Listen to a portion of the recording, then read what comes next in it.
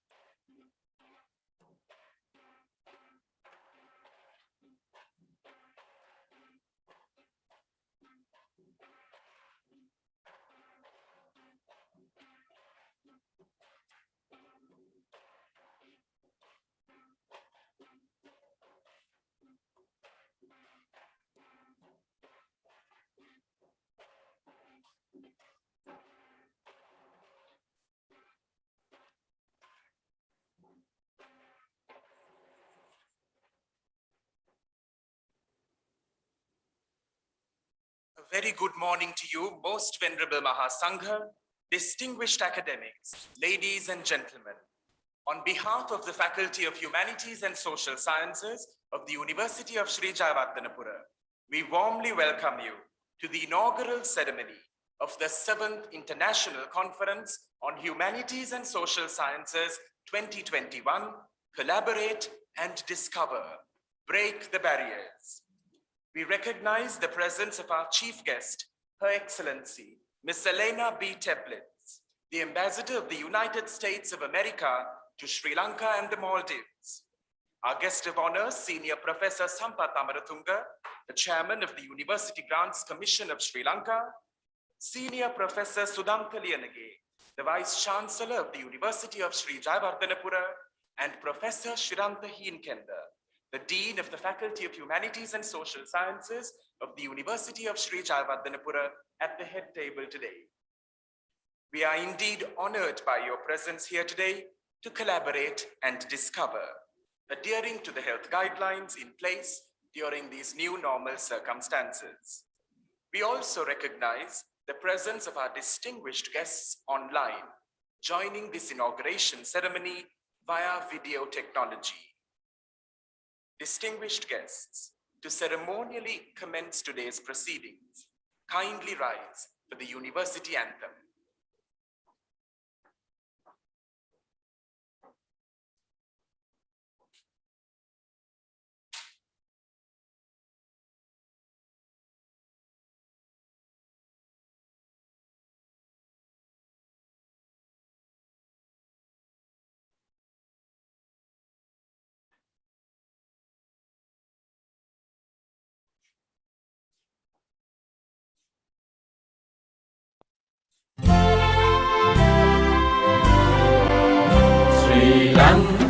පින්වර රන්දෙරණි ශ්‍රීනිවාස වූ මහ අගනගරේ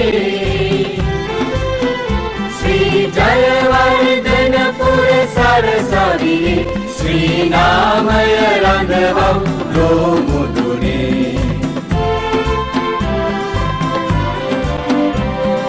හික්කඩුවේ සිරි සුමගුල් සමිඳුන් වැලි විටියේ සෝරත බඳු විදු බිමලුන් එළියෙන් දිවි මග සරසව් ශ්‍රී ලංකා පින්බර රන් දෙරණේ ශ්‍රීනිවාස වූ මහා අගනගරේ ශ්‍රී ජයවර්ධනපුර සරසවියේ ශ්‍රී නාමය රඳවා ලෝ මුදුනේ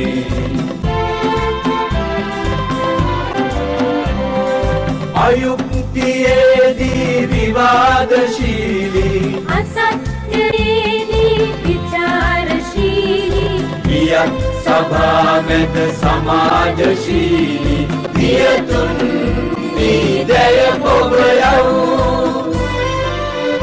ශ්‍රී ලංකා පින්බර රන් දෙරණේ ශ්‍රීනිවාස වූ මහා අගනගරේ ශ්‍රී ජයවර්ධනපුර සරසවියේ ශ්‍රී නාමය රඳවා ලෝ මුදුනේ විද්‍යා උප්පතං සෙත්තා විද්‍යා උප්පතං සෙත්තා විද්‍යා උප්පතං සෙත්තා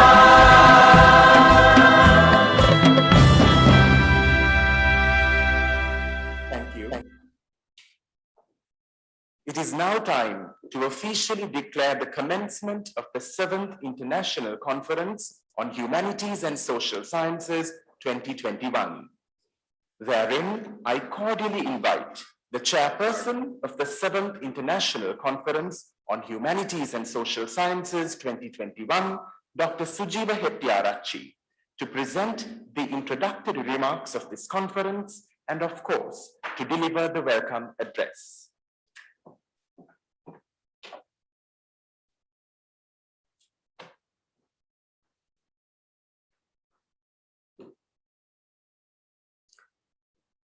Venerable Mahasangha, distinguished invitees, ladies and gentlemen. Good morning and welcome to the inauguration of the 7th International Conference on Humanities and Social Sciences, organized by the University of Sri Jayawardhanapura, Sri Lanka. On behalf of the organizing committee, first, I would like to welcome Venerable Mahasangha, Reverend Irchss, to this inauguration ceremony. Next, let me extend a very warm welcome to our chief guest of this event, Her Excellency, Ms. Elena V. Teplitz, the US Ambassador to Sri Lanka and Maldives. And our guest of honor this morning, Senior Professor Sampath Amaratunga, the Chairman of the University Grants Commission of Sri Lanka. The Ambassador, dear Chairman, thank you very much for gracing this inauguration ceremony. I also welcome Senior Professor Sudanta Liyanage, the Vice Chancellor of the University of Sri Jayawardhanapura, Professor Shirantha Hinkenda, the Dean of the Faculty of Humanities and Social Sciences, all other deans, the librarian, heads of departments, all academic staff members, Mr. A.B. Valivita, the University Registrar, and the administrative staff. Last but not least, let me welcome the staff of the US Embassy, paper presenters, participants, and all media representatives. IRCHS 2021, like it has been in the past, is committed to create a platform for renowned intellectual key profiles and emerging scholars working in humanities and social sciences to disseminate their knowledge, inspire new ideas, and build networks with fellow researchers around the world. This year's IRCHS received 205 abstract submissions. After a rigorous peer review process, 90 abstracts were selected for oral presentation, while 10 abstracts were chosen for poster presentation.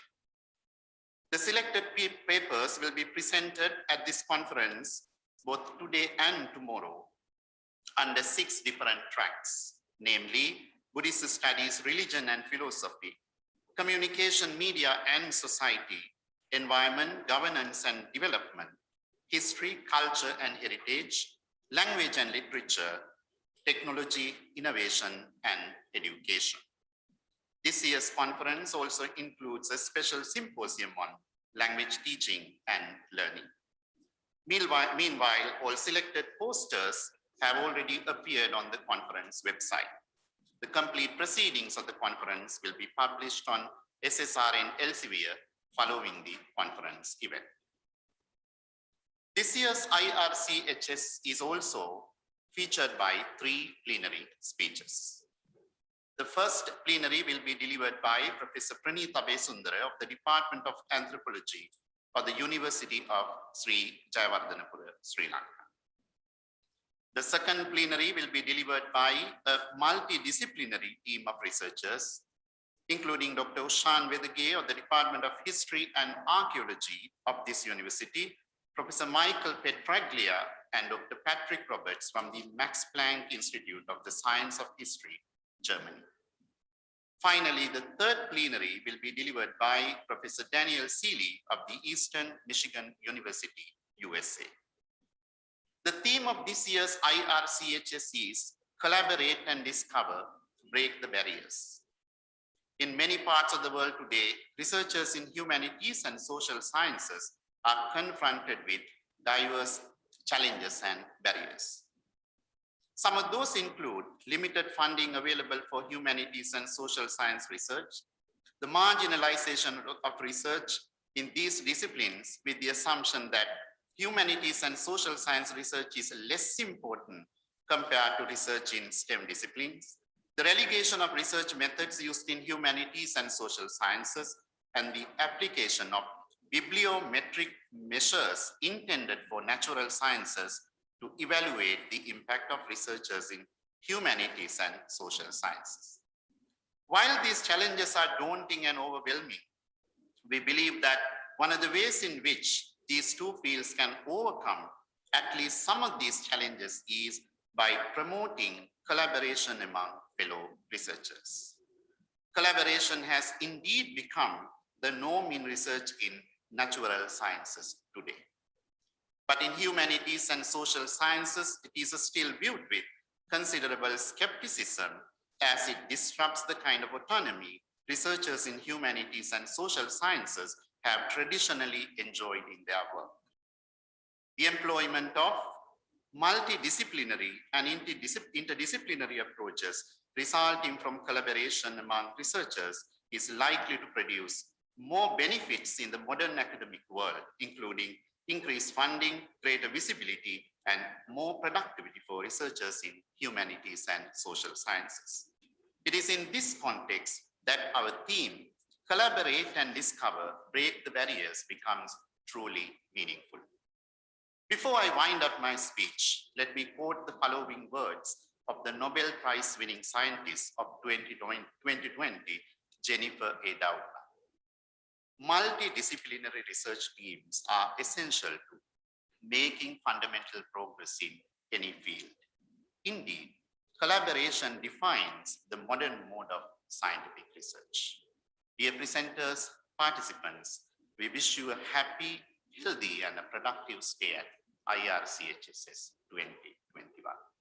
Collaborate and discover, break barriers. Thank you.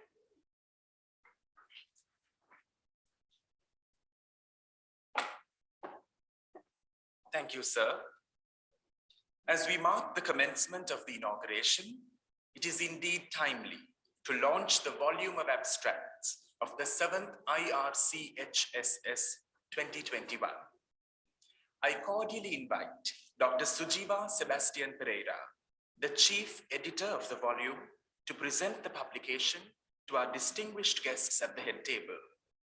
Firstly, to our chief guest, Madam Ambassador Elena B. Teplitz, the Ambassador of the United States of America to Sri Lanka and the Maldives.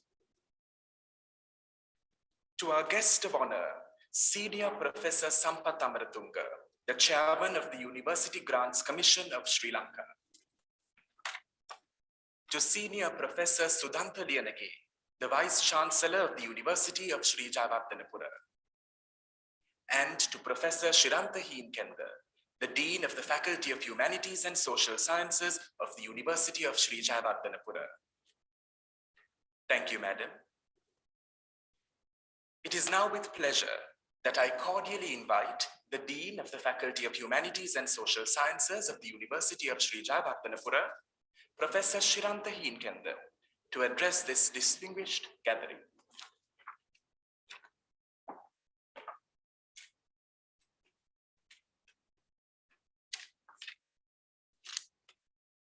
Good morning, most venerable members of the Mahasangha.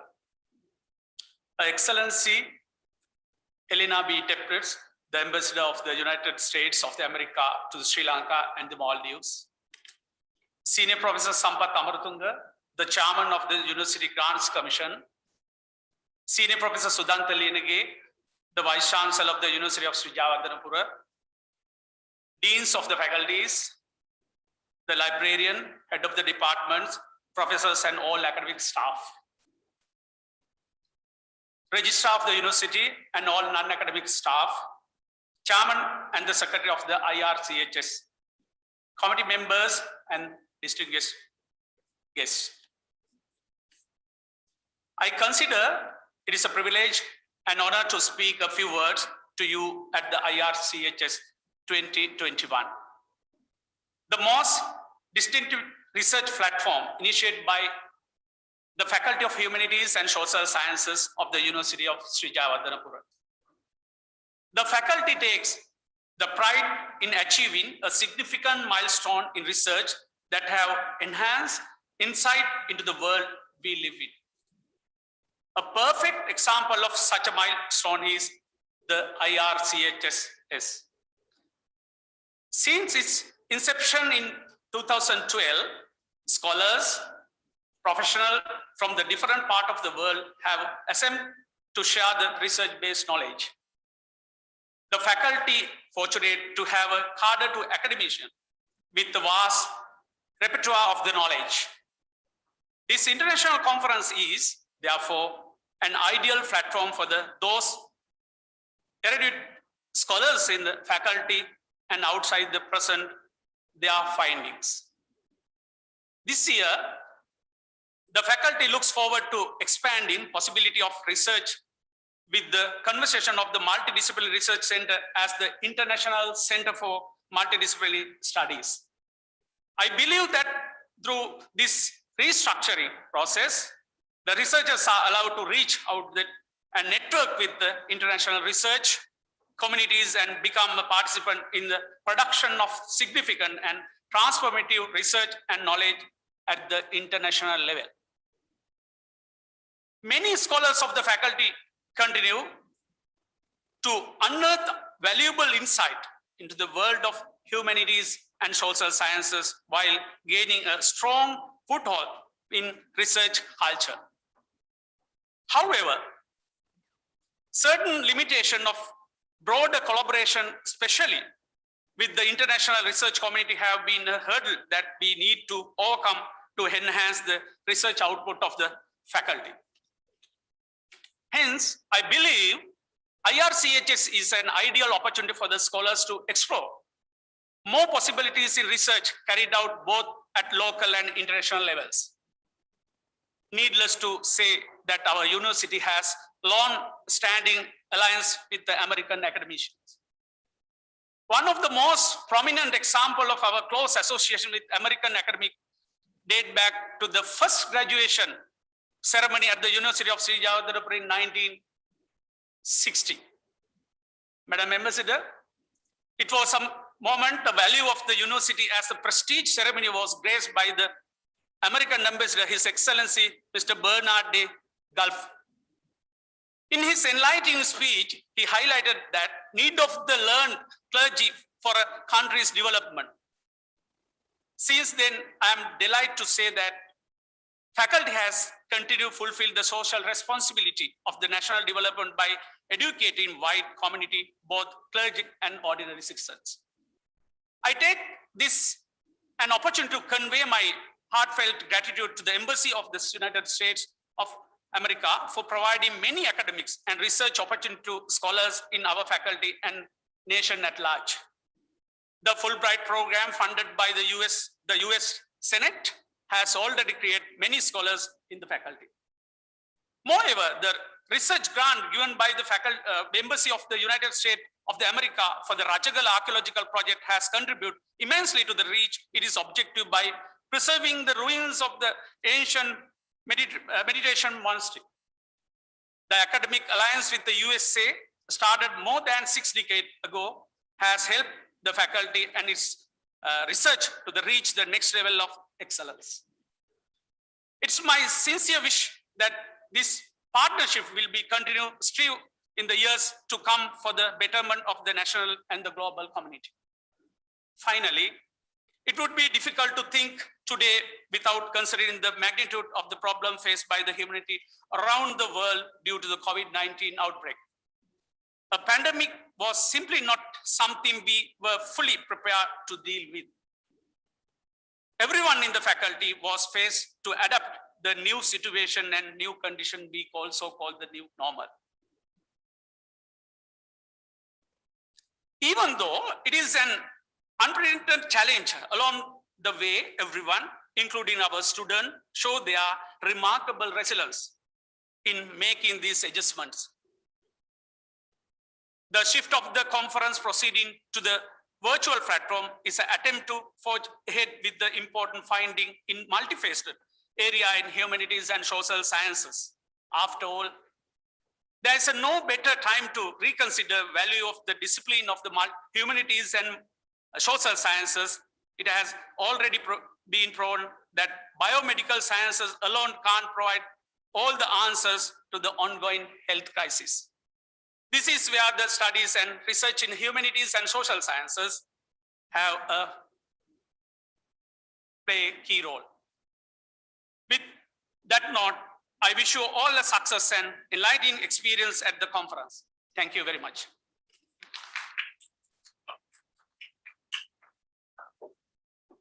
Thank you, sir.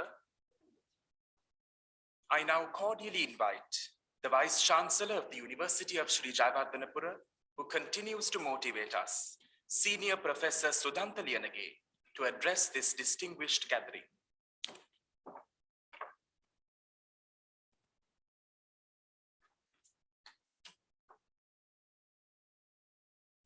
Good morning, everybody. Ayubowan. Most venerable members of the Mahasangha, Her Excellency, the Ambassador of the United States of America to Sri Lanka and the Maldives, Senior Professor Sampath Amaratunga, the Chairman of the University Grant Commission, Professor Shirantha Hinkende, Dean of the Faculty of Humanities and Social Sciences, and all the members of the faculty, Registrar and all non-academic staff members, Chairman and Secretary of the Irchss, committee members and the distinguished guests, and all the presenters for this special symposium. It is indeed a pleasure to address the 7th International Research Conference on Humanities and Social Sciences, usually we call as IRCHSS 2021. Organized by the Faculty of Humanities and Social Sciences of the University of Sri Jayawardhanapura. First of all, let me congratulate the organizers for their excellent endeavors and also extend a warm welcome to all participants of this symposium. I think it is not an overstatement if I mention that this conference is the very important historical milestone for the Faculty of Humanities and Social Sciences, which claims a rich and diverse historical background. The FHSS, usually or the formally we call as a Faculty of Arts, was established in 1959 when we established this prestigious university. At the time of the initiation of the University of Sri Jayawardhanapura, formally it is called as the University of Vidyodaya in 1959. Since then, this faculty has achieved academic excellence by training scholars in 2 broad disciplines of humanities and social sciences, who have earned world acclaim in their relevant disciplines.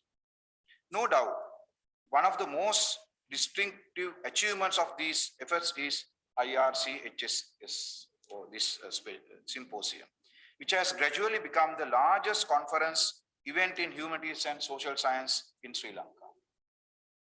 This conference being constantly in pursuit of innovation and enhancement has always upheld this kind of research forum, which by now has been established as a tradition within the faculty. As reflected in this theme, collaborate and discover, break the barriers.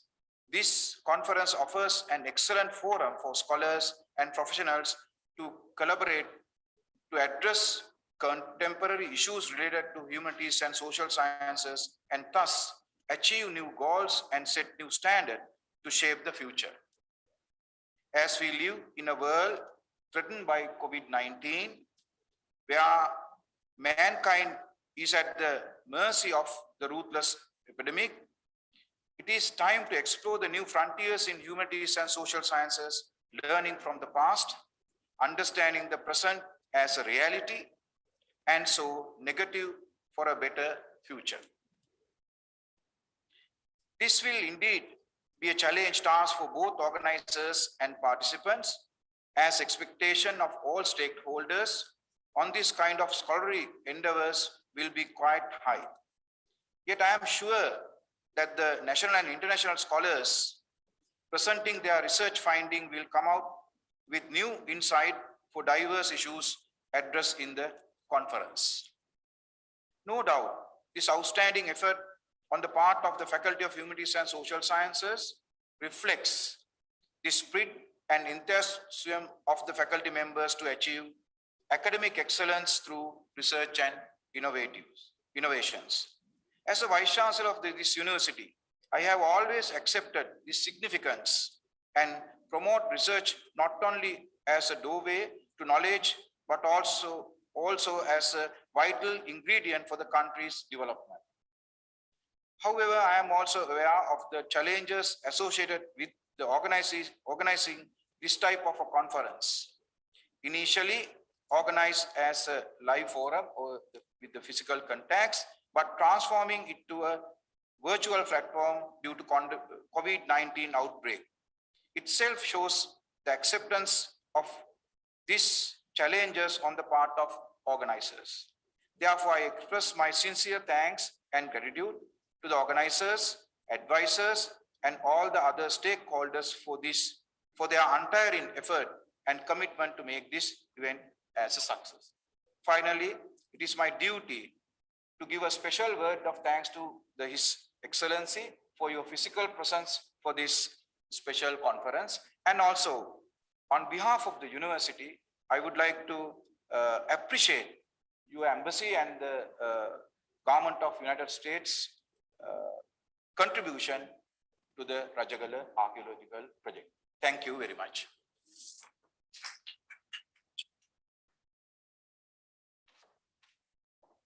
Thank you, sir. Our guest of honor this morning, the chairman of the University Grants Commission, Senior Professor Sampath Amaratunga, has always been a pillar of strength to the University of Sri Jayawardhanapura. Whilst recognizing this, I cordially invite Senior Professor Sampath Amaratunga to address the gathering.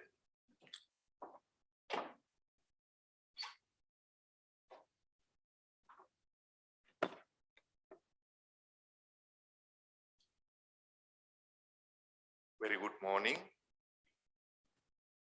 Gauraniya Mahasangharatne Avsarai,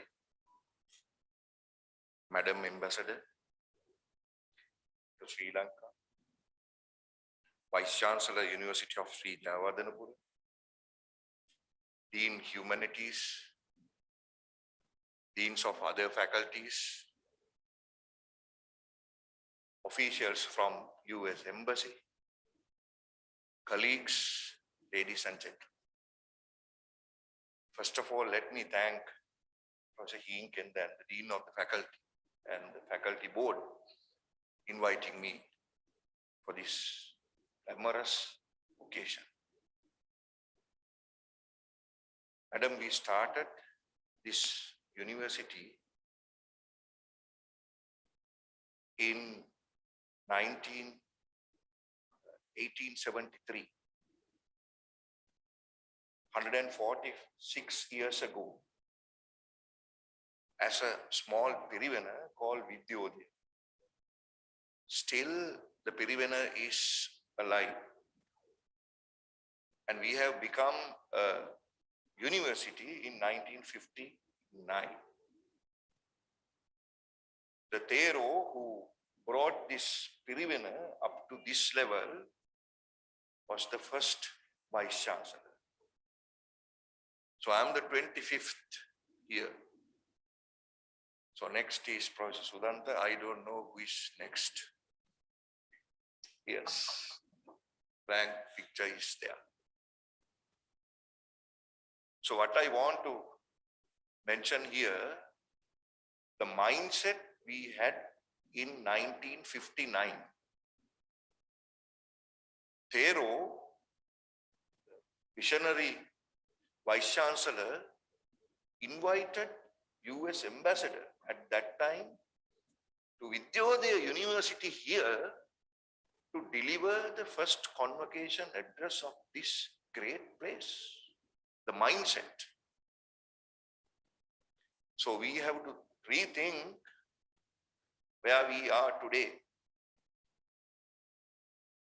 So the vision of first VC from a Pirivena, after establishing the university, he brought down science,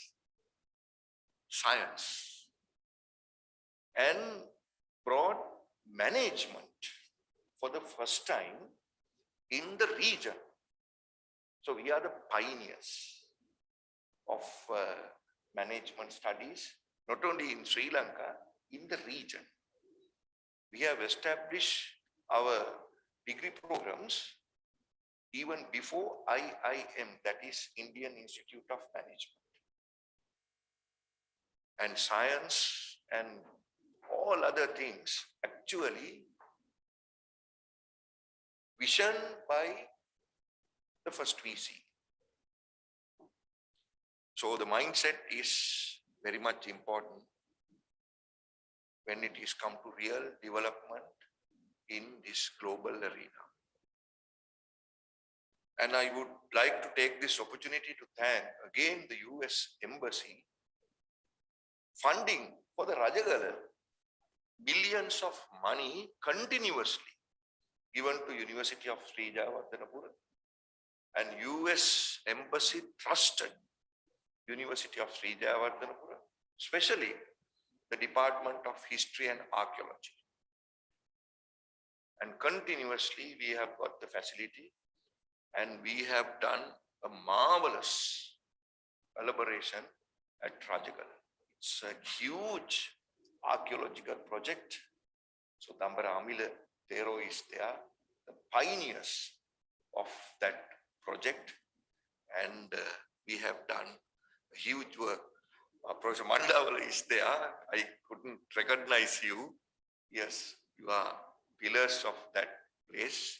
Not only that, Professor Mandavala, hope you can remember, we went to Gaul and we have published a book.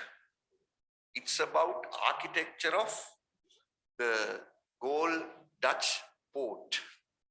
Professor Mandavala and his team visited all the classic buildings of Gaul port, and they have redone the drawings of all buildings, and funding was again given from the US Embassy.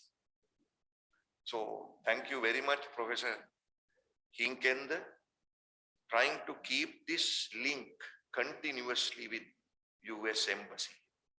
So it's a good example, and you are trying to highlight the relationship with the globe is the most important. We cannot be isolated, and we cannot stood alone. The mindset, the visionary, Sorata Teros, we have to establish. We have to establish. There is no two words. Then Dr. Bandula Vijay, originally a Sri Lankan, living in Texas, one of the world's best inventors, Bandula Vijay. The person who invented the stent to the world is Dr. Bandula Vijay.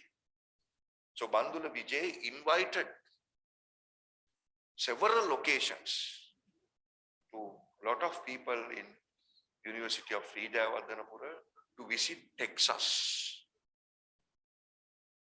Maybe 2 or 3 groups went there. At that time, I was the VC. And hope, Professor Sudhanta, you can remember. He brought everybody to James Anderson, the heart center. I can still remember he telephoned the chairman of the heart center, one of the best cardiologists in US. So he answered the phone. He said, Bandula, yes, I will come down. And that chairman told me, Bandula, I came here because you have brought VCs and good deans to meet me. Otherwise, I won't come to downstairs. So he came, showed us inventions.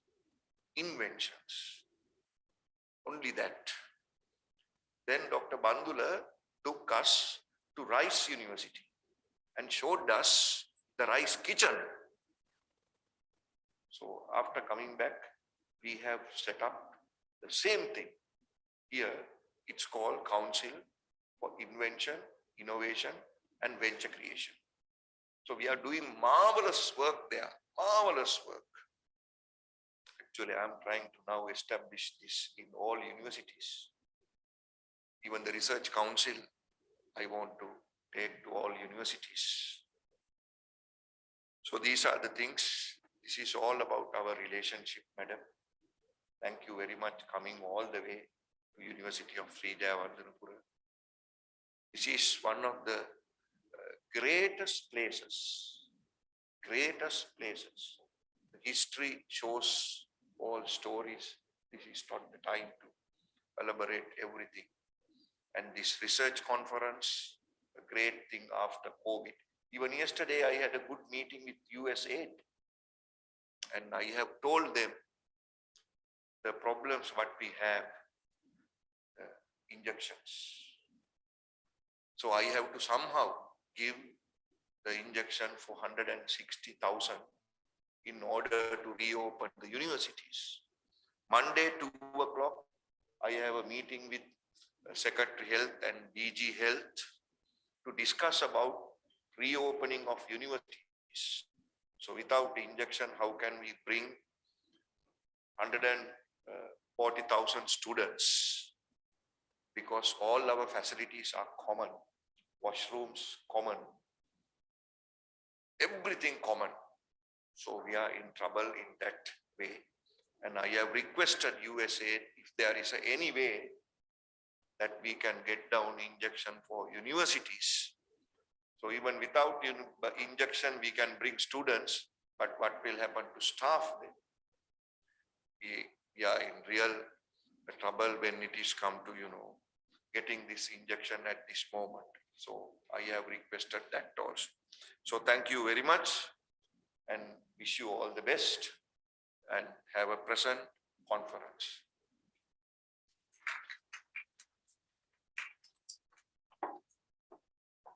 Thank you so much, sir. We are indeed honored. This morning, guest, Madam Ambassador, Ms. Elena B. Teplitz, the Ambassador of the United States of America to Sri Lanka and the Maldives. Whilst we sincerely appreciate the ambassadors here today, I call you, Madam, us this morning.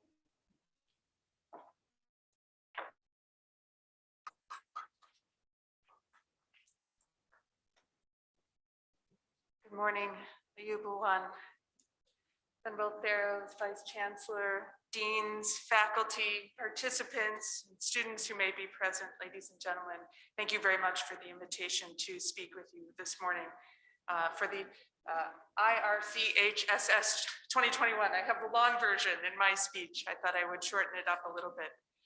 As you've heard from the preceding speakers, the U.S. Embassy and Sri Jayewardenepura University have a long and ongoing relationship. It's one of which we are very, very proud. And very proud to have supported through our Ambassadors Fund for Cultural Preservation, the work to conserve and preserve traditions, not just of sites, but traditions of historical significance. The Forest Monastery complex at Rajagala has been mentioned, and we've worked to support the preservation of endangered forms of music and dance. We've done a number of things with this university, other partners in the country. We think it's very important. And it really demonstrates the value that the United States and Sri Lanka place on preserving the history of different cultures, including very important cultures here. Since this is a conference about humanities and the social sciences, I'll offer some observations a little bit in my short remarks this morning from the perspective of a non-academician, as a layperson, but a previous student of the humanities. By learning about history, I think we're better able to shape and understand the many perspectives that form a society. This in turn allows us to better navigate the challenges we face now and in the future. Another cornerstone, I think, of our relationship are our people-to-people connections. Also mentioned were our Fulbright exchanges, our international visitor program exchanges. Participants in these programs, some of which are long and short, have touched on topics like politics, religion, and government. And through these in-person visits to the United States, we hope that there have been opportunities for deeper study in the subject that interests a participant, but also better understanding of the people and places in the United States. And then in turn, there are long-lasting relationships that are established. You were mentioning one, not through any formal program, but one developed through cultural ties of Sri Lankans who are now Americans, and how that creates that very important people-to-people connections. To me, actually, these exchange programs are one of the most significant investments that our country has made in our bilateral relationship here. And I firmly believe, as a diplomat for 30 years, that the ties between countries do not start and stop when you think of government to government. It's really the P2P, right? It's the people-to-people ties that make or break that relationship. And here we have very strong connections. The ties really become real and durable when they're in the realm of people to people. It gives us personal rather than institutional reasons to nurture and support our relationship in the future.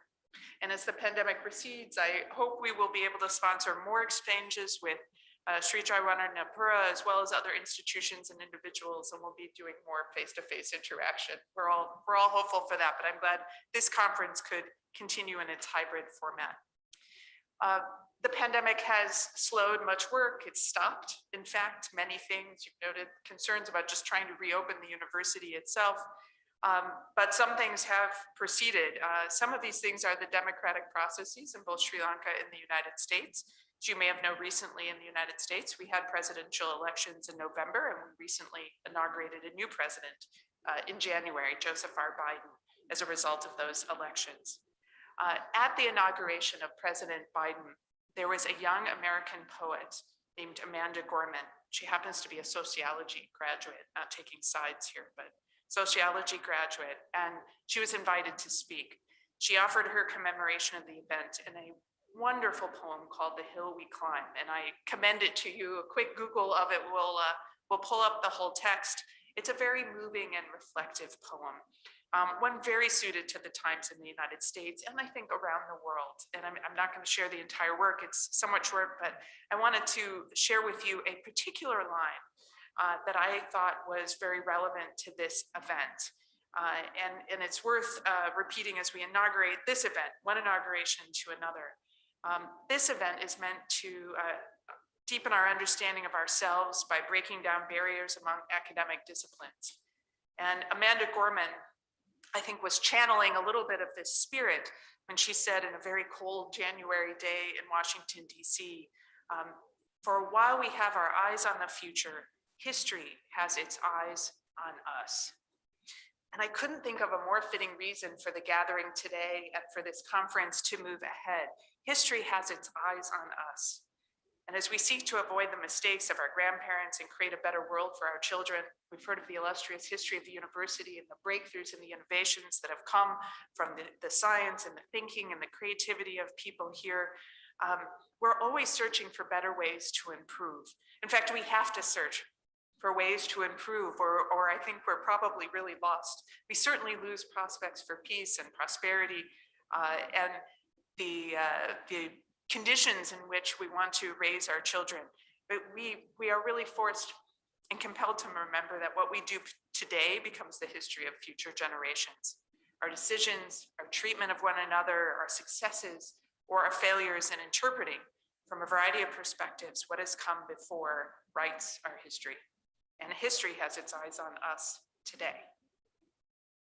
So the theme of this year's conference, I think, provides an opportunity to better understand ourselves and our history by facilitating cross-disciplinary approaches to study of the humanities and social sciences. Maybe there in the future will be some combined rubric for that. As an undergraduate student many, many years ago, I took courses on history, religion, philosophy, sociology, and language. And at the time, it seemed like just a little bit of everything. But studying these disciplines that today we would group together broadly as the humanities with a little social science thrown in, I think we learn to think logically. We learn skills from this study and this sharing that we give to our students. We learn to think logically. We learn to reason. We learn to apply our creativity to the problems that are in front of us. These studies allow us to weigh evidence critically and consider multiple sides of an issue. They generate new insights into our past and permit us to evaluate with the rigor of science and the compassion of the arts what this means for us in the future that we wish to create. As we move deeper into the 21st century, I would argue that this should be a future of respect for the rights of all people and the opportunity for people to participate inclusively in their governance, free from fear, discrimination, or marginalization. This is a future of peace for all, of creativity, and all of the things that inspire us about the human spirit. And I've heard much about that today and the spirit of the university. In the 21st century, the study of the humanities and social sciences also gives us critical thinking skills.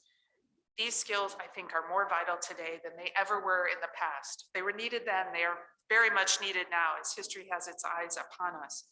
These skills are necessary to parse and understand the vast amounts of information available to us, not just generated from our studies and the data we collect that inform some of our science or academic adventures today, but just the information available to us as human beings that we receive on our smartphones through our smart apps, and that are very difficult to parse and understand.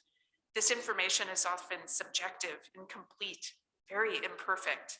And this in turn limits, I hope, when we apply our critical thinking, can limit our susceptibility to disinformation. It allows us to mitigate the harm that this causes, the harm we may do one another by believing what is not true. It gives us a chance to take information and apply it in ways that are going to yield good results for our societies and humanity in general. I think studying the humanities and social sciences often results in a skill that's often lacking in us also. And that is, as we consider some of the conflicts of the past, we look at our history and have to understand how people worked together or how they didn't. And this skill that I think is critically important is the skill of empathy. Fosters empathy among us as we look at understandings, particularly as we look at the very distant past where we don't have much of a record of how people thought or behaved. It's what some lucky person wrote down. They get to interpret history for us, and we have to struggle to understand the context. And I think understanding how different people make moral, religious, and intellectual sense of the world is a way in which we identify common ground and can contribute to respect for others while reducing the potential for strife in the future. It certainly helps create conditions then for innovation and that incredibly positive creativity that people are capable of. I think one of the reasons that democratic societies embrace the study of humanities and social sciences with such vigor is that the skills and understandings developed through these studies make for a much more informed citizenry. Any skill I might talk about is one I'm using practically in my everyday life, which is not in an academic setting, but it's the same skills. These are the same skills that all of you apply in your academic work and as you seek to impart your knowledge and wisdom to your students. Citizens who can dismiss disinformation, who recognize in the value of the equal treatment of all people, who can see through the ploys of those who attempt to manipulate us through emotions and sort of warped understandings of our histories.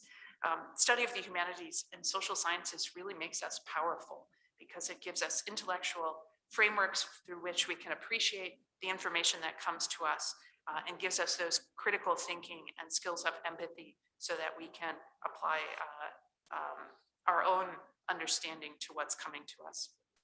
Studying the humanities and social sciences also gives us, I think, time and space to think. It allows us to draw our own conclusions, to learn from the past. It helps us guard against biases, conscious or unconscious, that can stand in the way of inclusive and diverse communities. And I think breaking down barriers between the study of humanities and the social sciences is one way to ensure that we pave the way to this future. Academic disciplines establish their own guardrails and context, but as I find in life, most things are actually cross-disciplinary. Very little stands on its own. Most things have a relationship to other things and frankly benefit from the influences, understandings, and insights that can be shared across those disciplines. And I think increasing our understanding of one another, improving communication, fostering opportunities for interaction are all necessary to increasing our understanding more generally. It's something we need to work on in Sri Lanka and in the United States. As Amanda Gorman observed, history has its eyes on us, and it's our responsibility to do our utmost to gift our children a peaceful and prosperous future. So to close my remarks, I can't help actually but share with you another quote from this Amanda Gorman poem, The Hill We Climb. Her poem really exposed the challenges in front of us, our burden in having to address these challenges with the eyes of history upon us. Her poem also offered a lot of hope and inspiration about our ability as human beings to do so. She spoke in a very American context, but I think her words actually have meaning in Sri Lanka and beyond. And so this is why I share them with you.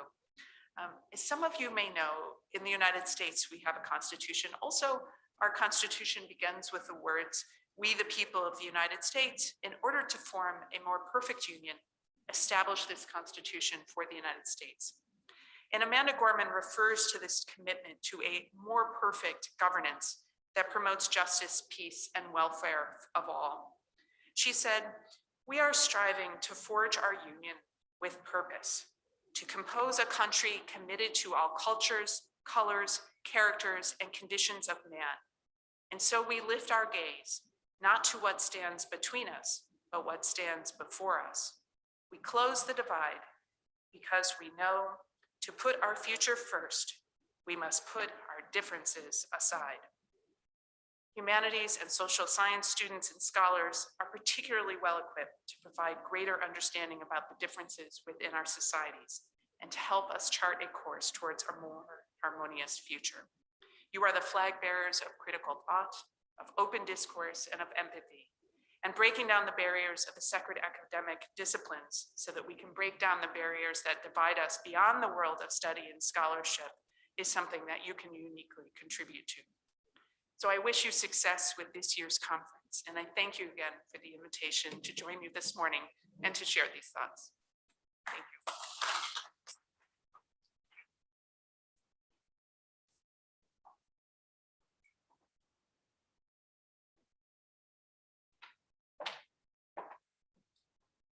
Thank you, madam.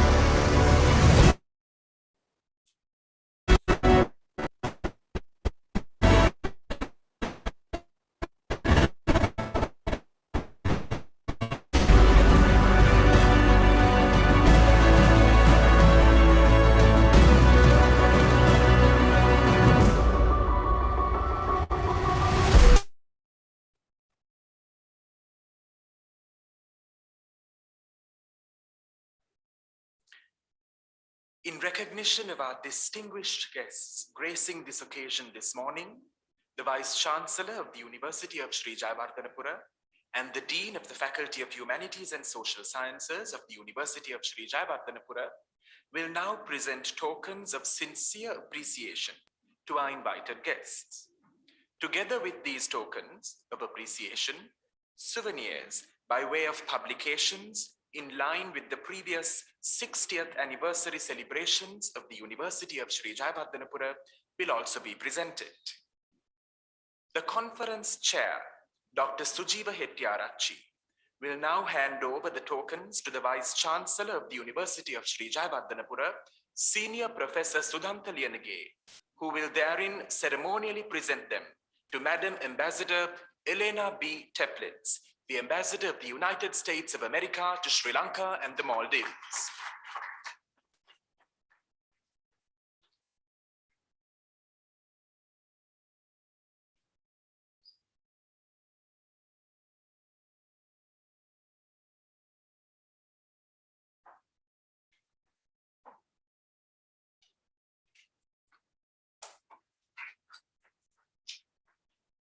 The conference, Mr. Ajanta Kalyanaratne, will now hand over the tokens to the Dean of the Faculties and Social Sciences, University of Sri Jayawardhanapura, Ramtha Heenkender, who will in ceremony to Senior Professor Amaratunga, the University Grants Commission of Sri Lanka.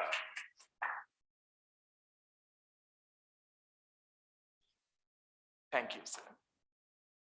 With that, we have moved to the end of the inauguration ceremony. This inauguration with such engaging, indeed motivating for enthralling and technical sessions to follow. To a few, the vote of thanks, cordially invite Kalyanaratne, Secretary of the 7th Irchss 21, ceremonially conclude proceedings.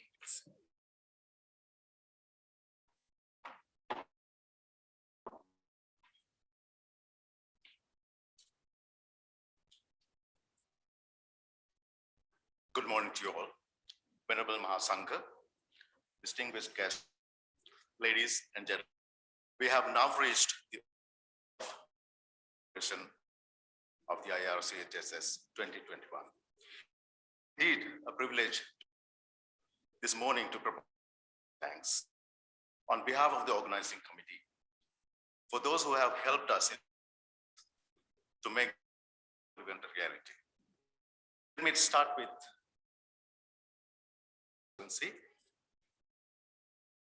Elena B. Teplitz, the Ambassador of the United States of America to Sri Lanka and the Maldives, for accepting our invitation and gracing the occasion. Thank you, Madam. We are indeed honored by your presence today. On behalf of the organizing committee, let me extend our deep gratitude to Senior Professor Sampath Amaratunga, Chairman of the University Grants Commission of Sri Lanka, for gracing the occasion as the guest of honor. Thank you very much, sir. We appreciate your graceful presence, and as always it has been.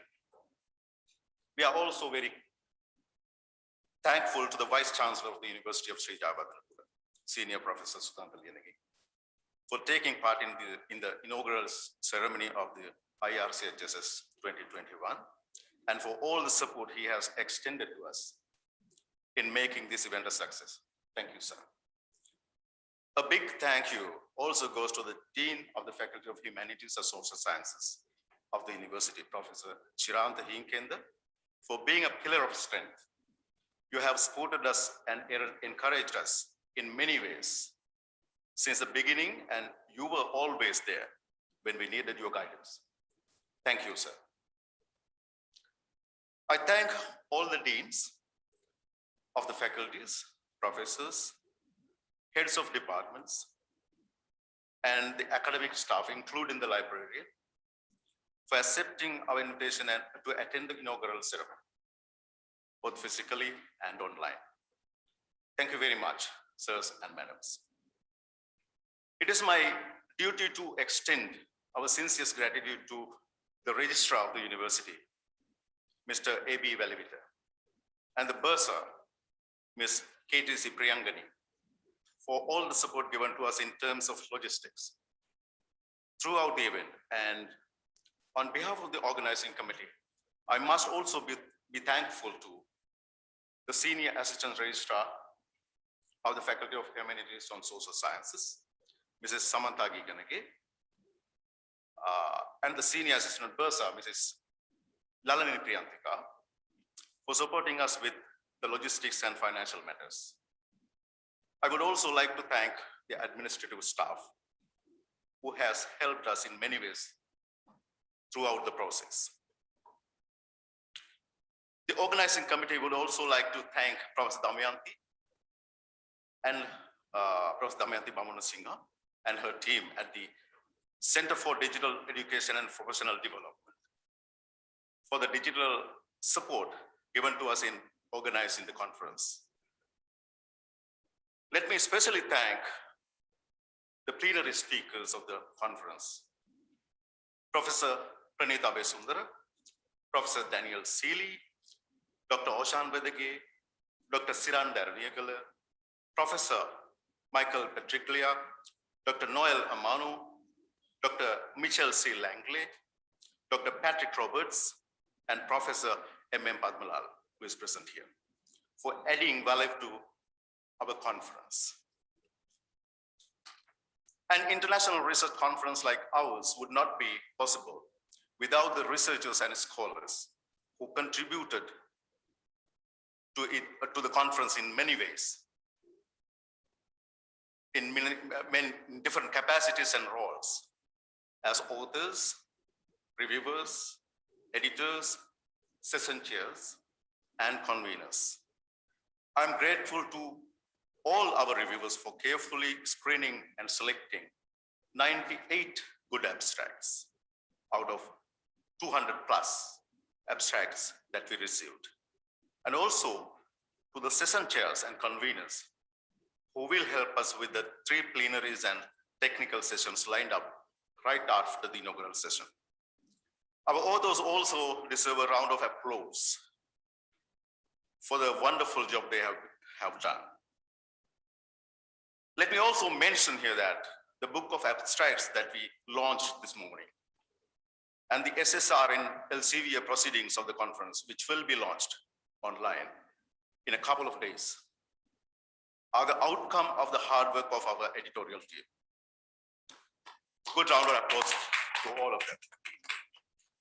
I'm thankful to everyone who is attending the conference virtually via Zoom, Facebook, YouTube, and the conference website itself, and anyone who is present here, everyone who is present here at the inaugural ceremony.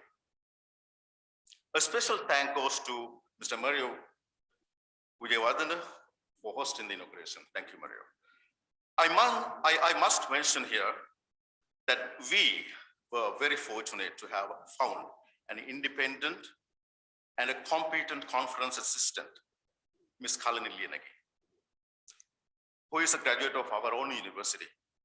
On behalf of the organizing committee, I would like to thank her for all the work and support she extended to us in putting together the conference and shaping it as it is happening today. We wish Kalani all the very best in her future endeavors. Thank you, Kalani. Organizing the IRCHSS 2021 was not an easy task because we faced many unprecedented challenges with the uncertainties posed by COVID-19. But as I stand here, this moment, I honestly feel that we have done quite a good job. Hopefully, everything will be fine tomorrow as well. That brings me to the team, the organizing committee of the conference, IRCHSS 2021. It was such an honor to have worked with all of you. Months and months of a lot of hard work has gone into this year's conference, and I witnessed that each one of you contributed immensely and did your best. Most of the time going beyond your comfort zones. That hard work has rewarded us today, and we are here at the inaugural ceremony. Thank you, everyone at the organizing committee. Big applause. I'm failing in my duty if I did not mention the support we received from the media. On behalf of the organizing committee and the Faculty of Humanities and Social Sciences of University of Sri Jayawardhanapura, I thank you all for responding to our requests and publishing the news of the conference since last week on print as well as on electronic media. All of you attended here to cover the inaugural session. Deserve a special thank. Thank you very much. Last but not least, let me congratulate all our researchers. I wish you all the very successful research career with focused research, just like the Kingfisher in our conference theme, who focuses and aims at its prey, dives right into it, grabs it, and flies high. And just like the beautiful multicolors of the Kingfisher, collaborative research will add colors to your research. Thank you very much. Thank you very much, everyone, and I wish you all the fruitful conference experience. Thank you.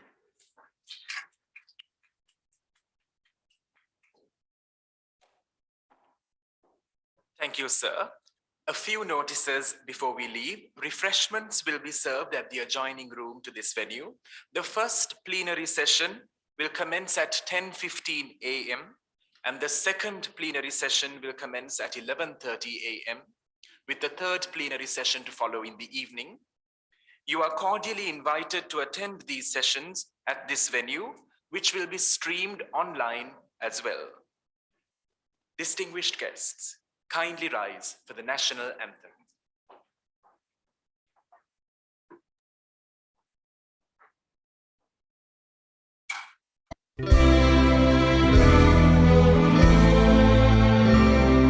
Sri Lanka Mata, Apa Sri Lanka, Namo Namo Namo Namo Mata.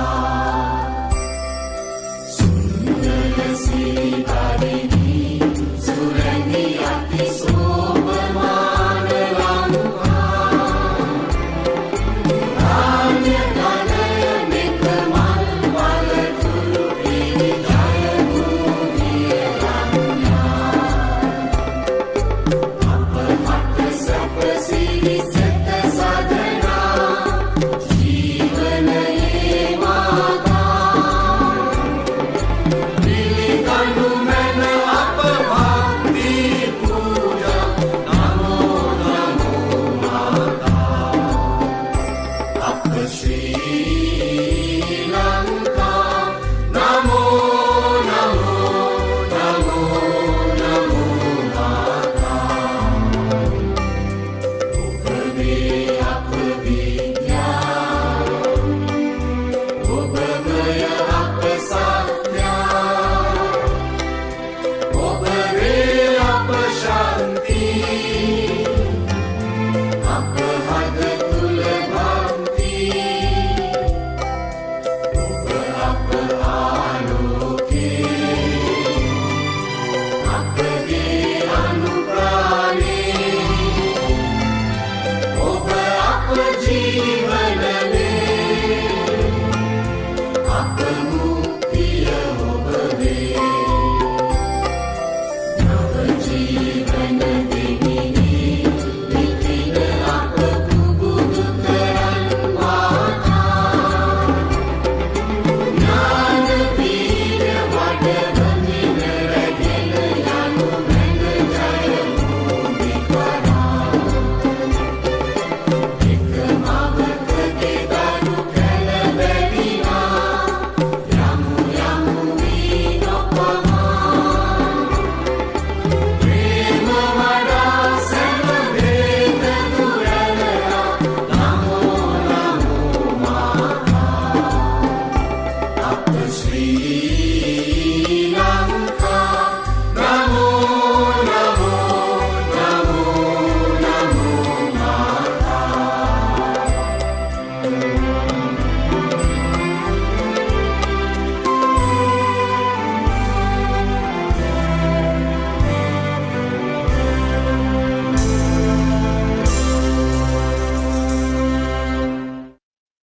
Thank you for your participation and we wish you all the very best.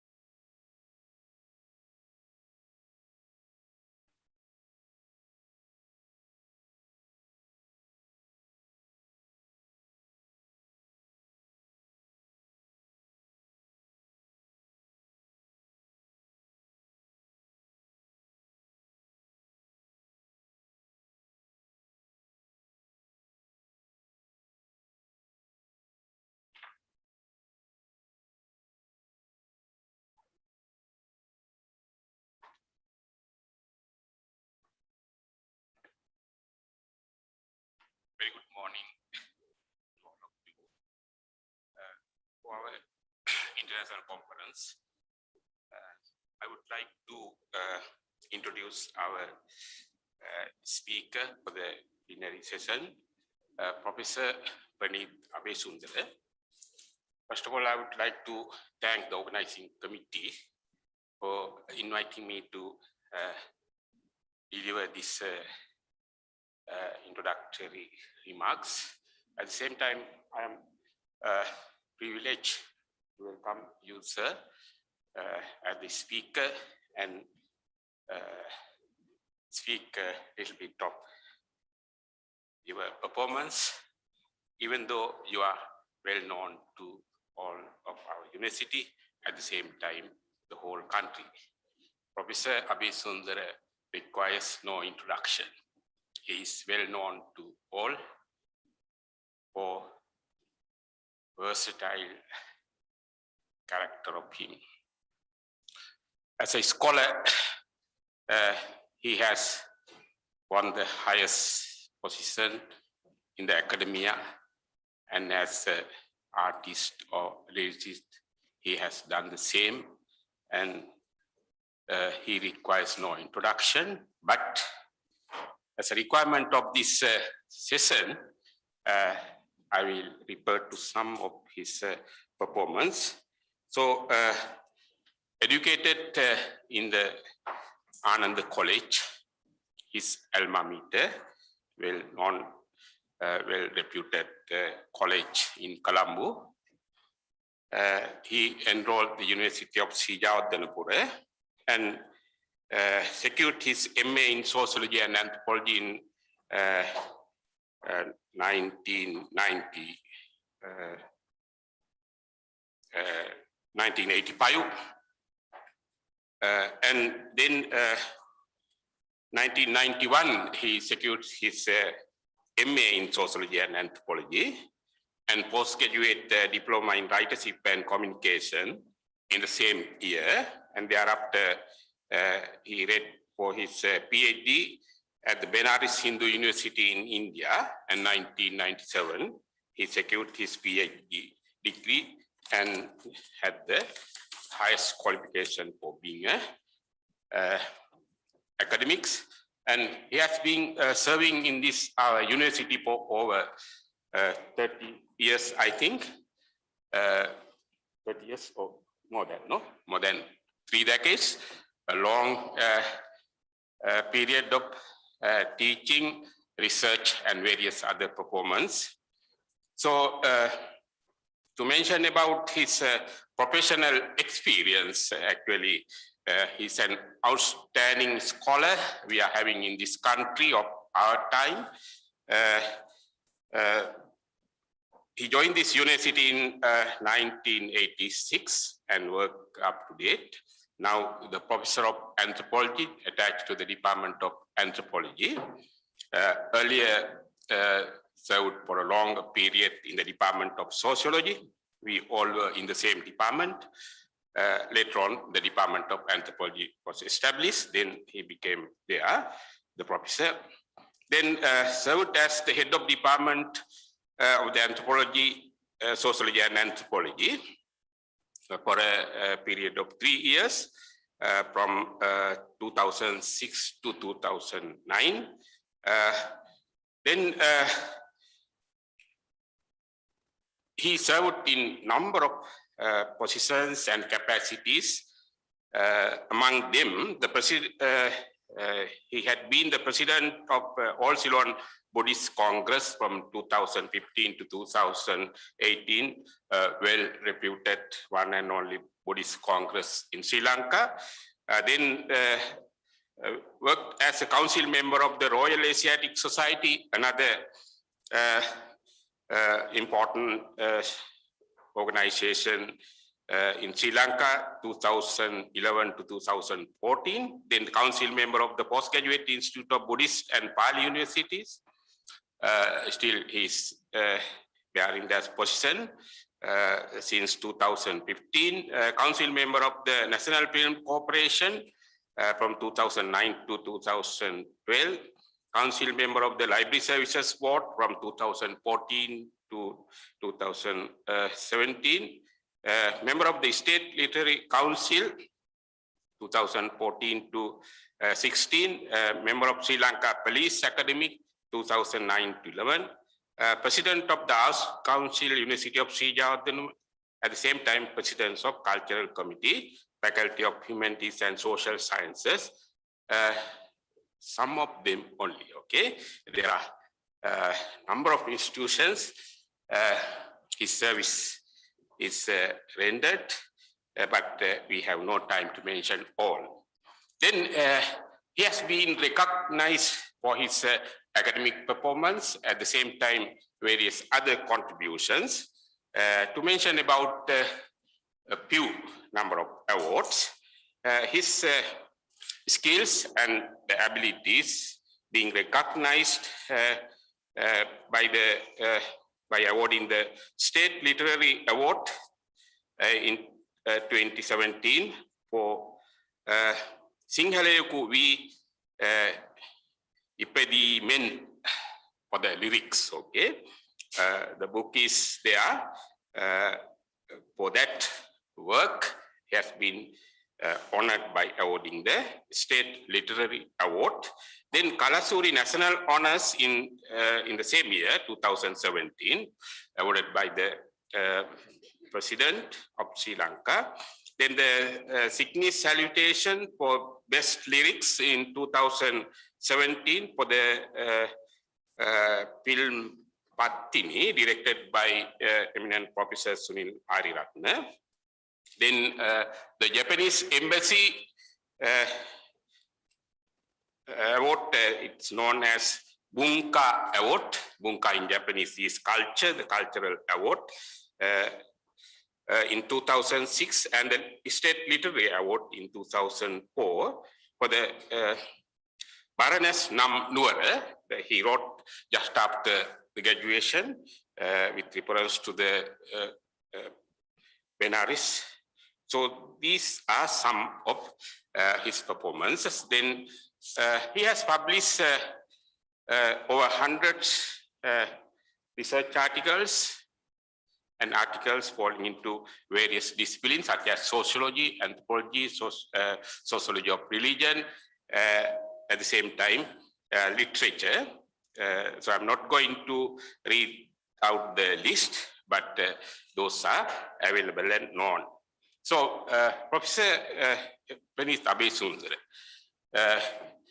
his character, his performances can be understood and appreciated in terms of three factors. The first one is his academic performance. He has reached the highest echelons of the academic hierarchy, doing his best to the subject of anthropology, sociology, religion, Buddhism, and related matters, and the literature. So he has set an example for researchers. Very, very important research studies, constructive studies, and unearth knowledge with reference to number of areas in the discipline. Then his creative work. He is a prominent lyricist.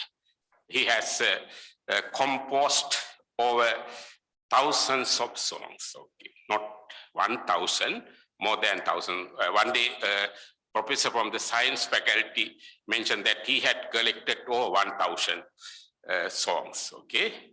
But I know that the number is more than that. He himself is not aware of the number, such a contribution. At the same time, these are the product of his education.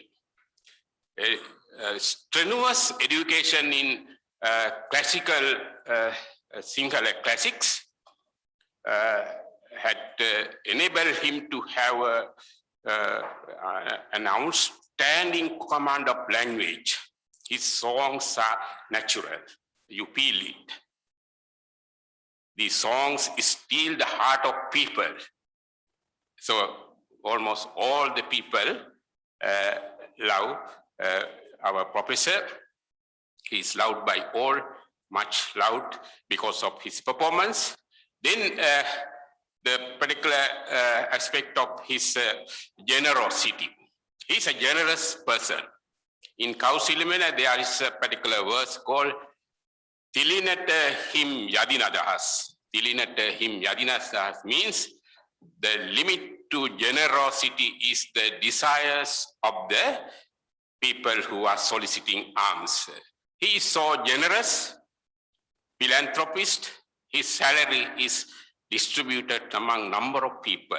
There are people who visit our university regularly, monthly, to collect their portion, just as a monthly salary. He is so generous.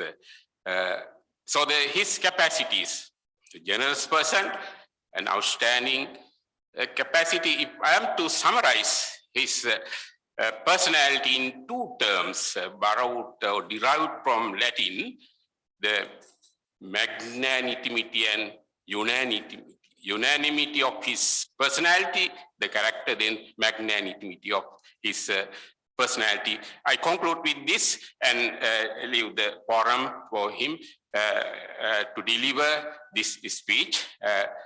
Thank you very much for tolerating this few minutes. This is not time to speak, so I invite our speaker to deliver the speech. Thank you very much. Thank you.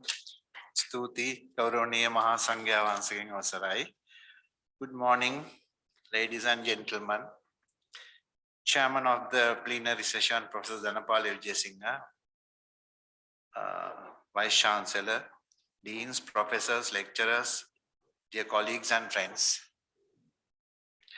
I am very grateful to Dr. Sujiva Hettiarachchi, Conference Chair, and also Secretary Ajanta Kalyanratne for providing me with the opportunity to deliver this address at the first plenary session of IRCHSS 2021.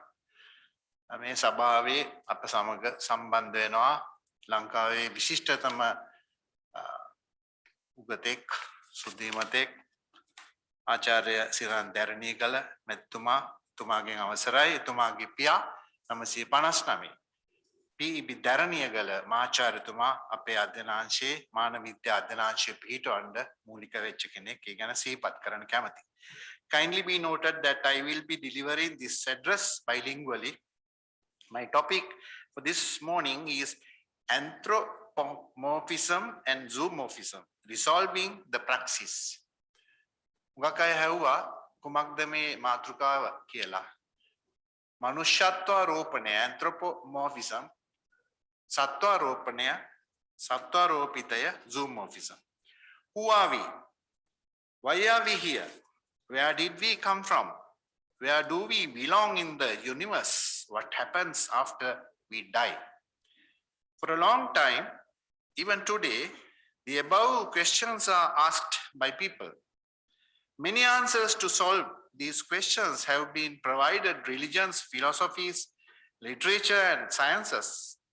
These questions still being asked regardless of that is surprising in a way. The same questions were asked by great philosopher Arthur Schopenhauer as, who am I? What am I doing in this world? What will happen after I die?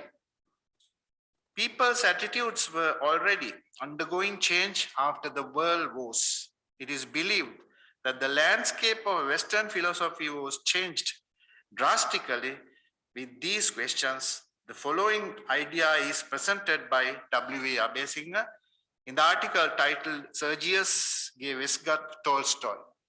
කාලය සීමා සහිත බැවින් මම කියවන්නේ father සර්ගියව් කියන කෘතියේ ඔහු ප්‍රශ්න කරනවා මේ මිනිස්සු හරි පුදුමයි මොනවද මේ ජීවත් වෙනවා කියලා කරන්නේ ඔහේ ඉන්නවා කනවා බොනවා මැරිලා යනවා විතරද ඔවුන් හදා ගන්නවා දෙවි කෙනෙක් ඒ දෙවියන් කෙරෙහි ආරෝපණය කරන්නේ මේ අරමුණද ජීවත් වෙන්න කිසිම ඌමනාවක් තියනවද ඉලක්කකෝ වගේ ප්‍රශ්නයක්. Human life is a strange thing. ඔය විදියට කියනවා. මම ඒක කෙටි කරා.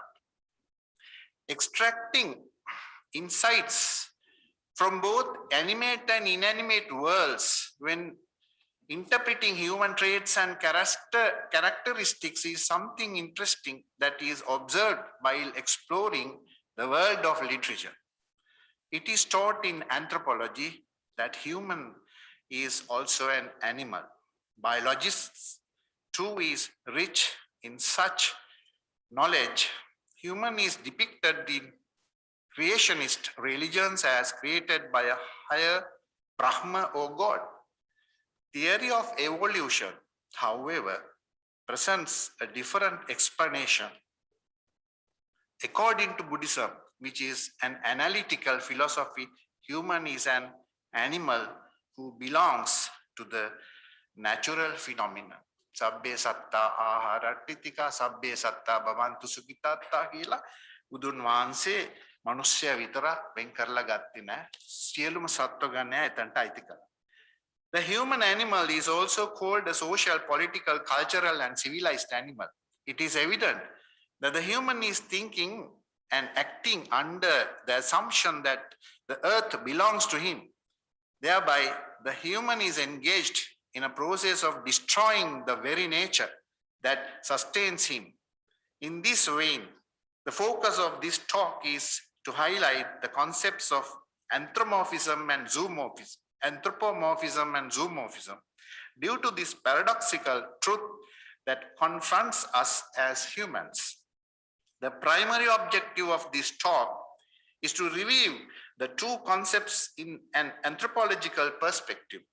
Such a review is of timely importance as such knowledge could contribute towards efforts of preserving the earth for future generations by making humans realize that they must coexist with nature in order to ensure the survival of themselves as well as others.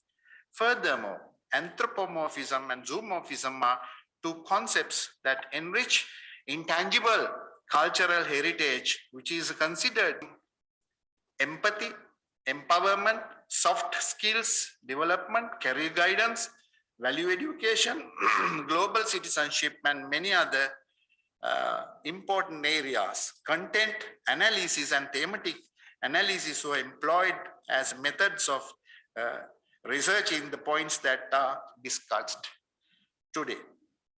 Before we examine applications of anthropomorphism and zoomorphism, let us take a look at the definitions of the two concepts. Anthropomorphism, in simple words, is the attribution of human characteristics or behavior to non-human concepts such as gods, animals, or objects. What is essentially attributed here are human mental states or affects. Why do we anthropomorphize people? Almost always wish to comprehend the behaviors and events that are encountered by them in every moment in life. What sets human apart from other beings is the brain that has evolved to rapidly process social information. Therefore, it is more convenient for them to make sense of what they encounter by attributing human-like characteristics.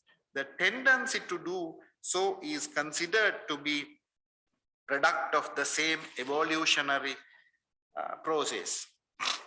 Zoomorphism, in contrary, is the attribution of animal characteristics or behavior to non-animal concepts such as gods, humans, or objects. මනුෂ්‍යයාට සතුන්ගේ ගති පැවතුම් ආරෝපණය කිරීමත් සතුන්ට මනුෂ්‍යයාගේ ගති පැවතුම් ආරෝපණය කිරීමත් කියන සංකල්ප දෙක තමයි මෙහිදී මානව විද්‍යාව සාහිත්‍ය සංස්කෘතිය ඇසුරෙන් තේරුම් ගන්න උත්සාහ කළේ. ඒකට හේතුවක් තියෙනවා. සොක්‍රටිස් කියන දාර්ශනිකයා පවසා තිබෙනවා ග්‍රීක සමාජය පුබුදු කරද්දී ජීවිතේ පැති දෙකක් තියෙනවා. එක පැත්තක තියෙන ක්‍රීඩාව. අනිත් පැත්තේ තියෙන්නේ සෞන්දර්ය ක්‍රියාකාරකම්. මේ කාරණා දෙක සමබර නොවුනොත් පෞරුෂය හීන වෙනවා. ස්වීයත්වය හීන වෙනවා. කියලා සොක්‍රටිස් කිව්වා. දැන් අපි විශ්වවිද්‍යාලවල විශාල මුදලක් වියදම් කරනවා. පාසල්වල වියදම් කරනවා soft skills development programs වලට. මේ මෘදු කුසලතා කියන කාරණය අපේ මුතුන් මිත්තන් ගෙනාවේ සෞන්දර්ය නැටුමෙන් ගැයුමෙන් කතන්දරෙන් ක්‍රීඩාවෙන් ජීවිතය තුළින් එය නූතන අධ්‍යාපනයෙන් සහ නූතන ජීවිතයෙන් ගිලිහී යමින් තියෙන නිසා පරිසරය සොබාදහම මුළු ලෝකයම සත්ව සංහතිය මිනිසුන් විනාශ මුඛයට පත් වෙලා තියෙනවා පත් වෙමින් පවතිනවා. රතු දත්ත පොතේ හොඳට මේවා දක්වලා තියෙනවා. The distinction between the two concepts in manifested in these definitions is itself, when analyzing further, it becomes clear that the attributions are done in order to provide insight into the functions of the objects to which the characteristics are attributed to. The given examples further clarify these propositions. අපේ රටේත් සාරධර්මයාය කියලා වැඩසටහනක් තියෙනවා. Value education කියන එක මා ඉන්දියාවේදී දුටුවා පුට්ටපාත්ති වල සත්‍යසායි ආශ්‍රම වල මේ 5 human values කියන එක. Truth, righteousness, love, peace and non-violence. සත්‍ය ධර්ම ශාන්ති ප්‍රේම අහිංසා කියනවා විවිධ ආගමිකයෝ ජාතිකයෝ ඇවිල්ලා සායි කියලා තියෙනවා මේවා කතන්දර මගින් ගීත මගින් දරුවන්ට කියලා දෙන්න කියලා. එතකොට සංවේදී මිනිසුන් බිහි වෙනවා කියන කතාව ඒදී වැදගත් වෙනවා. Let us now look at zoomorphic representations or applications in some highly popular areas. We can identify zoomorphic representations in many religions and faiths such as Christianity and Hinduism. Over the slides. In Christianity, zoomorphic symbols and icons have been used in certain instances to illustrate implied meanings. In Hinduism, animals have been depicted as the vehicles of many prominent gods. Egyptian gods, who are also very popular, have often portrayed in zoomorphic or hybrid outlooks. Apart from these, there are many examples of instances in various religions and cultures where gods have been represented in animal forms. දෙවිවරු දේවතාවියන් විවිධ සතුන්ගේ ස්වරූපවලින් පෙන්වු කරලා තියෙනවා. විස්තර කරන්න යන්න කාලය මදි වෙන නිසා. Furthermore, even cults have been created around key animal figures in certain cultures. සත්තු සර්පයෝන්ව අරගෙන තිනවා ඔය පේන්නේ ඒ විදිහට. Beyond religion, zoomorphic representations are abundantly seen in the popular culture, especially in terms of popular characters. What sets these characters apart from the rest are their unique animal-like abilities and characteristics. Spider-Man, Ant-Man, Batman, ඔබ දැකලා ඇති ඔබගේ දරුවෝ සමහර විට ඒවා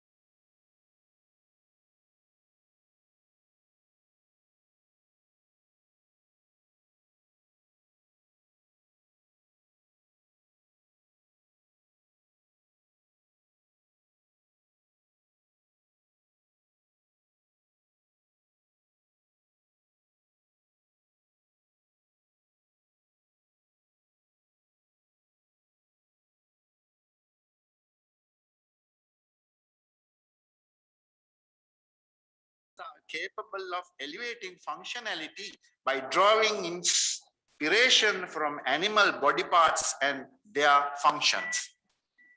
The entrance to the Sigiriya rock fortress built as a lion's mouth, and the Namel Malani Punji theatre built as a termite hill, are classic examples of zoomorphic architecture. This vehicle model, which became a best-selling model, can be identified as a much earlier application of zoomorphic design. හිට්ලර්ගේ කාලේ ෆොක්සෝගන් car එක හදනකොට එයා design කරපු ඉංජිනේරුවාට ප්‍රශ්නයක් ඇවිල්ලා ඔහුගේ බිරිඳ පෙන්නලා දුන්නා මෙන්න මේ විදිහට ඩිසයින් කරන්න කියලා. ගැහණියකගේ උකුලේ හැඩය, එතන තියෙන මෝටර් සයිකල් වල ස්ත්‍රියගේ ඇඟේ හැඩය, නාරි දේහය අරගෙන තිනවා, පිරිමි දේහය අරගෙන තිනවා විවිධ තැන්වල. එක ගැනයි මේ මතක් කළේ. A more anthropomorphic application can be recognized in the design of these musical instruments, for which inspiration has been drawn from the shape of a woman's body. පීනාව හදනකොට ඊශ්වර දෙවියෝ ඔහුගේ බිරිඳගේ සිරුරේ හැඩය ගත්තා කියලා තමයි පුරාණෝක්ති කතාවල දක්වන්නේ.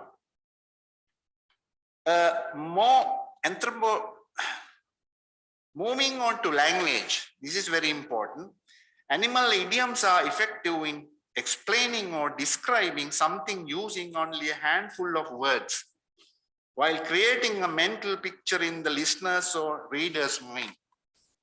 John M. Seniviratna's Dictionary of Proverbs of the Sinhalese, Pirulumini T.S. Dharmabandhu, Singhala Janashruti ha Sattwaloke P.S. Sunil, Nandasena Ratnapala, J.B. Disanayaka, Sunanda Mahendra, Sunil Ariyaratna, Demala Dahasak Prastha Pirulu, Palaveni Watawada Sinhalen Aave, Lala Adityage Fauna Pota, Siran Dharanigala Mahatyage Prehistory Pottola, Etuwage Piya, P.P. Dharanigala Mahatmyage Lekanavala, Me Trasa Janaka Kridawala, Me Sattu Saha Minissunge ක්‍රමය ගැන දක්වලා තියෙනවා. Personification is a technique that adopts anthropomorphic principles and is effective in animating a setting or directing the spotlight to a non-human entity. Thereby, it derives the message through by engaging the reader or listener. ඒ කියන්නේ පුද්ගලත්වාරෝපණය. Car කතා කරනවා, car යනවා, ඒ වගේ දේවල් ඕන තරම් television වල චිත්‍රපටි වල දැකලා ඇති. A fiction literature involving humans and animals has been formed since centuries ago. These literary works are called animalistic fiction. The primary purpose of this speech is to examine the literature which reflects the inseparable relationship between humans and animals. Humans are certainly an animal group based on the accepted evidence that is available so far. Efforts have been made since the 14th century to inquire whether the human is an animal. It has been definitely clarified and concluded that the human is in fact an animal around the 17th century. බුදුහාමුදුරුවෝ එනකොට බුද්ධත්වයට පත් වෙලා හම් වෙච්ච අය අහනවා ඔබ කවුද කියලා. දෙවි කෙනෙක්ද, යක්ෂයෙක්ද, බ්‍රහ්මයෙක්ද? බුදුන් වහන්සේ උත්තර දෙනවා මම අනන්ත ජින කියලා. අඳුන ගන්න බැරි වෙනවා මේ අසමසම අසිරිමත් පුද්ගලයා. ඒ නිසා ප්‍රශ්නයක් තිබුණා ඇත්තටම මේ මිනිස්සු කවුද, කොහෙන්ද ආවේ, සත්තුන්ද නැත්නම් වෙන කෙනෙක්ද? මේ ගැන හරියට චිත්‍රපටි හැදුනා. මේ ගැන මම විශේෂයෙන් වැඩි කතා කරන්න යන්නේ නැහැ, මට තියෙන වෙලාව මදි. When defining the human, he is called a biped. Human walks vertical to the earth's surface. Other animals that live on earth are called quadrupeds, multipeds, etc. Based on the number of feet or limbs, those animals move horizontal to the earth, tirasatata. මේ අතට. Therefore, they are called Tirashchina, තිරිසන් සතුන්. මාචාර්ය සමන් චන්ද්‍ර රණසිංහ ඔබ ගැන මත් එක්ක කතා කරද්දි කිව්වා මේ පොළොවට තිරස්ව ගමන් කරන නිසා කියනවා කියලා. ඒ වගේ නිරුක්තියකුත් තියෙනවා. මිනිස්සු ගමන් කරන්නේ පොළොවට සිරස් අතට. බුදුන් වහන්සේට පාලි නිගණ්ඩුවේ තියෙන නම් අතර එක නමක් තමයි දීපදුත්තම කියන නම. ඒ කියන්නේ දෙපයින් ගමන් කරන විශිෂ්ට පුද්ගලයා. ඒ ගැන ස්වාමි විවේකානන්ද ලියලා තියෙනවා ලෝකයේ දෙපයින් ගමන් කරලා ලෝක සත්‍යය දුකින් මුදවපු සත්‍ය කියලා දුන්න විශිෂ්ටම උත්තමයා බුදුන් වහන්සේ කියලා. කියන්නේ හින්දු කෙනෙක්. එතකොට people who make a living through agriculture, paddy cultivation recite the following verse called the Yadinna before clearing the forest and setting fire to set their paddy fields. This Yadinna is used in Nuwarakalawiya and Tamankadu. ඔක්කොම කියවන්න වෙලා මදි. හූ අවසරයි බෝ මේ අඩවිය රැකුම් බැලුම් එළුම් කර වදාරන අපේ මහ දේවතා මුත්තප්පාගේ ආනුභාවයෙන් කියලා කියාගෙන ගිහිල්ලා අවසානයේදී කියන්නේ දරණ ගැහි, ගොටා ගැහි, ගුලි ගැහි, හිල් ගැහි, වල් ගැහි ඉන්න පායැත්තෝ, පානැත්තෝ, උරගාන්නෝ, තටු ඇත්තෝ. තටු නැත්තෝ, හන්දි ඇත්තෝ, නැත්තෝ එකිමිකි කුරා භූමියාගේ පටන් බූටාවේ මහා ඇත්තා දක්වා සියලු පරාණ කාලෙක්ම මේ හූවෙන් මේ කැලෑගෝට්ටියෙන් වල්වැලුම් පැලැස්සෙන් පිටකම් වෙන්න වරමයි හූ කියලා කියන්නේ ඇයි? කැලේ ගිනි තිබ්බම සත්තු මැරෙනවා. එතකොට අපේ මිනිස්සු ඒ සිද්ධ වෙන පාපය හිතෙන් निराकरणය කරගන්න මේ බඳු යාදිනි කියලා තියනවා කියලා දැක්වෙනවා. සාගර ජලය චිත්‍රපටයේ සුමිත්‍රා පීරිස්ගේ එය ලිව්වේ සයිමන් නවගත්තේ ගම. ඔහු වන්නේ මිනිස්සෙක්. මේවා ගැන හොඳට සඳහන් වෙනවා. Scholar Vishnu Sharman has stated in the book Hitopadesha that there are 4 life factors that are common to humans and other animals. ආහාර නිද්‍රා භය මෛතුනංච සමානමේතත් පශුබීර් නරාණා මේකත් කියලා දුන්නේ සමන් චන්ද්‍රානසිංහ මතක් කරනවා. These 4 factors which are food, sleep, fear and sex by reproduction කියන එක are equally applicable to both humans and other animals. What sets humans apart are good deeds or merits. Those who lack virtue are only as good as other animals. ධර්මයෙන් තමයි මිනිස්සයයි අනිකුත් සතුනුයි වෙනස් වෙන්නේ කියන කතාව තමයි මෙතනදී කියන්නේ. නිදිය ගන්නකොට බුදුන් වහන්සේ ඉරියව් 4ක් උගන්වලා තියෙනවා. තථාගත සෙය්‍යා, ප්‍රේත සෙය්‍යා වගේ. භික්ෂුන් වහන්සේලාට නිදිය ඉරියව් කියලා තියෙනවා. භික්ෂුණීන් වහන්සේලාට කියලා තියෙනවා. සාමාන්‍ය ලෞකික ජීවිත ගත කරන අයට කියලා තියෙනවා. කන බොන විදිය කියලා තියෙනවා. මේවා හරිම සුන්දර දේවල්. අලුත් පරපුරේ අය මේ ගැන හොයනවා නම් හුඟක් වටිනවා. The foundation is being set of a literature that attributes human qualities to other animals and animal qualities to human beings. This vast and popular literary genre can be analyzed and understood using a few examples. It was said by philosopher Thomas Hobbes, Homo lupus. මේවා ගැන දන්නේ අපේ අධ්‍යනාංශයේ අංශ ප්‍රදානලා ආචාර්ය ශාමිලීලා වගේ අය තමයි. Man is like a wolf to his fellow man. That is, humans display wolf-like traits towards fellow humans. මිනිස්සු හරියට වෘකයන් වගේ. වෘකයා කියන සතා බටහිර ලොකු සංකේතයක්. It means the concept of wolf, which is more popular in Western literature and which symbolizes ferocious, violent, dangerous, as well as sharp, fast, smart, active, strong, is used to refer to people with such qualities. A book titled Naked Among Wolves was written by writer Bruno Apitz to reveal Hitler's ferocious acts of torture and punishment. A film has also been made based on that novel. The book was translated to Sinhala by Kalubovila Sirirsi Pereira. Oppressors and tormentors have been portrayed in that as wolves. Hitlerගේ යුද්ධ කාලේ මිනිස්සු කෝටි ගණන් මරපු හැටි ගැන මේවයි විස්තර කරනවා. දැන් මෑතක හුඟක් පොත් ඇවිල්ලා තියෙනවා මේ සම්බන්ධයෙන්. George Orwell was a renowned writer.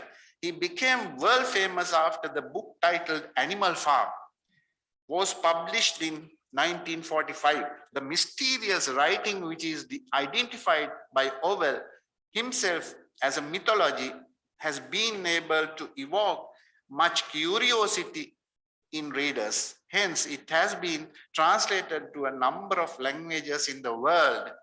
It was translated to Sinhala as Gobipale Peraliya by Dayaratna Garusingha. Dayaratna Garusingha තමයි හර්මන් හේසගේ සිද්ධාර්ථ ජර්මන් භාෂාවෙන් සිංහලට නැගුවේ. අති විශිෂ්ට කෘති. මේවා කියවනවා නම් හොඳයි. All the animals in this are equal, but some animals are more equal than some other animals. This ironic, witty statement, though appeared to be illogical, is well liked among intellectuals.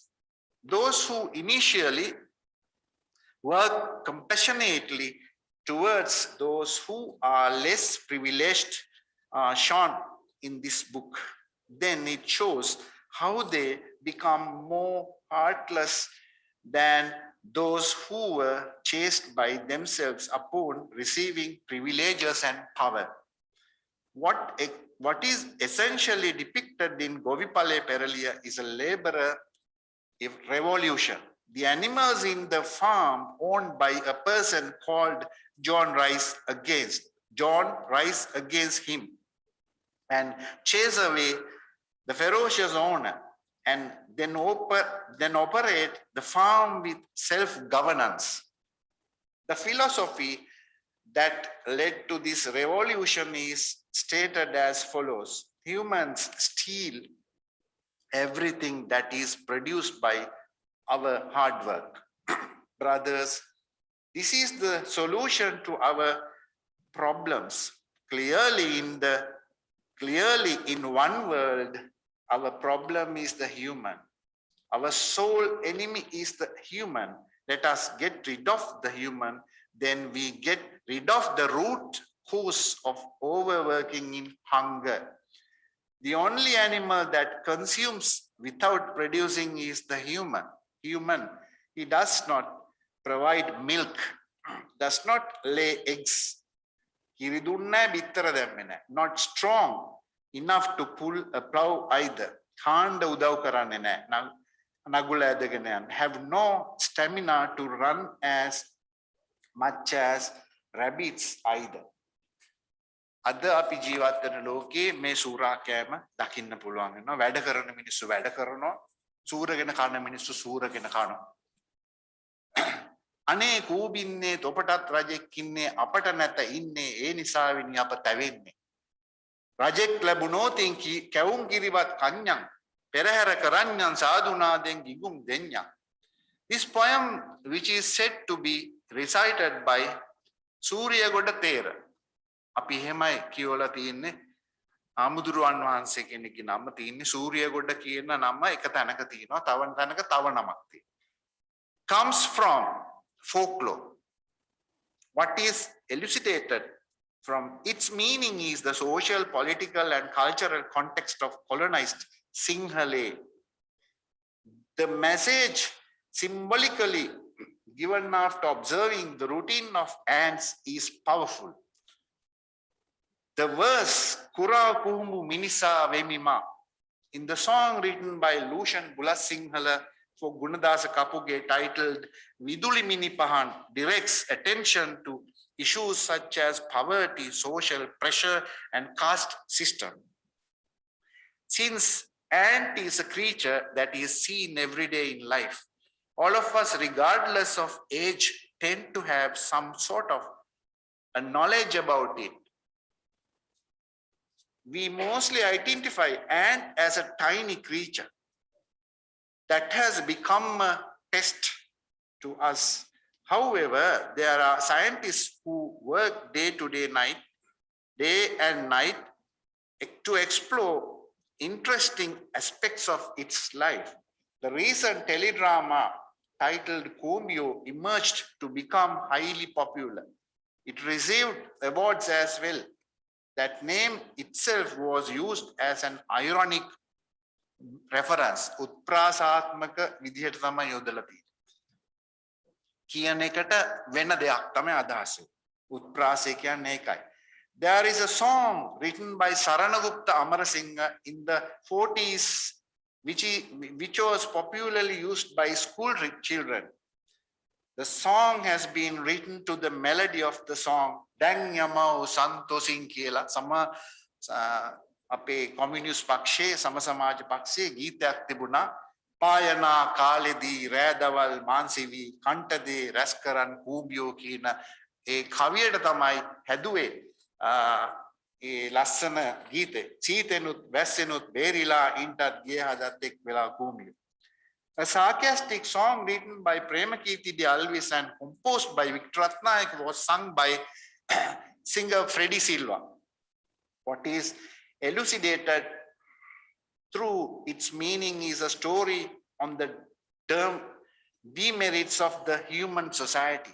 Gamana bimana hari kadisar osovagina yai beribar ahi avihinsaka karunavara kalukumbiya kalukumbi naikumbi kadikumbi telkumbi me samatama vada venas kalukumbiya minis loketh ehema tamai. What is taught by Freddie Silva here is not Charles Darwin's ferocious capitalistic theory which says the fittest will win. Rather, that is virtuous thinking that the innocent one should win the merit. So is said by Parakrama Padituakku in the book Rosamal Ratui Priye Geetalokaye Viplave. Vehipoda Vetila, Bimmal Pipila, Sudu Patata Mutukuda Ihalala, Sudu Mutukudayata, Pinipa Vadayata, Kadi Yanwa Rajek Wagi. This is a royal procession. There is a path for the black cat and to go under decorated umbrellas. There is a house for the black cat to live in. It has food to eat. So isn't it a king? This idea is presented by Swarna Sri Bandara in a sarcastic angle towards the society, says Madavala Ratnayake in his book. Anurasiri Hettige liwa pota. Dimya තමයි පොතේ නම. කුමාරතුංග මුනිදාස මම කෙටි කරලා කියන්නේ අදහස් දක්වන්න ටික වෙලාවක් දෙන්න කියලා ඩොක්ටර් සුජීව කිව්ව නිසා. The two children's stories written by Kumaratunga Munidasa called Hinsara and Magulkam are great examples of relationships between human and animal behaviors. මම ඒක විස්තර කරන්න යන්නේ ජාතක කතාවල Mikhail Bulgakovගේ Heart of a Dog බල්ලෙකුගේ හදවත කියලා පොතක් අපි කියවලා තියෙනවා. මූරු පූසගේ කතාව. මේ පූසෝ, මේ බල්ලෝ, මේ හාවෝ, වලස්සු මේ අය ගැන සෝමලතා සුභසිංහ ඉදිරිපත් කළා තියෙනවා විවිධ දේවල්. එතකොට relating stories by taking wild animals as the characters and attributing human characteristics to them is a form of storytelling that is native to the Indian literary tradition.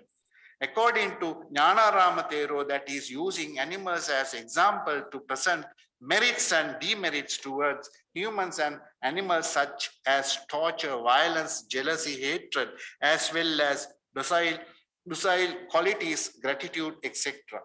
Martin Vikramasinghe ගැන මතක් කරන්න ඕනේ. එතුමා ලංකාවේ මානව විද්‍යාව විෂය ඉගැන්විය යුතුයි කියලා අහන්න නගපු කෙනෙක්. පෙරදිනිය විශ්වවිද්‍යාලයේ අයිවර් ජෙනික්ස් උපකුලපතිතුමා බ්‍රයිස් රයන් කියන ඇමරිකානු සමාජ විද්‍යාඥයෙක් ගෙන්නවගෙන සමාජ විද්‍යා අංශයක් තමයි පෙරදිනිය පිහිටෙව්වේ. නමුත් විද්‍යෝදය ආරම්භයේ සිට දරණීගල මහත්තයලා, සෙනරත් පරණවිතාන, ඇලෙක්ස් ගුණසේකර මේ නම් තියෙන ආත සිල්වා ඒ අය තමයි ඇන්ත්‍රොපොලොජි කියන අංශයක් ඇති කරේ. ඒ ගමනේ තමයි අපි යන්නේ. ඒ ඉතා වැදගත් ලංකාවේ සංවර්ධනයට. In the thesis titled ජාතක කතා අද්භූතය හා යථාර්ථය by ගිහාන් මදුශංක හෙට්ටිආරච්චි 550 ජාතකයේ ඍග්වේදය මහාවංශය Mahabharata පංචතන්ත්‍ර හිතෝපදේශය as well as sources in Western literature and folklore which have been produced to indicate the mutual behaviors and characteristics of humans and animals have been quoted. චිත්‍රපටියක් අපි දුටුවා. ඒ චිත්‍රපටිය නිර්මාණය කරේ ධර්මසේන පතිරාජ. චිත්‍රපටි නම ස්වරූප. එය නිර්මාණය කළේ its plot was made based on the novel Metamorphosis Franz කෆ්කාගේ පොතෙන්. මිනිහා කුරු මිනිහා වෙන්නේ. මේ ලෝකේ මේ නූතන තත්වයේ තුල සත්තු වෙන හැටි මිනිස්සු උගන්වලා තියෙනවා කියලා දීලා තියෙනවා. ඒ ওই විදිහට ගත්තම 18 වන්නම ඒවා ඉන්නේ සත්තු. තුරංග, කිරල, සිංහරාජ, මුසලඩි, නයියඩි, සැවුල්, උකුසු, හනුමා, මයුරා, ගජ, මහාචාර්ය සරච්චන්ද්‍රගේ සිංහබාව, නරිබෑනා දයානන්ද ගුණවර්ධන මේ විදිහට අපිට හුඟක් දේවල් කතා කරන්න පුළුවන්. මකර තොරණ, ඇත්පවුර, බේරුණ්ඩ පක්ෂියා, ආනන්ද කුමාරස්වාමී මහත්මයා මේක ගැන කතා කරලා තියෙනවා. දරණීගල මහත්තුරු කතා කරලා තියෙනවා. ඉතින් එම නිසා මම මීට වඩා මගේ කතාව දික් කරන්නේ ඔබට යම් කිසි අදහසක් පවසන්න තියෙනවා නම් ඒකට ඉඩ දෙන්න ඕනේ. The following statement in J. Krishnamurthy's book එකම විප්ලවය. The instincts in animals to follow, the obey and natural, the essential for their survival. But such instincts in humans become a danger. The tendency in a human to follow the comply becomes a following of and surrender to the social structure that was built by himself. It is worthwhile to obtain insights through reference of this literature on world beings who are embarked on an unwise life journey without a free mind. මේ පරිේශණය කරන්න උදව් කරපු අය හුඟක් ඉන්නවා. මේ අපේ සභාපතිතුමා මහාචාර්ය විජේසිංහ හැම විටකම මට උදව් කරලා තියෙනවා. One of my very good friends live in USA, Sandhanil Mini Senadira, Kanishka Vijayaratna and Oshada Kundis helped me and my colleagues. Thank you very much. Bomi Stuti Ahagelitia.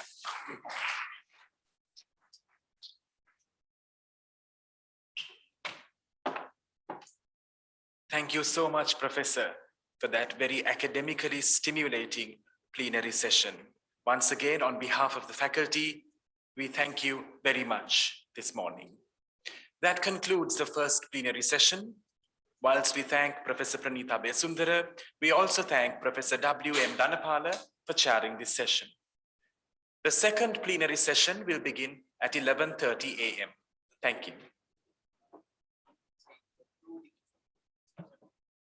Thank you. Now the floor will be open for discussions. Before we conclude the session, any questions and comments are most welcome.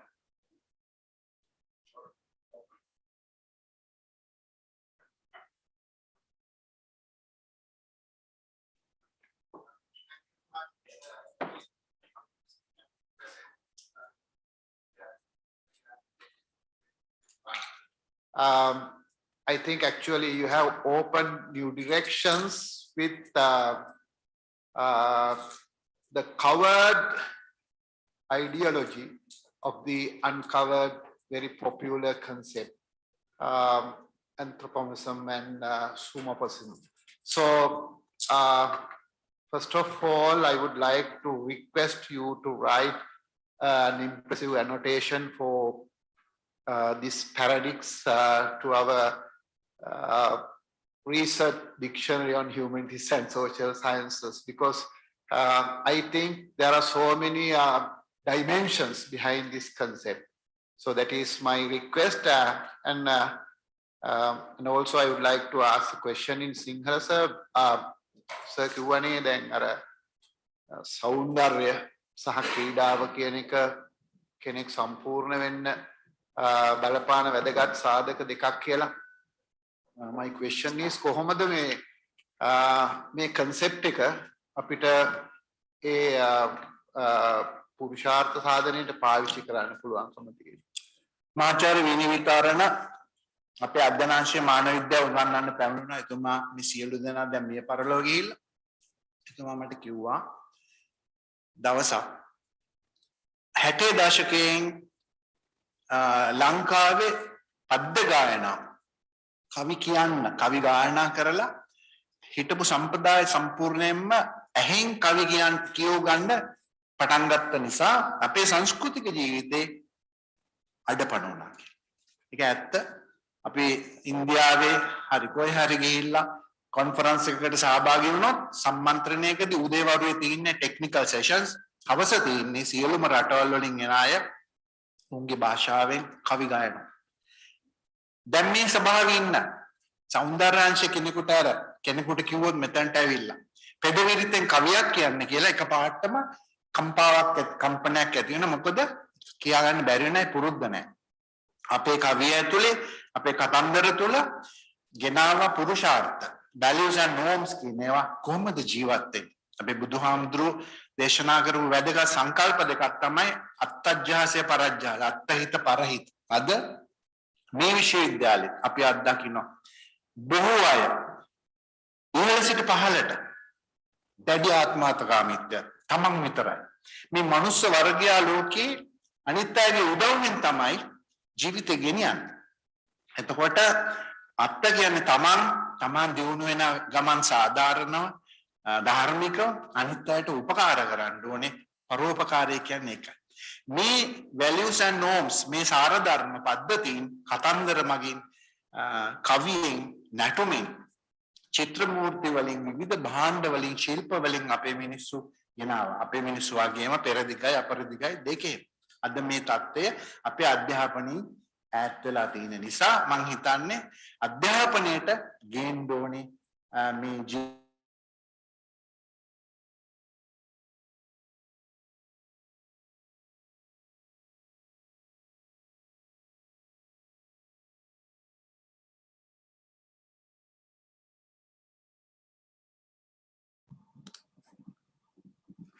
been thinking of this matter for a long time. අපි මිනිසා ගැන කතා කරනකොට competitive, right? So the exploitation of the resources, another matter. Selfish. These are the basic human qualities as well. එතකොට අපි මේක can't we justify this matter? අපි මේ ලෝකේ part of the creatures. Api creatures la gattahama human being is part of the also the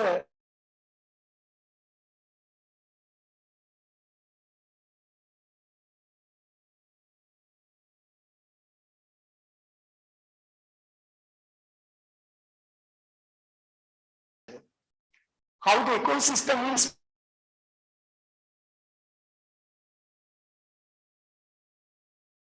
competition. The human arm apita criticize in that way.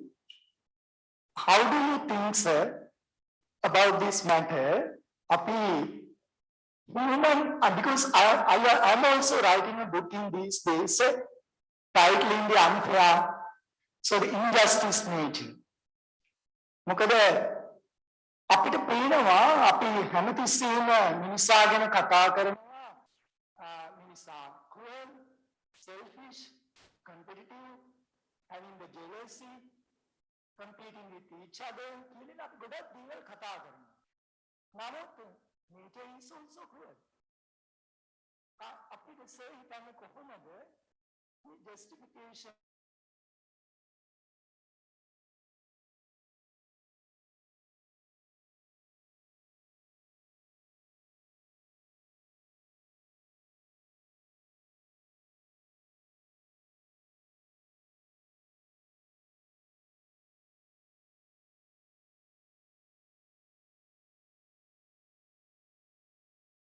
වඩා සුපිරි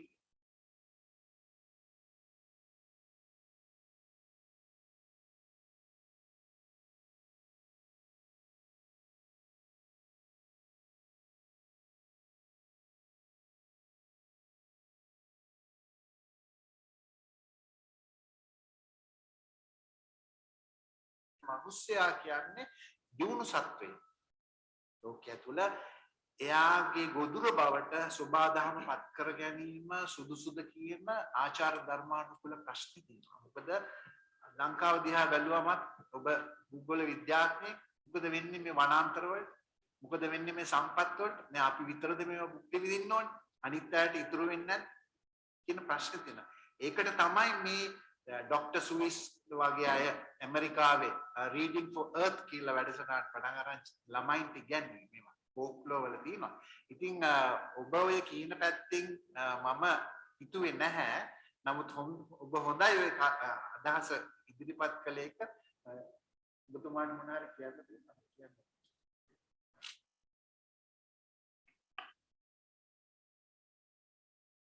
මම හිතන්නේ එතුමා ඉතා කාලෝචිත ප්‍රශ්නයක් නැගුවේ.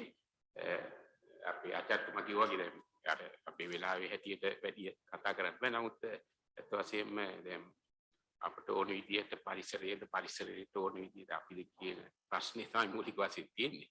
නමුත් සාමාන්‍යයෙන් එදා පටන්ම අපට පරිසරය පාලනය කරන්න බෑ. ඒ නිසා අපි ඇඩප්ට් වෙන්න ඕනේ.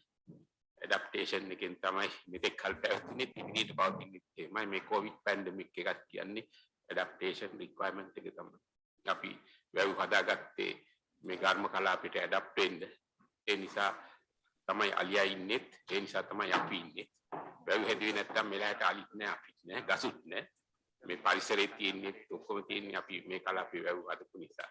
නැත්තම් මෙලහටත් කාන්තාරයක් වෙලා මේ කලාපයක් මේ ඉතිහාසයේ රටවල් වලට වෙලා ඉන්දියා බැලුවම. ඒ නිසා මම හිතන්නේ අපිට කරන්න පුළුවන් දෙයක් තියෙනවා. දැන් අපි වැව් හදුවානේ. ඒකෙන්නේ මේ පරිසරයේ මෙහෙම තියෙන්නේ. අපි පවතින්නේ ලංකාවේ තාමත්. ඒ වගේ ඇඩැප්ටේෂන් වලින් තමයි යන්න ඕනේ. මම හිතන්නේ උත්මාගේ අන්තේ ඇඩැප්ටේෂන් රික්වයර්මන්ට් එක ජෝබ් ගෲප් එකක් තියෙන්නේ. ගොඩක්ම ඇඩැප්ටේෂන් එකේ ඉන්නේ නේද? ඒ පැත්ත මම හිතන්නේ වැදගත් වෙයි කියලා කල්පනා කරනවා. අපේ කාල වේලාව විනාඩි අපි ඇන්ත්‍රොපෝමිසම් ඒ වගේම යුපොමිසම් කියන මාතෘකා දෙකට අදාළව අද එතුමා අපේ දේශනේ පැවැත්වීම සම්බන්ධයෙන් අපි ස්තුතිවන්ත වෙනවා. මේ දේශනයේදී මම හිතන්නේ අපේ නව පර්යේෂකයන්ට ඊටා වටිනා ශාස්ත්‍ර දෙකක් නිරාවරණය කළා. මේ ඇන්ත්‍රොපෝමිසම් කියන එක මේකෙම තියෙනවා. භාෂාවෙත් තිබෙනවා. දැන් අපි මිනිස්යාගේ කකුල කිව්වොත් මිනිස්යාට විතරක් නෙවෙයි පුටුවටත් කියන්නේ කකුල මේ සිට කියන්නේ කකුලක්. ඒකට පණ නැහැ. ඒක තව ටිකක් එහාට ගියාම ඉංග්‍රීසියට ගියාම පෙට් කිව්වත් කකුල, පොට් කිව්වත් කකුල. ඉක්මන් කරන්න ඕන නම් එක්ස්පිඩයිට් කියනවා.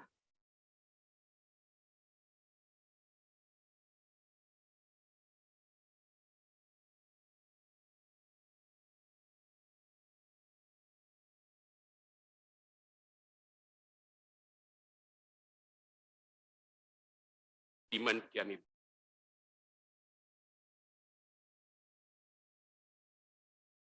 හොයනවා. ඒ කරන්නේ කකුලේ. දේශපාලනයේදී අපි රාජ්‍යයට ස්ටෑන්ඩ් කියනවා. රාජ්‍ය ස්ටේට් කියන එක එන්නේ ස්ටෑන්ඩ් කියන එක ස්ටෑන්ඩ් එන්නේ මිනිස්යාගේ හිත ගැනීම.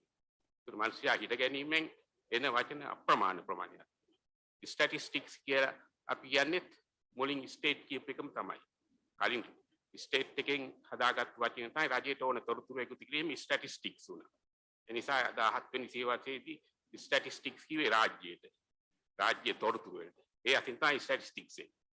ස්ටැටිස්ටික්ස් ස්ටේට් වලින් එනවා ස්ටේට් හිත ගැනීමෙන්. මේ ඇන්ත්‍රොපොමිසම් කියන එක යන දුර මම මේ සඳහන් කළේ. මේකේ අර්ථයක් නෑ. භාෂාවෙත් තියෙනවා. මේ නිර්මාණයේත් තියෙනවා. චින්තනයේත් තියෙනවා. චින්තනයත් ඇන්ත්‍රොපොමිස්ටික් චින්තනයක් තියෙන්නේ. මේ මානව ස්වරූපයෙන් තමයි සංකල්පණය කරන්නේ. මේ ඇස් දෙක නාහය කන් දෙක කියන ඒ ආකෘතිය අපේ චින්තනයේ තියෙනවා. ටිකක් හොඳට චින්තනය විග්‍රහ කරලා බැලුවොත්. නව කතාවක් කෙටි කතාවක යටින් දුවන චින්තනය බැලුවම ඇන්ත්‍රොපොමිසම් තියෙනවා. මම කාලේ නැති හින්දා විස්තර කරන්න යන්නේ සභාපති හැටියට little bit of speech for the exploration. So our young scholars are invited to conduct research studies in this field of study. Anthropomorphism, zoomorphism are very rich areas.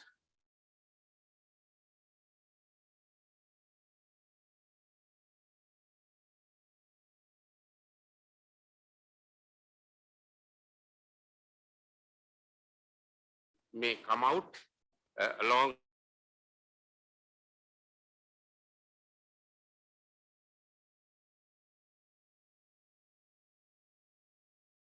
done studies, and I wholeheartedly thank our professor on behalf of this international conference for his research, for his knowledge, wisdom, and all the contribution. Thank you very much for your participation, questions, and all the other support. Hereby, Thank you, Professor. Before we conclude, I think there is one small question, if it's permitted. Yes. Some theorists say that the point of the universe is about reflecting a culture. And so I wonder, like, what is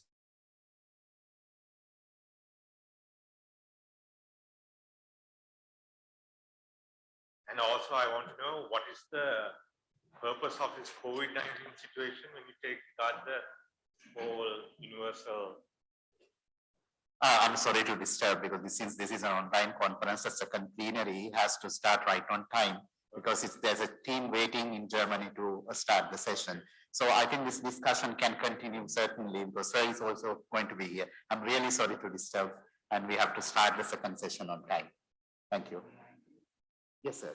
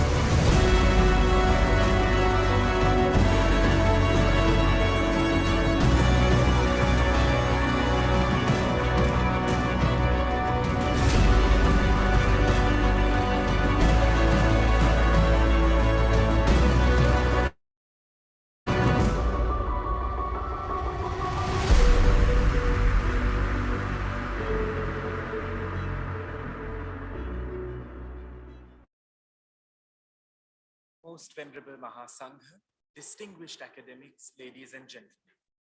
It is now time for the second plenary session of the 7th International Research Conference on Humanities and Social Sciences 2021. To officiate the proceedings of this session, I cordially invite Professor Chamali Nahallage of the Faculty of Humanities and Social Sciences of the University of Sri Jayawardenepura to chair this session. Madam, the stage is yours.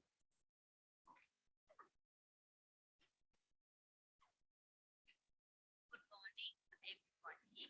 I would like to welcome you all to the second plenary session of the 7th International Conference on Humanities and Social Sciences.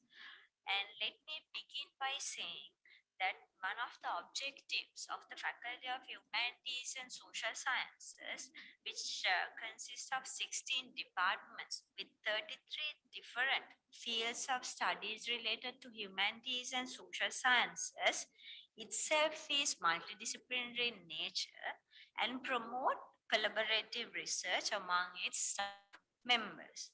So this is also very appropriate to the theme of this year's conference as well, which is collaborate and discover, break the barriers.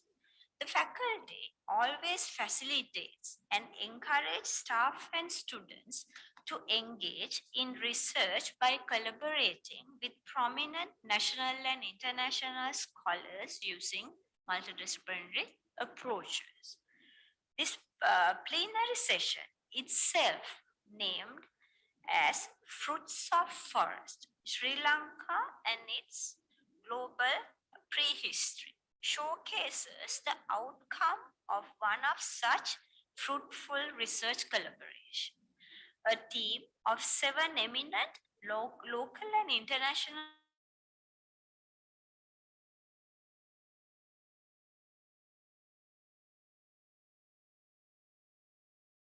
is in Sri Lanka using multidisciplinary approaches. The team published their important findings in international peer-reviewed scientific journals such as Nature, Science, PLOS, and received worldwide recognition for their research. Also, and they highlight the Sri Lanka in the research world. So the members of this eminent team are Dr. Siran Daranigala, a very prominent like a kind of an iconic figure in archaeological research in Sri Lanka, and then Professor Michael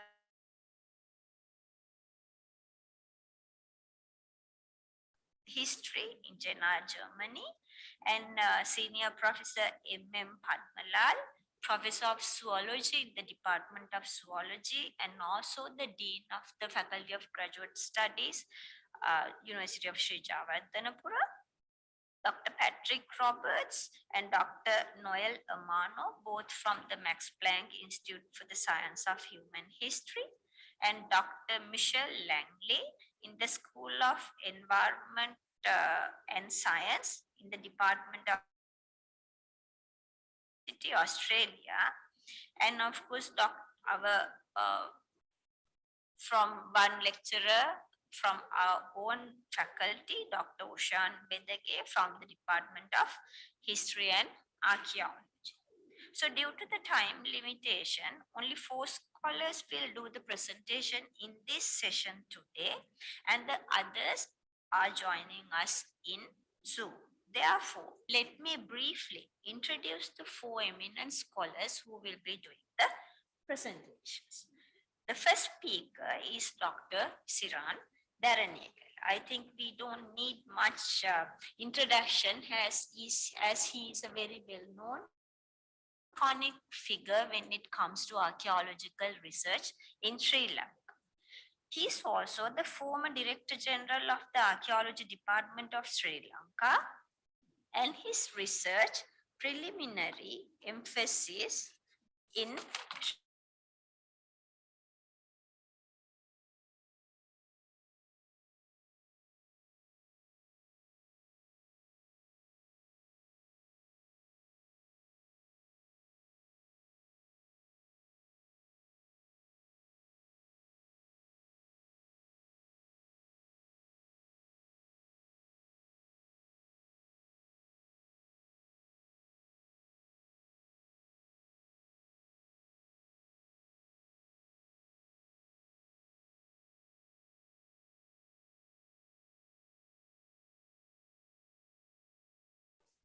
And the second speaker, Dr. Oshan Vedage, is a senior lecturer in the Department of History and Archaeology at our university.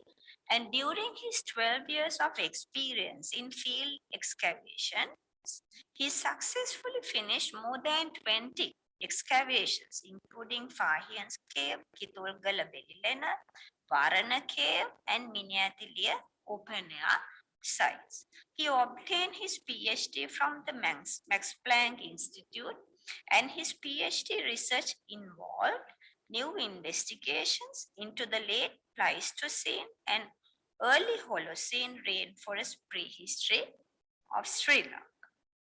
And then the third speaker, Professor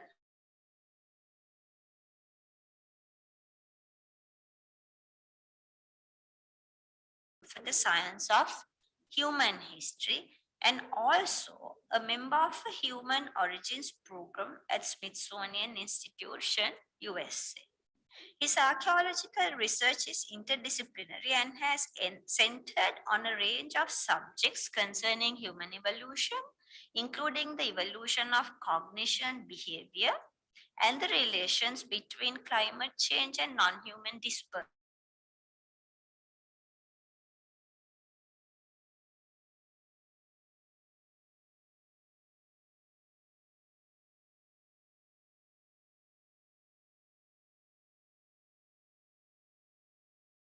Rick Roberts is from Department of Archaeology of the Max Planck Institute for the Science of Human History.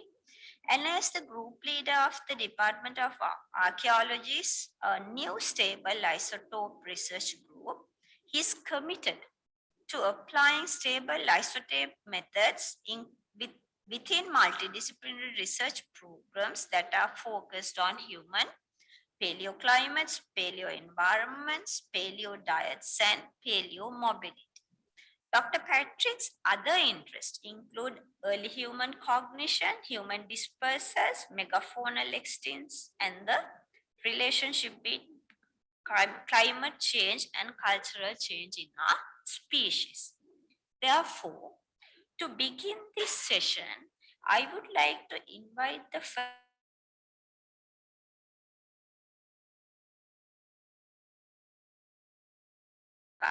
especially in relation to the lowland Betsoon cave sites. Over to you, Dr. Dal.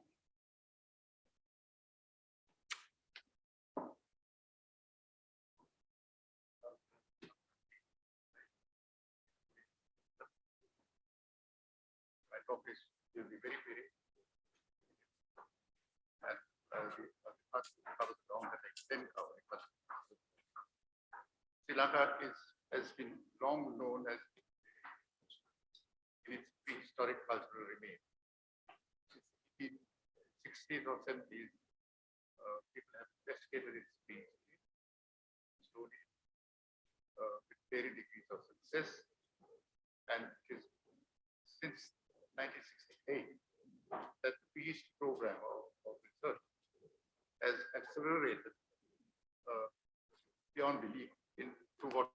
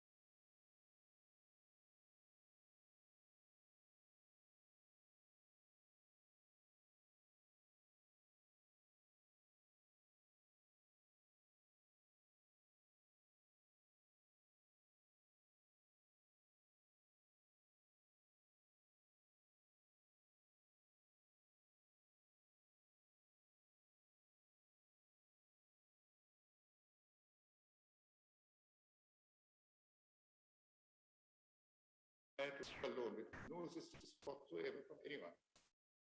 But now with progressive international participation, it became possible to bring in much more expertise, fine-tuned expertise onto these projects, and the results have been accordingly productive. It remains for me to say that this program, which is problem oriented, this is very important. We did not excavate on a hit-or-miss basis. It's problem oriented, and each project had its research goals, and the methodology used was justified, and the scale of the techniques employed was adjusted to our research targets. It's very, very important to note that the concept of scale in field operations. When I first started my field operations in sand dunes, coastal dunes, the scale was very large because I needed a broad cultural sequence, which unfortunately due to dating problems, we still have not been able to date adequately, but could go back several 100,000 years. Some of the samples are still being assayed by Dr. Vedage at the Max Planck Institute.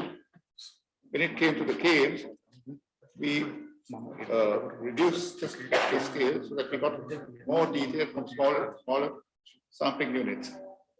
And that was adjusted because we knew the chronological sequence to obtain more particular data on subsistence, sediment.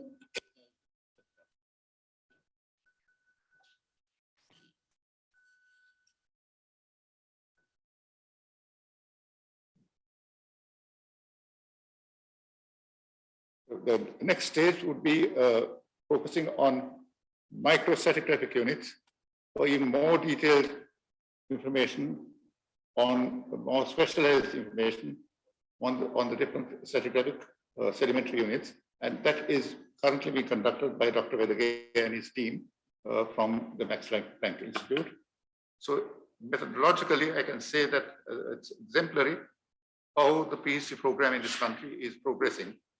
And I'm very proud of it. This is a type of international cooperation that is required. The time of solo prima donna field work and writing of treaties is no longer valid. No one can do justice to all what one finds in excavation. One only destroys the evidence if one tries to do that. This type of teamwork is absolutely essential if one is not to destroy the valuable heritage which is ours in our prehistoric deposits. And I must say that Dr. Vedage has a long way to go with the present assignments that he has, namely the caves in the wet zone. And I hope progress will be made in the dating of the sand dunes, which have evaded dating so far. Samples are still being tested in Germany and Spain using a new technique called optically stimulated luminescence, not carbon dating. And we are keeping our fingers crossed that it will succeed, but that's where things are at the moment. And I wish the program, I wish the program to deliver the expected results in the near future. Thank you.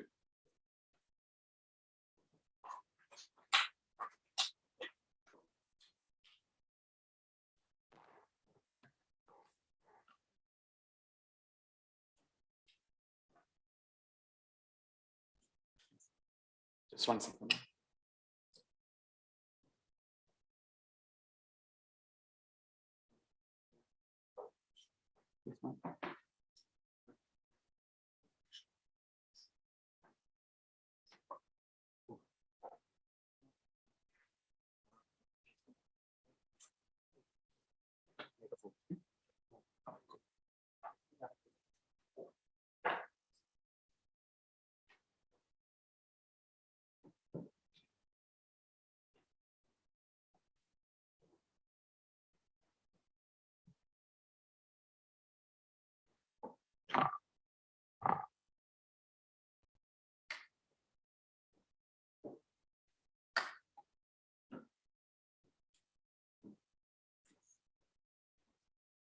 Okay, thank you, Dr. Dharanirkala, for that very interesting talk on the beginning of prehistory of Sri Lankan archaeological studies, prehistorical studies, and then Dr. Oshan Vedike, over to you.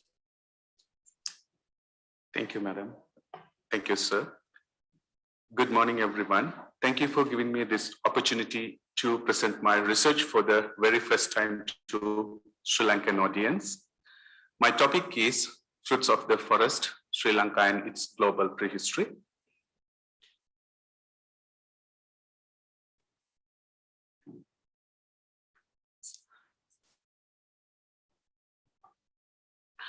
This is the outline of my presentation today.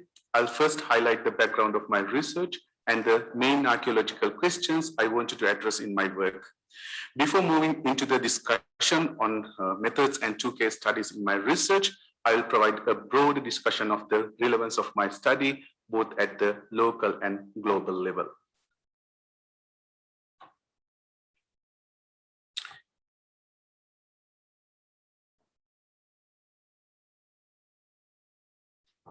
Yes. Here I discuss about the theory of out of Africa in relevance to the Sri Lankan context. The questions remain with regards to when, how, and why Homo sapiens left Africa and entered into Eurasia.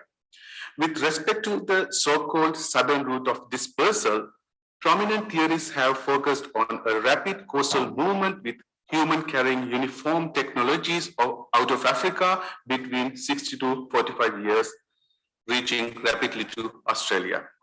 Yet, recent findings have suggested there were actually multiple routes of different timings. Now I'll present another major debate related to the theory of out of Africa and its environmental occupations. In the 1980s, anthropologists, archaeologists, ecologists, and suggested that Pleistocene human population could not have occupied in tropical rainforest environments. These were seen as green deserts due to a lack of large protein sources or reliable carbohydrates. However, a number of Pleistocene sites have recently emerged in modern rainforest contexts, including Sri Lanka. As can be seen here, excavations in Sri Lanka started in 1970s and 1980s, provided evidence for 3 Pleistocene sites that seem to record the very early anatomically modern human on the island. Amazingly, these were all located in the southwestern wet zone in an area covered by tropical lowland rainforest today. However, much of this work began by P.P. Dharanirkala and later his son, Dr. Siran Dharanirkala and Dr. Vijaypala, which were not taken up in the wider literature, international literature. The Batutumbalana cave, the Fahian cave, and the Belilena cave are the oldest rainforest cave sites located in South Asian context. Provisional radiocarbon dating of these 3 sites provided the following uncalibrated date age ranges according to Dr. Shiran Dharanirkala and Dr. Vijaypala's thesis. However, these caves were dated using old methodologies and no chronological models or calibrations were performed. You can see the 3 sequence of, you can see here the sequence of Fahian and Kitulkala Belilena caves. Both sites were found to have good stratigraphy with no evidence for date reversals or reworking. At Fahian cave, a series of human skeletons and bone tools were discovered, making them the oldest of their kind in South Asian context. However, there was no multidisciplinary approach at that time, no sophisticated chronological analysis. This made it difficult to explore the exact timing and the nature of occupation of these sites, as well as the environmental context in the past. Recent renewed work at Batutumbalina, led by Dr. Nimal Pereira, showed what can be done with the latest method, pushing back the ages further and providing exciting insight into the subsistence strategies of the Sri Lankan, the earlier Sri Lankan foragers. Now I would like to draw your attention significantly to my study.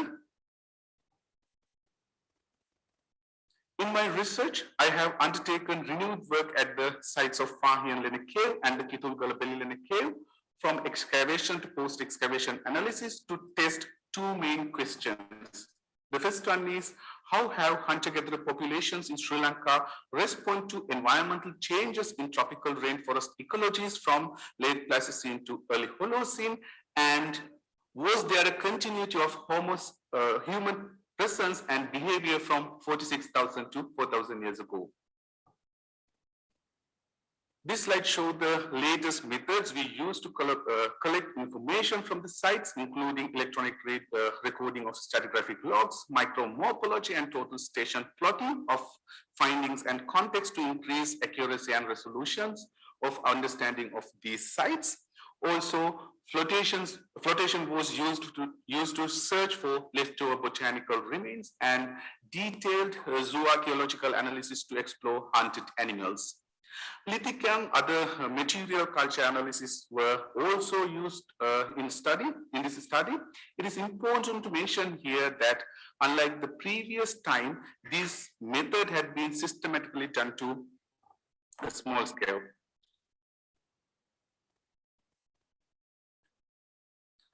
Large degree in Sri Lanka.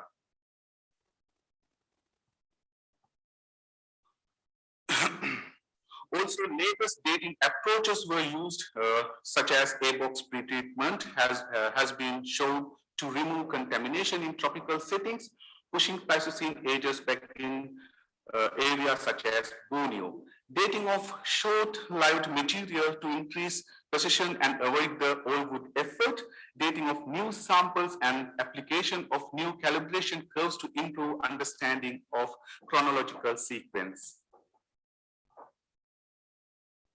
Now moving to the first of two case studies, Fahian Cave, where claims had been made for the earliest human fossil, earliest bone tools, and earliest microlithic in South Asian context. The excavation was undertaken in 2012 under the supervisions of Dr. Shiran Daranagal and Dr. Nimal Pereira. Here you can see the location of the trench of the Fahian Cave. Excavation carried out under a small rock shelter overhang. Same trench and location mentioned in Dr. Vijay Pala's thesis was used where remarkable findings were recorded previously. Now you can see the Fahian Cave stratigraphy.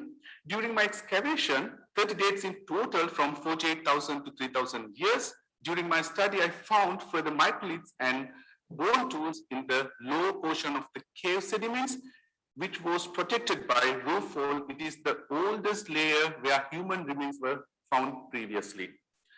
No reversals in chronology when stratigraphy was taken into account, and no evidence for burrowing or termite activities was recorded.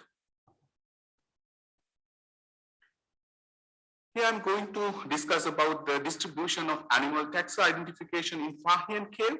Semi-arboreal mammals such as giant squirrels, monkeys were hunted up to a percentage between 70 to 80. Apart from that, lizards and fish from the nearby streams were also consumed.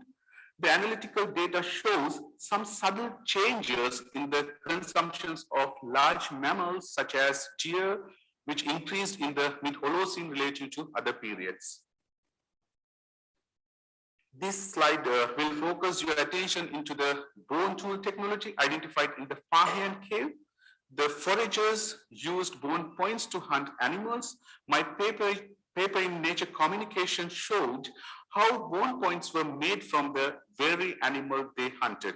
And also, they used projectile technologies to hunt these fast-moving animals.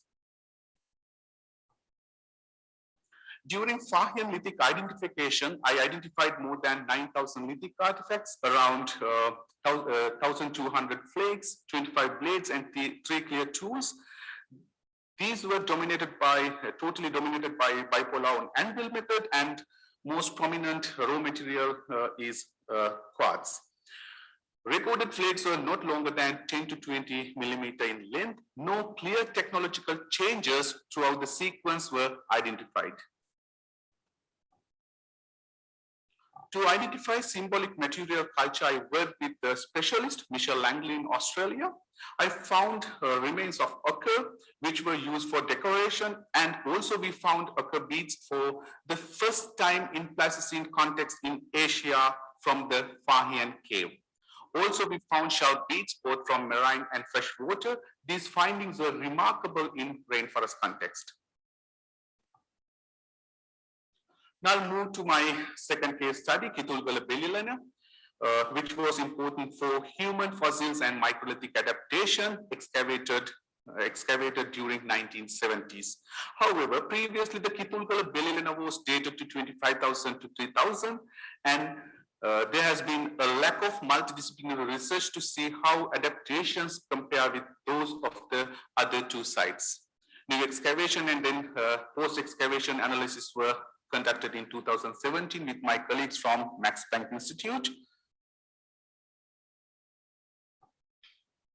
Based on 2017 excavation, the dates of Belilena cave also became older as two other cave sites. Now, Kitulgala Belilena has 13 dates, range from 44,000 to 5,000 years. Again, no reversals or evidence for reworking or burrowing, same as Fahian cave.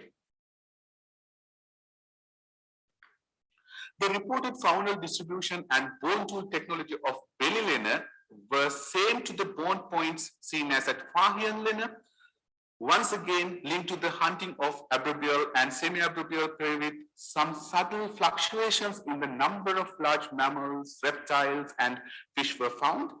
Here it should be noted that in the portion of the site we excavated, fauna was only available from the Holocene layers. During Kitulgala analysis, more than 15,000 lithic artifacts were identified, and the tool technology was mostly dominated by bipolar on anvil method with some freehand mapping. Most prominent raw material was quartz, and the recorded flake were not longer than 20 to 30 millimeter in length.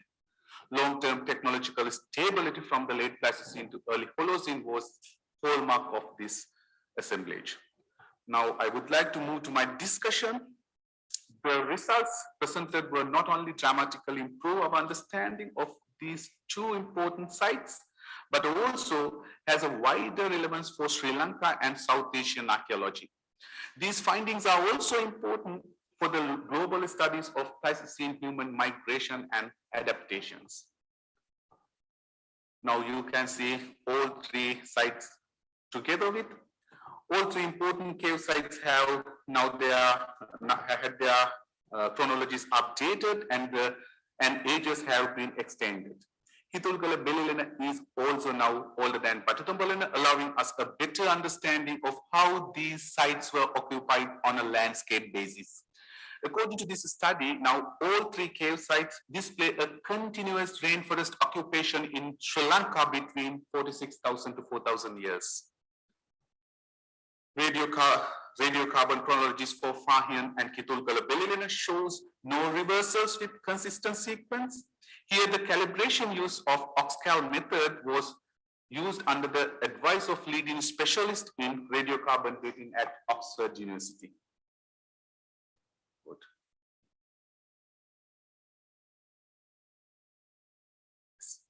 New dates also make the sites of Fahian cave one of the earliest definite example of human living in a rainforest environment anywhere in the world. Alongside work from Patithombalena, we can see how these humans survived using rich carbohydrate plants such as Canarium nuts and wild breadfruits. It also provided evidence for the specialized technique for hunting monkeys and giant squirrels.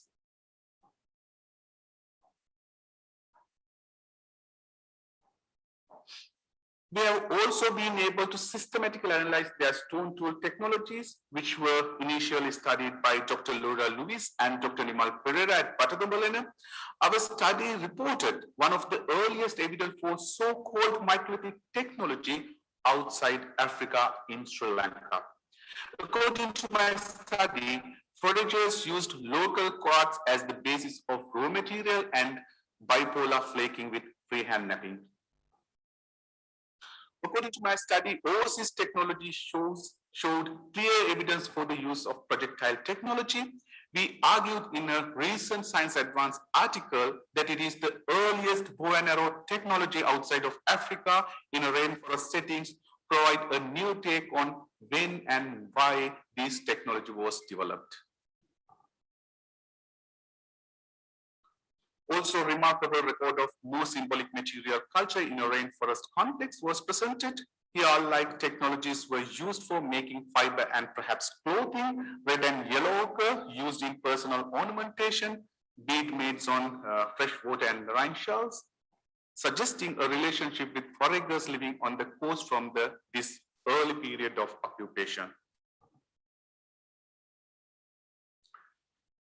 More broadly, these Sri Lankan sites are adding to our understanding that the dispersal of Homo sapiens is not linked to a single environmental adaptation to coast or grasslands. Instead, our species is perhaps best defined by its flexibility to adapt to even the most extreme environments. Late Pleistocene records are now showing evidence for Homo sapiens in high latitudes, deserts, the Paleo-Arctic, and with regards to Sri Lanka, to tropical rainforest context.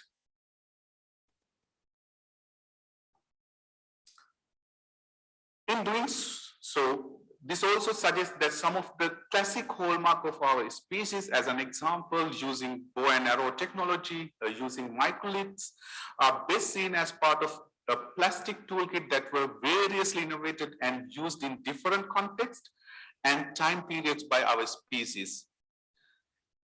In conclude, I hope to now have well and truly put Sri Lanka on the map with the earliest reported bow and arrow technology outside Africa, the earliest microlithic technology in South Asia, and early record of heavy reliance on rainforest outside of Africa.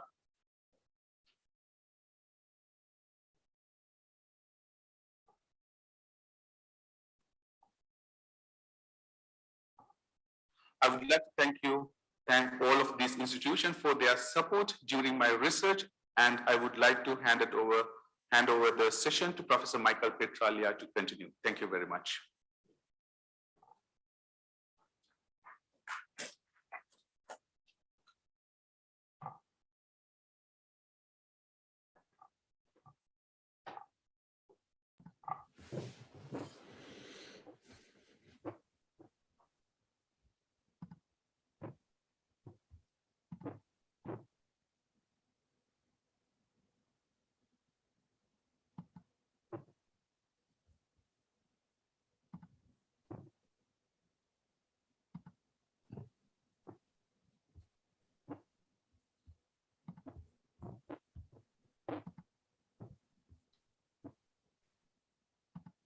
Thank you, Professor Petraglia, for participating in this session. Could you please start on your presentation? Yes, I'm trying to share the screen, but it says that the system is preventing me from doing that.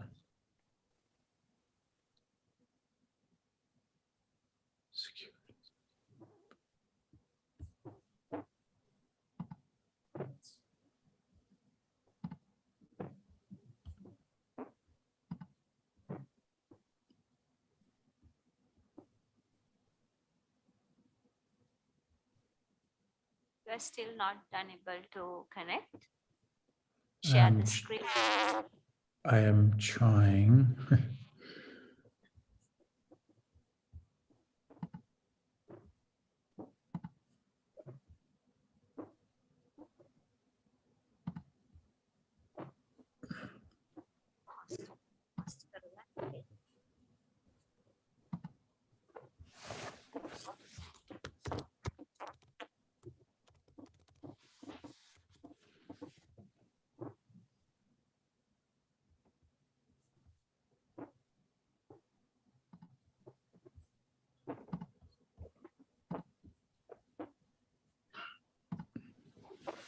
Am I good now? Okay, great. Okay, thank you so much for this invitation to speak to you today. I'm very happy to do so. I've been working in collaboration with Sri Lankan colleagues now for 10 or 15 years, and it's been a wonderful journey, and we've done some great collaborative work, and we've had some excellent partnerships over the years, and we look forward to many years of more productive research. We just heard a wonderful talk by Dr. Wadate, and we're very proud of him because he's a product of the Max Planck system.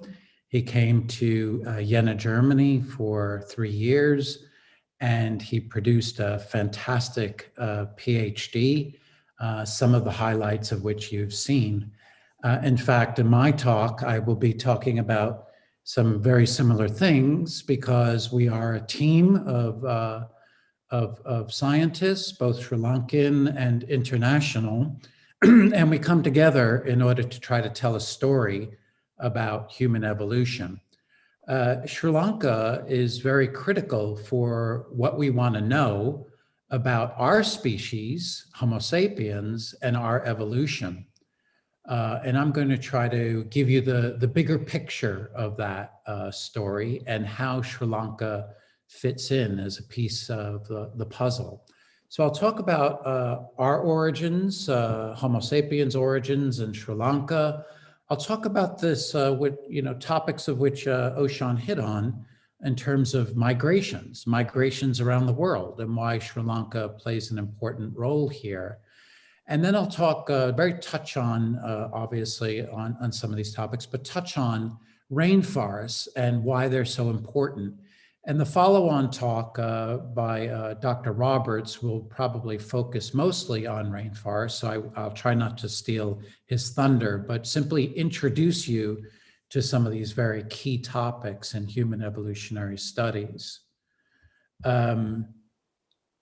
And let me just begin by saying, we are interested here at the Max Planck in very broad questions about humans and human evolution. And there are broad research topics that we're exploring, and you can just see some of them here. So we're interested in Homo sapiens, the origin of Homo sapiens, and how did we become a global species, right? We're a successful species in the sense that we're present on almost every bit of the planet now. So that wasn't always the case, obviously. And so our origin is in Africa, and then we spread around the world. And climate change plays a very key role in this story. And Sri Lanka has certain types of ecosystems that we're very interested in understanding human adaptations to them. And we are, of course, interested in looking at what role do humans play in extinctions and how are we driving some creatures today to extinction. But we're also interested in changes, major changes in human evolution, and that is going from hunting and gathering to food production. And food production, obviously, domestication characterizes us today. So we're interested in all of these kinds of processes that went on in human evolution. And we're not just interested in the past. We're interested in looking at the past, of course, but we're also interested in looking at the contemporary world. How do humans fit in terms of ecosystems today? What impact are we having on the globe today? And what does our future look like? And I think archaeology can play a very important role in understanding contemporary problems by looking at the past. And I just want to say that, many of the things Oshan talked about and all the findings that we have in Sri Lanka are part of a much larger picture in terms of interdisciplinarity. And we bring together in our projects in Sri Lanka, but also around the globe, many different types of scholars. And as you can see here by some of the scholars that we involve, this bridges the humanities and social sciences with the physical sciences as well. So we are interested in bringing together large communities of scholars in order to tell a story about our past. And that's what we do. And so you'll see that the compositions of our teams, if you ever look at our publications, are very wide. We have a lot of different types of scholars. And Oshan showed a slide like this, and let me just try to give you a sense of what's behind this.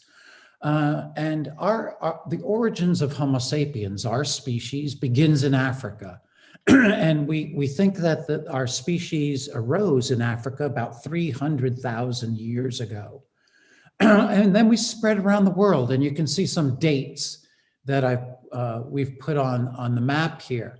And we spread around the world probably many times in the past. So there were multiple out of Africa migrations.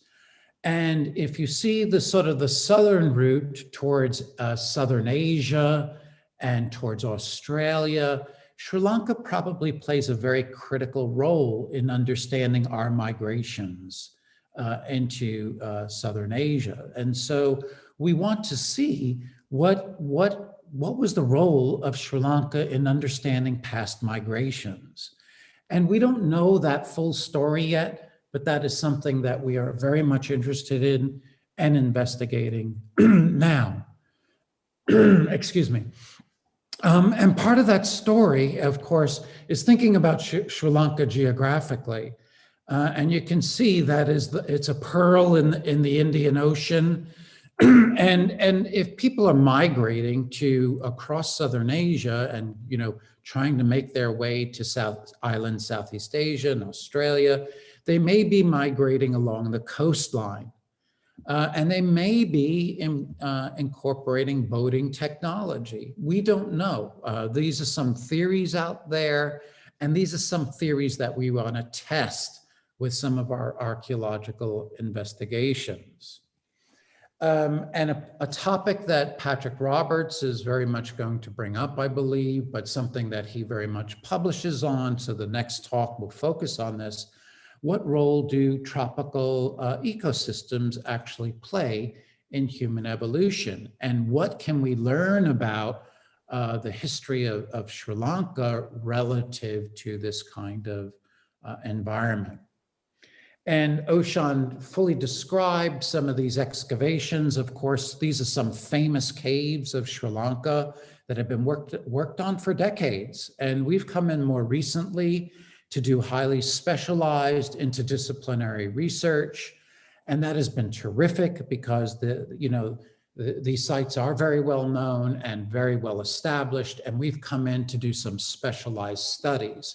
And that scientific work has been really productive. And it's work that we've have been publishing in the last few years, but we aim to continue this kind of work into the future. And as part of this, I think I really want to emphasize to all of you out there, especially those in Sri Lanka, that we can offer training to students, both on the undergraduate and postgraduate level. And this is something extremely important, is that we don't only come in as foreign scholars and do the work and sort of leave and then publish the results, but we want to leave a legacy. We want to leave behind well-trained individuals. And it's so important to us to incorporate students and early career scholars into our work in order to work as a team in a full and productive partnership. And so scientific training is extremely important to us. And it's something that we really are quite proud of, and we want to continue that role in Sri Lanka. And this is just a picture of one of the more recent cave excavations that we have done. It's been worked on for a very long time by Sri Lankans themselves, but we've come in, excuse me, and tested these sites, as I said, and tried to do very detailed scientific work in them. And Oshan talked about this in terms of the stratigraphy and what remarkable sites these are. But what I want to emphasize to you is that this is a really important long-term window into our species and what it is doing in Sri Lanka. So we have a 50,000 year window in these cave sites of our history. And these sites can tell us so much about what people are doing in these sites. And this 50,000 year record is very important because it is a time period in which we see Homo sapiens getting into other parts of the world. And there's been so much focus on Europe for the past 30, 40 years in terms of human evolution. And Sri Lanka can definitely contribute to this story. And it hasn't done so as much as it should. But we are resting on the shoulders of some giants that have been working in Sri Lanka for a long time. And we want to tell that story and bring out the story about South Asia even more. And that's what we've been doing over the last few years. So this 50,000 year record is exemplary. And I'll just, highlight, like Oshan did, we are learning so much about the behavior of these early humans in Sri Lanka. And one of the remarkable things, like Nola Amano, who's part of our team and sitting here on the panel, has been able to do, is to really study this bone technology and understand the subsistence patterns of past people. We are actually learning about their diets, for example. And we can see for 50,000 years, hunters and gatherers have been living in these caves and subsisting a lot on monkeys, for example. But they're doing it in such a way that they're not driving the monkeys to extinction, as you well know, living in Sri Lanka today. So they're living, in a sense, in harmony with nature. They are subsisting on the monkeys, but they're not driving them to extinction. And they're creating such clever technologies in order to take down these very hard to catch monkeys up in the trees. And this is some of Michelle Langley's work also on our panel. But over the last 50,000 years, there's some remarkable finds, rivals anything we would find in Europe, right there in Sri Lanka. And so we're learning a lot about the behavior of these hunters and gatherers, but also not learning only about their diet and behavior, but about their systems of communication, their symbolism as well. And this is something, of course, that modern humans, people today, are very interested in terms of symbolism and how we act and personal adornment. And this is a record that we can take way back for more than 50,000 years in Sri Lanka. So those are just some highlights of what we're learning. We're also about the archaeology, but we're also learning about the people themselves. Dr. Jay Stock, formerly of Cambridge, has come into our projects, and we're learning so much about the people themselves by investigating their skeletons. And I don't have time to talk about all the wonderful things we're learning about past populations. You can see some of it here, but we can see some of these hunter-gatherers are very healthy at times, but at other times they're very stressed. There's some evidence of nutritional stress and disease as well. And this is something we want to learn about in terms of the past and past populations. But of course, this is something, again, important to modern health and disease and people living in these kinds of environments today. And as I said, we've been focusing a lot on the caves, and Oshan emphasized this, but we've taken a recent turn, and we've started to also investigate the remarkable coastlines of Sri Lanka. There's some amazing archaeology on the coastlines, and we just began to test this sort of theory about out of Africa and moving along coastlines. And we've worked on this remarkable site called Bundala with our Sri Lankan colleagues. And this is another amazing stratigraphy. So it parallels the kind of work that we're doing in the caves themselves, which are in rainforests, of course. But we're also now looking at the coast and looking at these ecosystems and how did people subsist and how did they behave on these coasts, and were the coasts used as migratory pathways to other parts of Asia? And this work isn't complete yet. It's not even published, but I'll just show you that there are some remarkable findings on these coastlines. We are going to learn a lot about the past behavior of these people, probably over the last 30, 40,000 years at least. And we're hoping to find some very old sites along the coastlines. But as you can see, there are shell middens there. And so we're learning about their diets and the diets of the people along the coastlines, which definitely is a big contrast to what we see that's going on in the rainforest or cave zone as well. So we're trying to learn about all populations of Sri Lanka and how they may have been behaving over time. And the last couple slides, I just want to emphasize that our work is very much collaborative with our Sri Lankan colleagues, as you can see here by our publications and the inclusion of big international teams on our publications. But also you can see the kinds of things we're learning about and publishing here. So about rainforest ecosystems, hunting in rainforests by our species, looking at technology and how technology has been used in order to subsist in some of these ecosystems. And so we've been very successful at publishing the results of our studies. This has been sort of some high impact research that's getting a lot of play, not only in Sri Lanka, of course, but also on the international scene. And we're very proud of this work, and it is ongoing. We have many drafts of papers sort of in the works and will be coming out in the future. And I also want to emphasize all of this isn't just for academic purposes. It's for also reaching out to the wider public, both in Sri Lanka and across the world.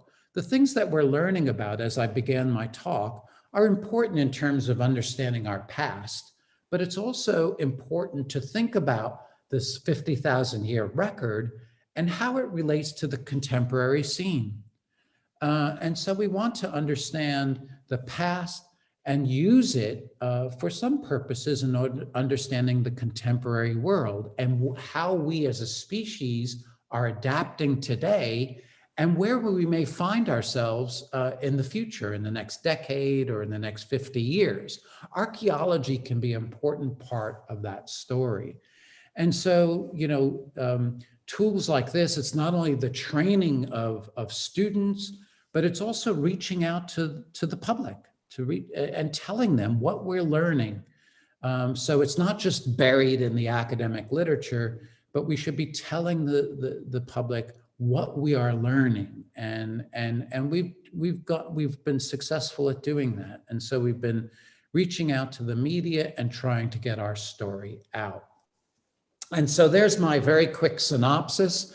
I could go on obviously for hours about all the things that we're learning in Sri Lanka. It has been a remarkable partnership for more than 10 years now.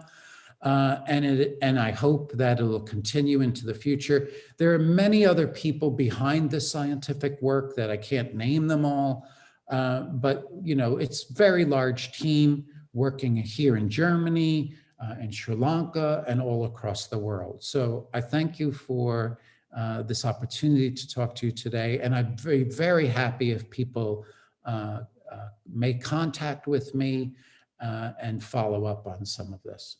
Thank you.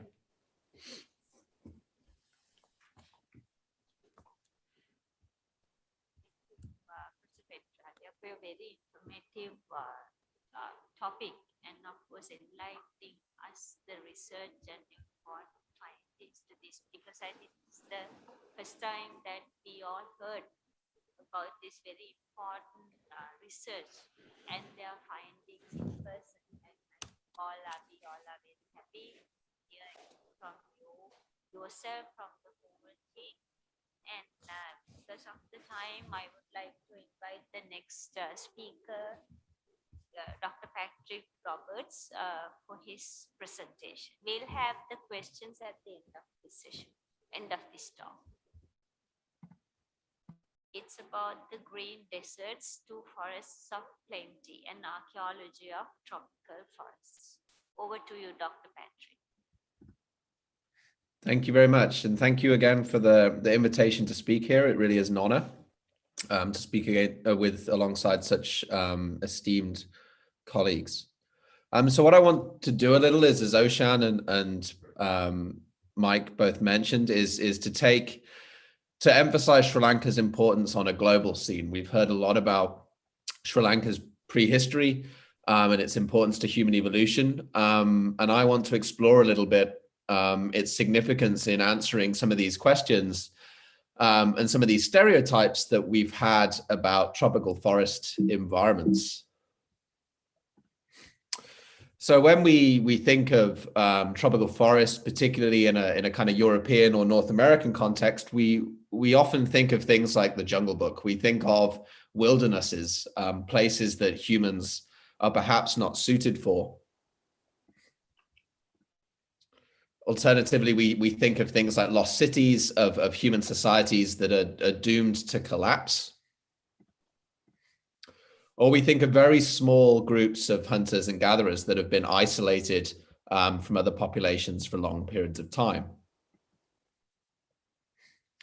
And these kind of public stereotypes have also extended into kind of academic thought. When we think about human evolution and we think about human dispersals, we often think about savannas, about human populations leaving behind forests to start walking upright, to use tools, and to hunt large and medium mammals in these more open settings in Africa.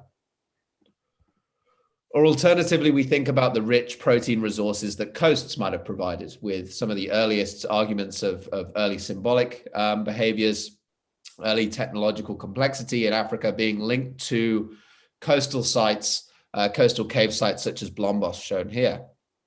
And these has also then been linked to dispersals around the Indian Ocean rim, the idea that our species basically followed the coast all the way to Australia.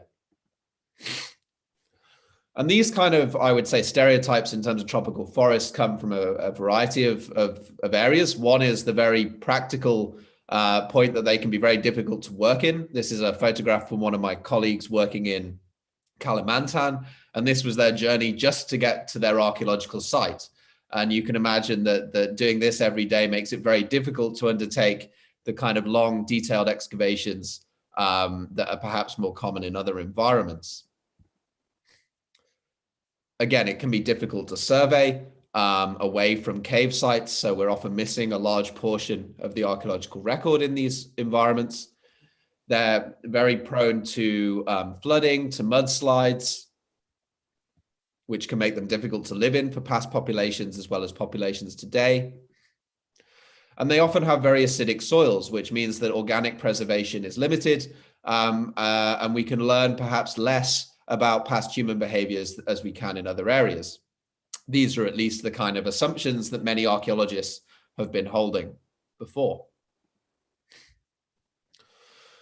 But we know that actually a large of the Pleistocene record, a large proportion of this, when humans are getting into different parts of the world, they actually are occupying sites that are today in tropical rainforest environments.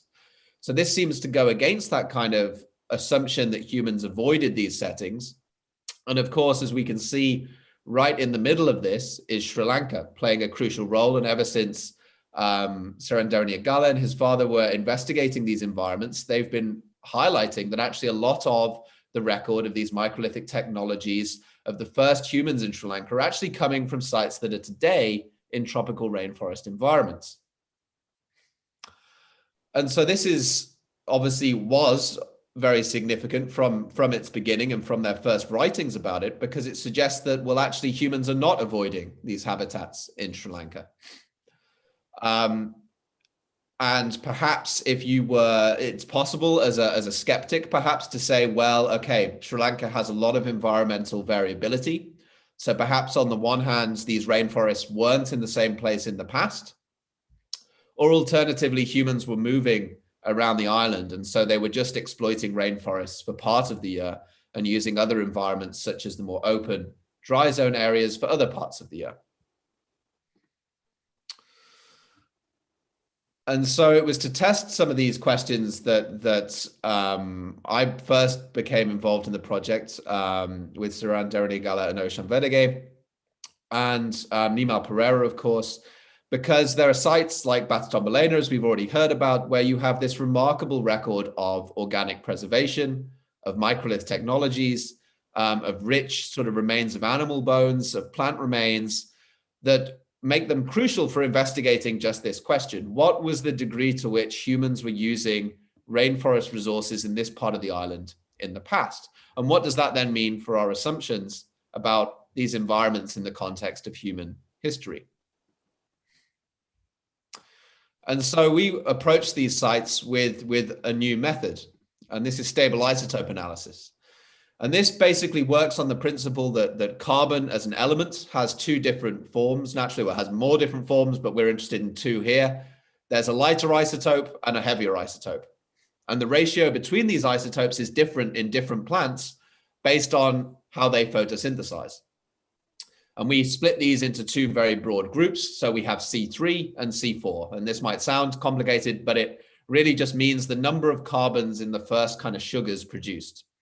But so things like rice, things like wheat are C3 plants, and things like maize, things like millet are C4 plants.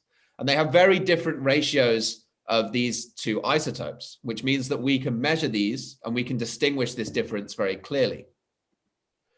Importantly for prehistory, in tropical areas, these groups of plants also pattern ecologically. So in a tropical forest setting, you have C3 plants dominating.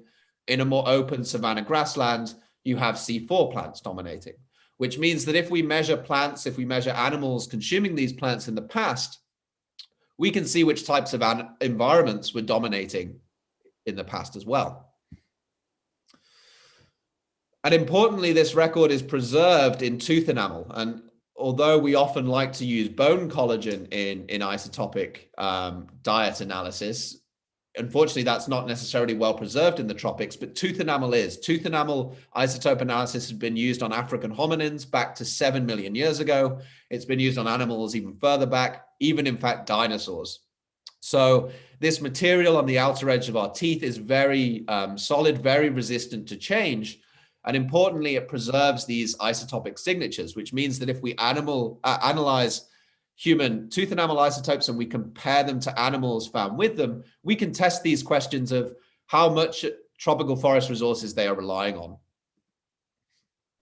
In addition, within kind of C3 or within a forest environment, there is even further variation in isotopes, because if you're under a very dense, dark canopy, you have lower carbon isotope ratios than if you're in a more open forest as well. So we can even get to more sort of refined questions of what types of forest are around at the time.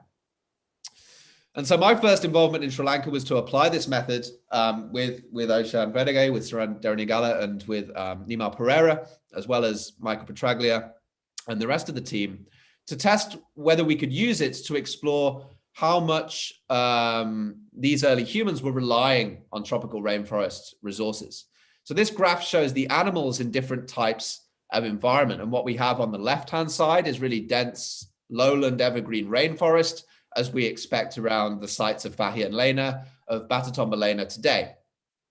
This kind of orange area is more the more open intermediate rainforest that you might be familiar with, that's in this kind of boundary area between the lowland wet forest and the dry zone. And then over on the far right and a bit higher up, we have animals that usually live in more open areas. So elephants, hare, certain deer. And so we can see that they really do divide out. And so what we can do here then is add the sort of human isotope results as well as past animal isotope results on top of this. And so the earliest individual we have data for is from an individual from Batatombalena 36,000 years ago. And we can see that this early human, although the animals at the site at the time suggest that there was a variety of resources around, this human itself was relying on rainforest resources. This continued into the last glacial maximum, although as you can see, there is a slight shift towards more open, drier forests. And this makes sense because we know that in the tropics, or in many parts of the tropics, during the last glacial maximum, things got drier, forests got more open, and forests also often retreated. But the important thing to note here is that none of the humans are still moving, at least found at Batatombalena at this time, none of them are moving towards a more open grassland diet, which is what has often been expected for humans in general, or hominins in general even, that they will go to grassland settings when they can. And this kind of forest focus continues into the terminal Pleistocene and early Holocene. And it even continues into around about 3,000 years ago. And this is the kind of exception that proves the rule, because these two individuals that do show this C4 adaptation are actually from a period when we know that millet was starting to expand into this part of Sri Lanka. And millet is, of course, a C4 crop. But even then, there are still humans continuing to rely on forest resources as well. This graph kind of shows that, so what we can also do with teeth is, because teeth form sequentially, we can actually analyze at different points up the sort of vertical edge of a tooth to see if there's any variation through time. And we actually found that in none of these cases was there any real variation. And so overall, what we found is that there is very clear reliance of these humans on rainforest resources from the beginning and through time. And this was quite unexpected at the time, at least in more broader global discussions of human evolution, and really confirmed that tropical rainforests are really important sites of human dispersal, of human evolution, and of social and cultural change as well. And this has been obviously further confirmed by the work of Nola Mano, of Ocean Vedege as well, applying these multidisciplinary methods to look at, well, what resources were these humans using then? How did they survive in these rainforests? And we see, for example, as has already been mentioned, a heavy reliance on monkey hunting, on small mammals, and the technologies that they would have needed to use those. And as Michael Petraglia mentioned, reliance on these different types of monkeys is also important because we know that all three of these groups are still alive today, which means that humans were somehow hunting in a rather sustainable fashion as well, using sophisticated bone tool technologies, as Michelle Langley's work has shown. And so I just want to briefly now put this in a global context of, because what Sri Lanka has done is really stimulated a search in other parts of the world for tropical rainforest adaptations. We now know, thanks to Sri Lanka, that it is very clearly possible for humans to inhabit tropical rainforest environments from their first arrival in an area. And so going back to areas like Africa, there are growing discussions that we shouldn't just be looking at coasts, we shouldn't just be looking at the savanna, but actually the story of human evolution in Africa is of multiple populations living in different environments, including tropical rainforests, coming together at different points in time to lead to the species that we know today. And so research in the Central African rainforest has also produced hints that perhaps even as early as 200, 100,000 years ago, humans were living in rainforest environments. Although the evidence from these sites is nowhere near as good as what we have in Sri Lanka at this present time, a future area of research is almost certainly trying to find similar sites in this part of Africa. Certainly the work that we've been involved in at the Max Planck at Pangia Saidi on the Eastern African coast has shown that even in areas that are near the coast, actually what the humans were using at this site for subsistence were a mixture of tropical rainforest, tropical coastal forest, and open grassland environments. They were actually not really relying on marine resources here at all. Moving to Southeast Asia, you might have heard of the Nia caves in Borneo. These are one of the classic set of cave sites in Asia for looking at these questions. Here from about 50,000, 45,000 years ago, there's evidence for humans living in rainforest environments, hunting things like orangutans, processing toxic rainforest plants, almost from the earliest arrival, again, in a tropical rainforest environment. Out in more of these isolated Wallacean islands, it was generally argued that humans could only get there through coastal pathways because they were so sort of small, isolated, resource poor. And so it generally been argued that there was a reliance on marine resources to get there.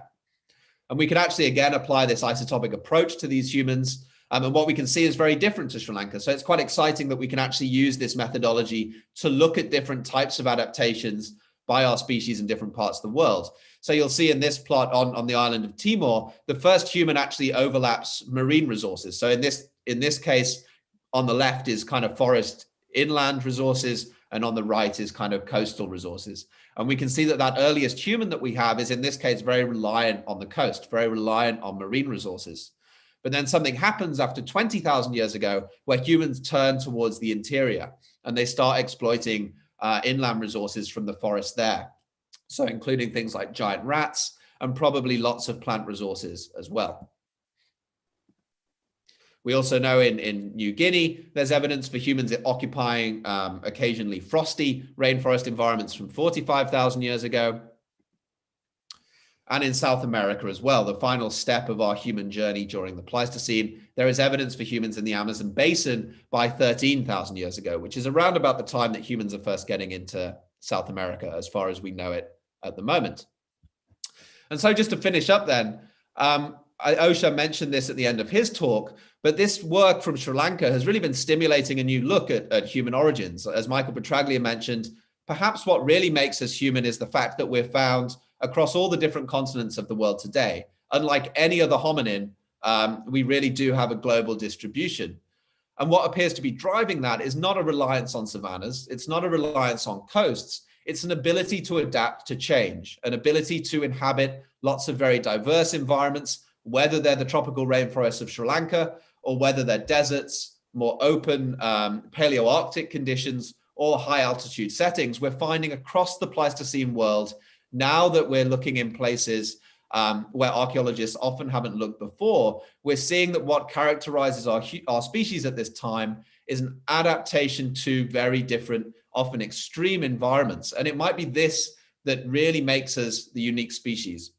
And myself and a colleague in 2018 proposed this idea of the generalist specialist, right? You have animals like pandas that are specialists. They all do one thing, eating bamboo in this case. You have animals that are generalists, things like raccoons that some of them will eat out of trash cans, some of them will eat out of very open settings, some of them will eat in forests. But what makes our species different, we argued, is that you not only have a sort of generalist species that can inhabit very different environments, you have individual populations of our species that can specialize in different habitats, in things like rainforests, in high altitude settings. And the advantage is obvious, because if climate change happens, you might have one population that really struggles, but as a species, we can still continue to thrive because we have this adaptation to these broad settings.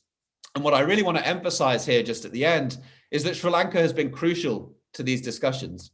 From the 1950s, 1960s, 1980s, the investigations being undertaken in Sri Lanka were some of the first to say, well, hang on, let's move away from Europe, the sort of tundra settings of Europe. Let's move away from the savannas of Africa or the coasts.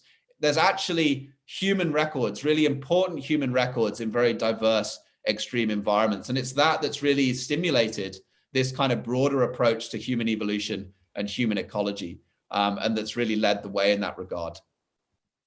So thank you for listening. I just wanted to put there the kind of work that we've been doing with our Sri Lankan colleagues in that kind of broader global perspective. And I think the time is now very exciting for future Sri Lankan scholars to really continue to push this amazing work that's been going on the island, as well as the kind of importance of Sri Lanka in global human evolution and ecological context as well.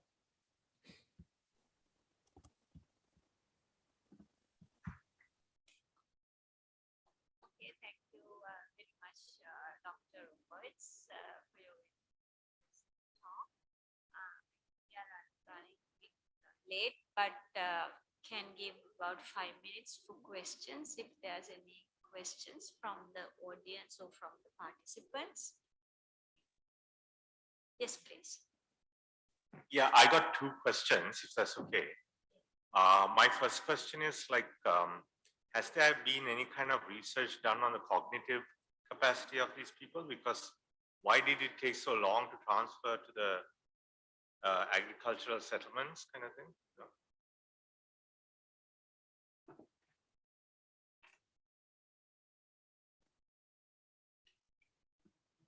We have no direct evidence on the cognitive abilities, but we can infer from the technological advances.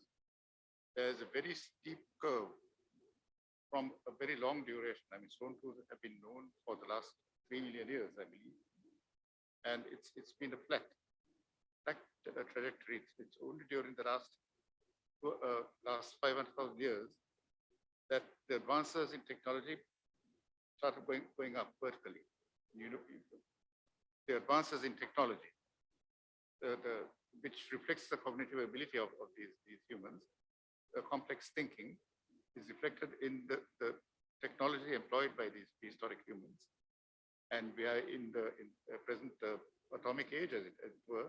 It's part of the same process, where the curve is vertical. It's rocketing up exponentially compared to the flat curve, which has lasted millions of years from the beginnings of stone tool manufacture, and that reflects the relative cognitive complexity one could assume. But beyond that, we have no direct evidence. We don't know what the language was, whether they could speak or what state the language was, for instance.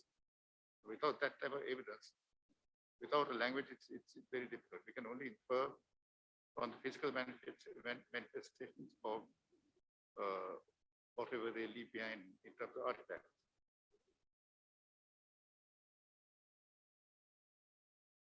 Yeah, my second question is, how did Sri Lanka go from that condition to a civilized country, like civilized ancient civilizations, and what was right? It's in brief, it appears on present evidence that we were in the Stone Age. I mean, stone tool technology was the norm. Coastal? Not coastal, throughout the country. The entire country had stone tool technology. Around 1000 BC, or perhaps even earlier, according to recent finds by the University of Coastal Institute of Archaeology, it's quite possible that this change occurred could have been about 2000 years ago. There was a shift. The most important was the use of iron, a shift from stone to metals. We don't have a clear Bronze Age, but the Iron Age, certainly by 1000 BC, 1200 BC, we had iron technology. With iron technology, our capacity to work the soils improved.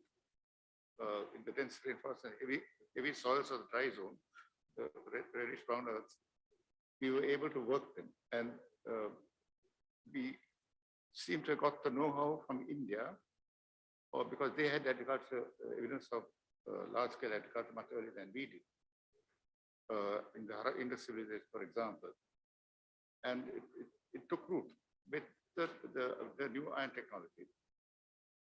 And that's how and the entire economy changed from a substance based on foraging to a settled agriculture-based beginnings of civilization. By 500 BC, or by 900 BC, our own research shows that Anuradhapura was not a tiny little village as has been assumed. It was getting on to being a very large village, over 25 hectares in extent. And the story has changed quite a bit from our work in Anuradhapura. This was with the advent of the Aryan invaders from India. Yes. We really don't know how the iron came here, but it's very early. It's as early as anything they found in India, according to preliminary dates, which Professor Somadeva has found in his excavations of certain grave sites. And I have no reason to doubt his dates because they're single phase sites that you can't mix up the layers. And he says he's found iron in those sites. Assuming that those claims are correct, 1200 BC, we had iron as early as anything in India. Although in India, they are now claiming earlier deposits. So it's an ongoing process of discoveries, and more than discoveries, ratifying the discoveries, clarifying the discoveries with parallel investigations by independent sources. And that revolutionary cultural shift like this needs ratification, and that has yet to be done.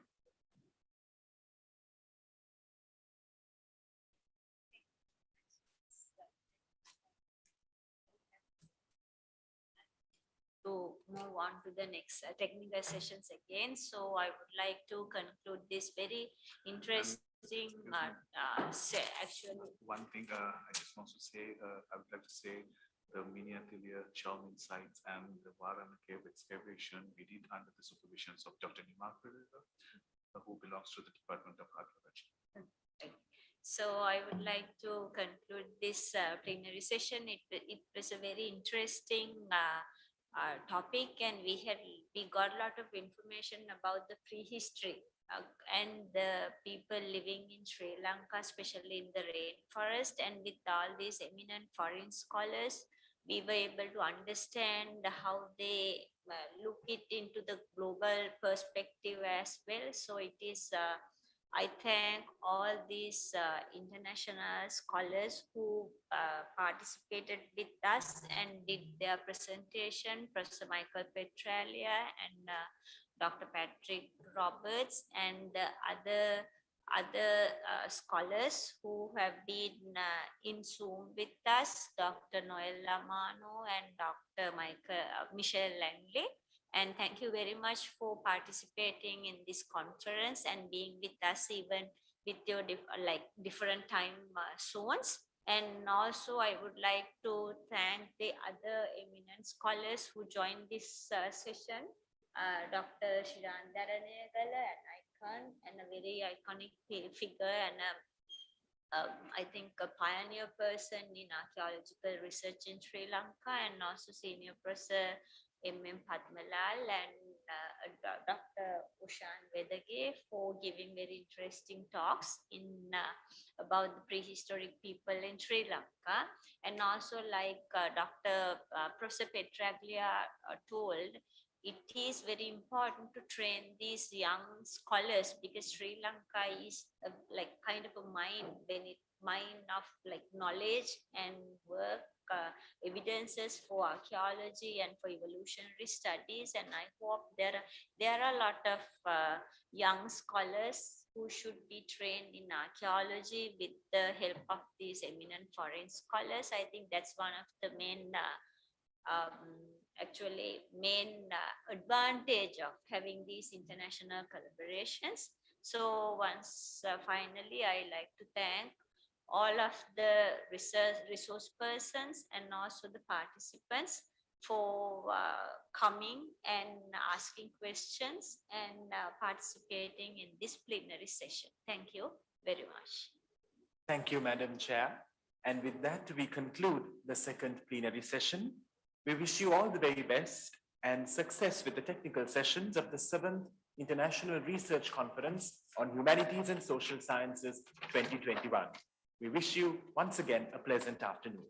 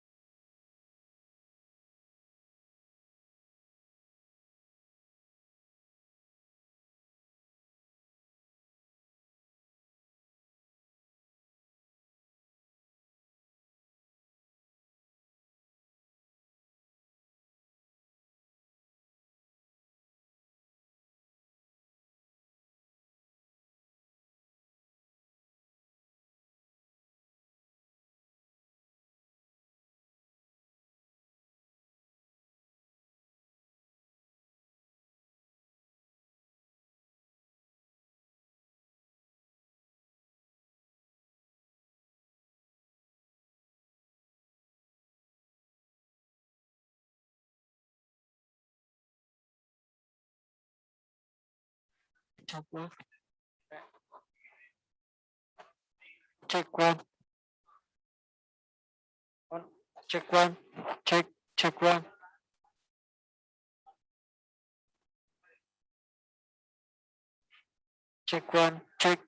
Check one.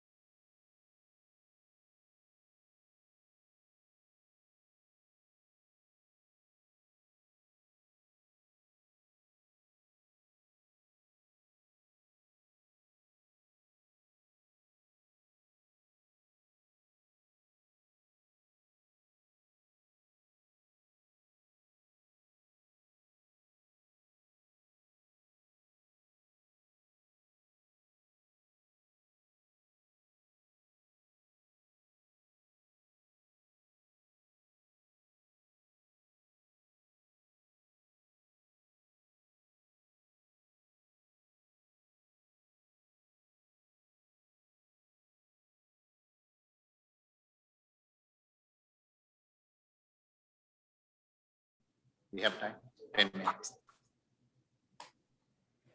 Hi, Daniel, do you hear us? I do, yes. Can you hear me okay? Right, so we have 10 minutes more. Okay, So you can share the slides and check with our technical staff. okay. Yeah, so I have the access to share the screen. Okay. Let me just make sure that's gonna work. Oh, it says you cannot share screen while the other participant is sharing. Okay, so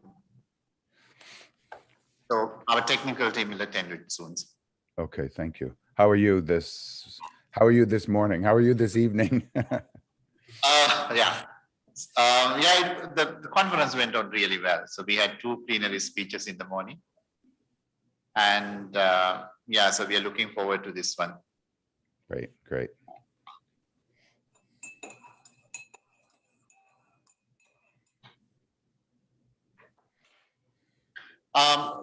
Just try again, Daniel, to see whether it works now, the sharing.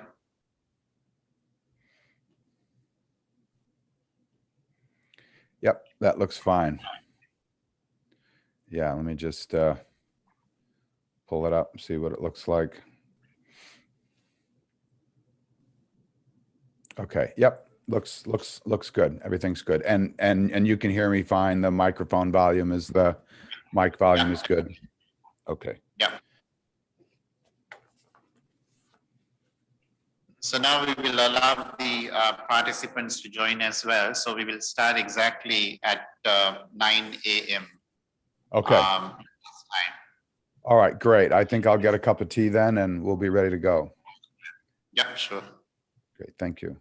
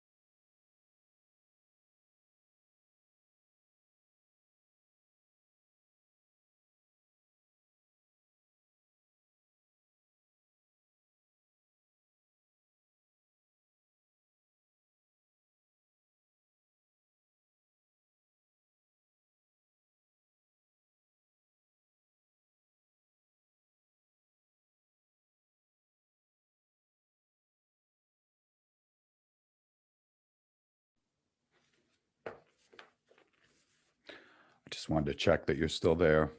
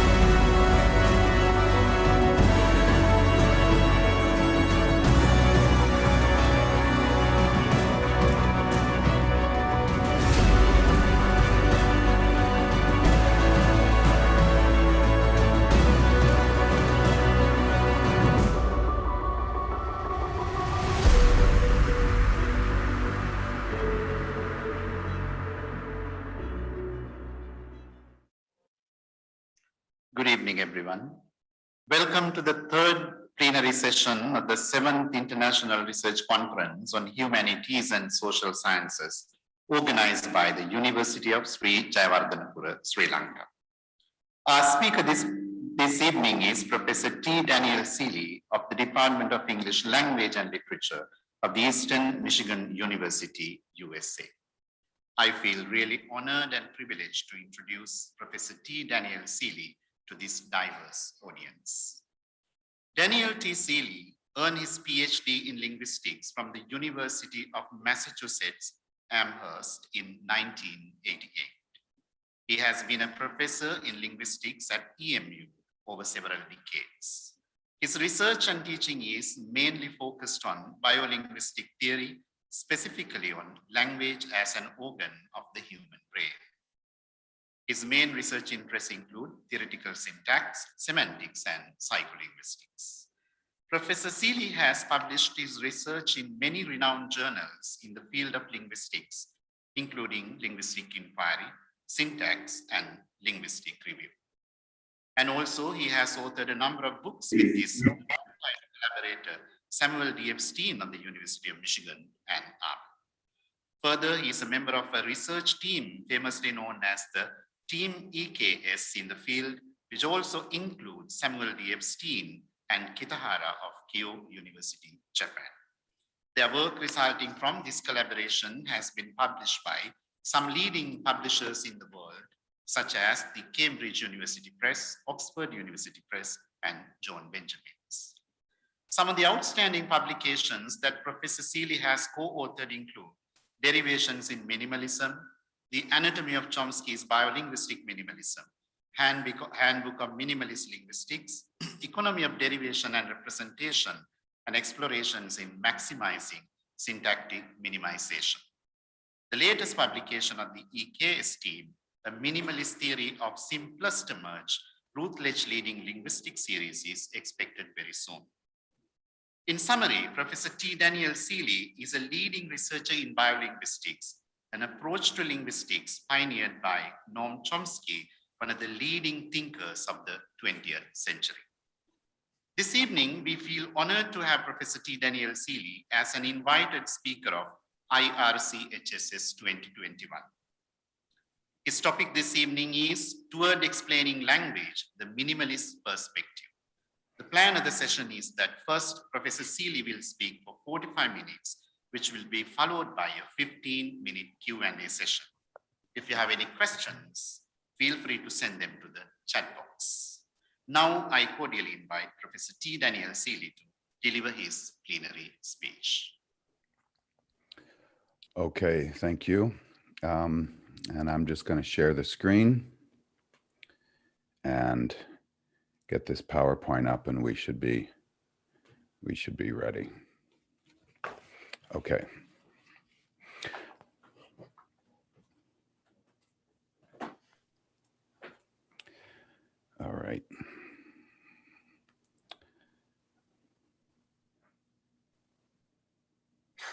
Okay. All right, so thank you very much for that introduction, and many thanks to the organizers, particularly to Dr. Sujiwa Hetiarachi and the university there for the invitation. I really appreciate it. These are difficult times, and I really wanted to be there in person, but I'm happy to participate in this event in any capacity, even if it's through technology. So I'd first like to thank my co-authors and collaborators over the years, particularly Hisa Kitahara and the late Samuel David Epstein.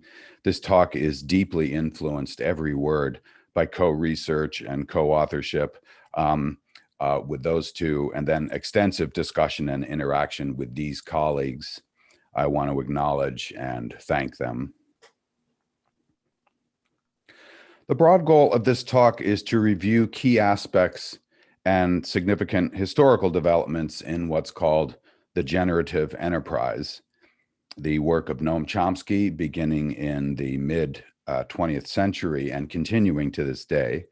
I want to clarify certain leading ideas of this program, working our way toward a general understanding of the minimalist program. That's a title for recent developments in the more general generative enterprise. I'll avoid technical detail. I want to present the broad strokes of the research program, some history, some consistent themes that run through the work, some developments in current thinking and prospects for the future.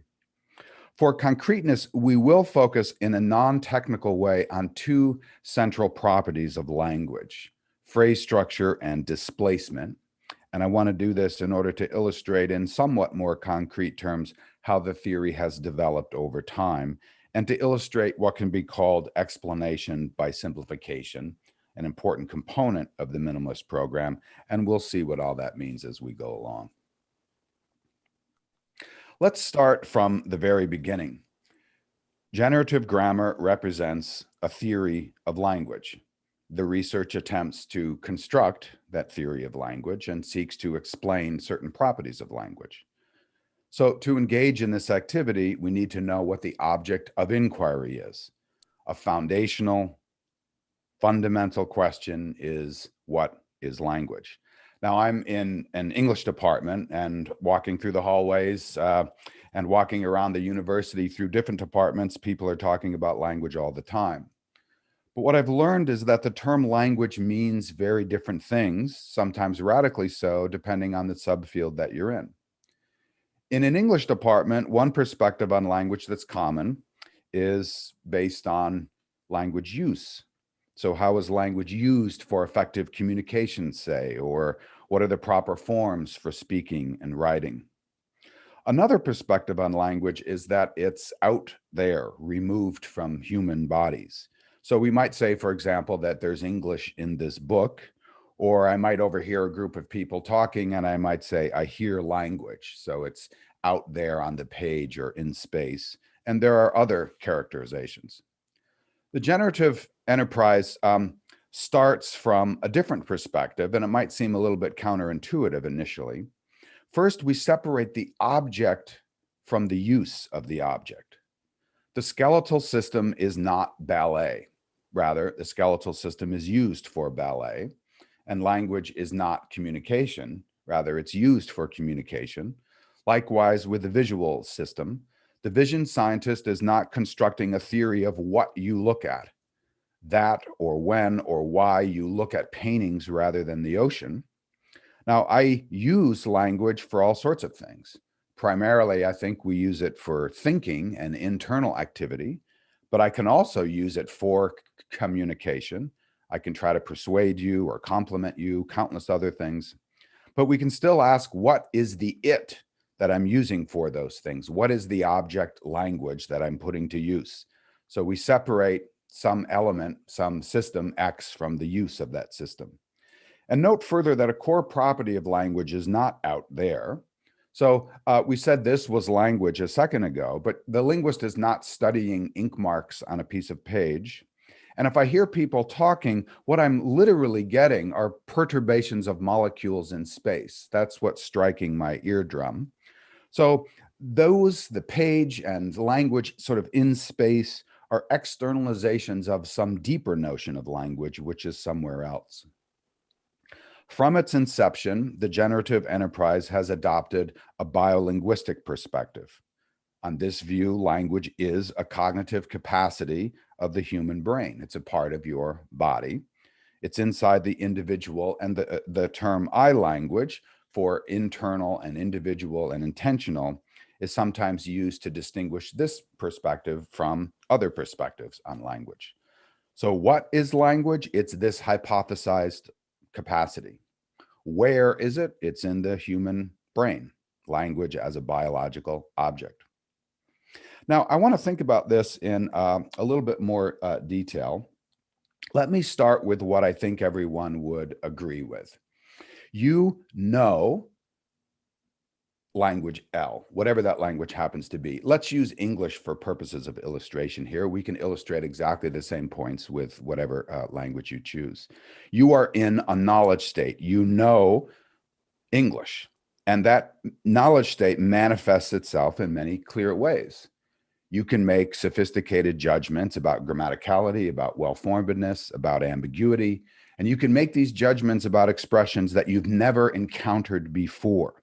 It's a highly sophisticated knowledge state. It's not explicitly taught to you, and you can't just extract it from the environment. Well, let me give you some examples. Consider this sentence, perfectly fine yes, no question. Will the man who can whistle win a prize? You would agree that's fine. The answer might be, yep, the man who can whistle will win a prize. But look at this one. Can the man who whistle will win a prize? We know immediately that there's something ill-formed about that. You know that when you know English. You know that this simple sentence, horses are to walk. Horses are to walk. That simple sentence is ambiguous. It can mean horses are themselves to walk. Horses are to walk across the yard at dawn, for example. Or it can mean we are to walk horses. Something like the purpose of horses is to walk them. Horses are to walk.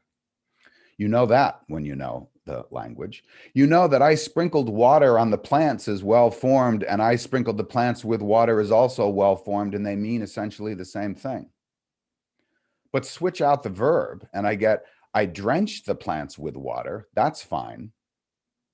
But the corresponding sentence, I drenched water on the plants, is not. You know that when you know the language, and nobody ever explicitly taught you that. You also know, and it's a curious fact, that this sentence means what it means. Which man do you think that John wants to visit? You know that the interrogative expression, which man, is interpreted up here at the beginning of the sentence, but it means down here. It's understood as the direct object of that transitive verb way far away from it. You know that. This is what's called displacement, and we'll talk about this a little bit later as we go along. So you have massive knowledge of language. It's in your head. It's not in your thumb or in your living room. It persists over time. You don't relearn the language every morning. It exists when you're not using it. You still have that capacity, just like you have the capacity to see even if your eyes are closed, or the capacity to swim even when you're sleeping, even when you're not using it. That knowledge is the focus of the biolinguistic perspective. And a central question is, what does your knowledge of language, what does your knowledge of English in this case, consist of? What does it look like? From the biolinguistic perspective, language is this cognitive capacity of humans, and the object of inquiry is that internal capacity. And one research goal is to attempt to construct a theory of it. Things are very interesting, though, because we have a fundamental question right from the beginning, and I would phrase it this way. How can we have one language and multiple languages at the same time? And this is what I mean. Consider this a human baby, and consider this a puppy. Now, I can give those both linguistic input. I can talk to them, and something very different is going to happen. The human is eventually going to talk back to me. The human is going to acquire, grow knowledge of language, but not the puppy. I think we would all agree that there's something very different about these two. The human has a human language capacity. And it's uniform for the species. Take any human baby, put that baby into any linguistic environment, and the baby will grow the ambient language. There's a massive naturalistic experiment taking place on the planet that shows this. So there's one human brain and there's one human language capacity. And one of the things we want to do is characterize that initial state. What do you have in your head that the puppy doesn't? But we also have the following. We need to characterize states attained, because upon interaction with the environment, if I give the baby input, they're going to acquire what we call a particular language, a particular I language, French or English or whatever it happens to be. So what factors are involved in the growth of language from this initial faculty that you have to particular states of it? How is that possible? That's a central research question. So the biolinguistic perspective assumes that there's this species-specific innate uniform language capacity. It reaches a state called an I language. It manifests itself in this massive knowledge that you possess. Now, clearly there's interaction with the environment to trigger its growth. That's true in that if there's no French in, there's no French out. It's never happened that a baby has gotten exclusively French input, but speaks only German. Language is in part grown, though, in large part grown, not learned on this view. We don't explicitly teach kids the kinds of things we talked about earlier, but we need to be careful. Because when we say the child gets linguistic input, we might say they get language. That's not really the case. The child is not getting nouns and verbs and meanings, because nouns and verbs and meanings are not going through space. What's literally going through space are perturbations of molecules, and the baby gets vibration at the eardrum or retinal images at the eye if it's sign language. What the child grows is largely done on the inside. This is called the poverty of the stimulus argument. I don't give an acorn tree for the acorn to grow into a tree. I give it water and earth, and I don't give the baby language. That is, what the baby acquires is very different from what goes in. It gets acoustic disturbances and retinal images, and it somehow is able to acquire a knowledge state. So there's a condition on any theory of I language that we construct. How do we get one language in multiple languages? And that we might call the condition of learnability. So those are some notes on the biolinguistic perspective. Again, it's not a theory of language use.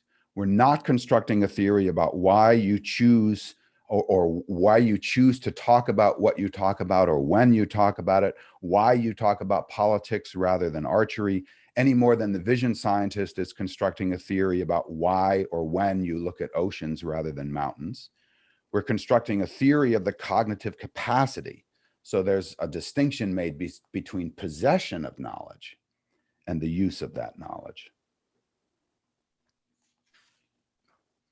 All right, so the next question we might ask is, how are we going to study it? And I mean a number of things by this. Linguistics is the scientific study of language, so we're going to use the methods of science, and that's already a big step. One thing that means is we're going to attempt to be objective, so there's no prescriptivism. Your emotions or your feelings about certain knowledges, certain languages or constructions or dialects are left outside the laboratory. It's not a theory about how language should be, but how it is. So the systematic knowledge state that we find in individuals. We're also not saying anything, at least not directly, about what makes good writing or a good narrative or a good metaphor. Again, the focus is on the capacity. Now, another thing is we want to make precise formal hypotheses that are testable against data. So there's a good deal of mathematical formula. This, for example, is a recent definition of a fundamental operation of the language called merge. We're going to talk about merge a little bit later. And the only reason I want to show it is that the statements and principles and definitions are precise, often using formal mathematical devices like set theory in order that they be best evaluated. And then, like science in general, we don't stop at description. It's important that we have careful description, but ultimately we want to take steps toward explanation, asking and attempting to answer questions about why the language has the properties that it does. Why does the language have the kind of phrase structure that it does? Why does language have displacement, and many other such questions? Richard Feynman states it this way: in the further development of science, we want more than just a law. We want more than just a formula. First, we have an observation, then we have numbers, then we have a law which summarizes all the numbers. But the real glory of science is that we find a way of thinking such that the law is evident.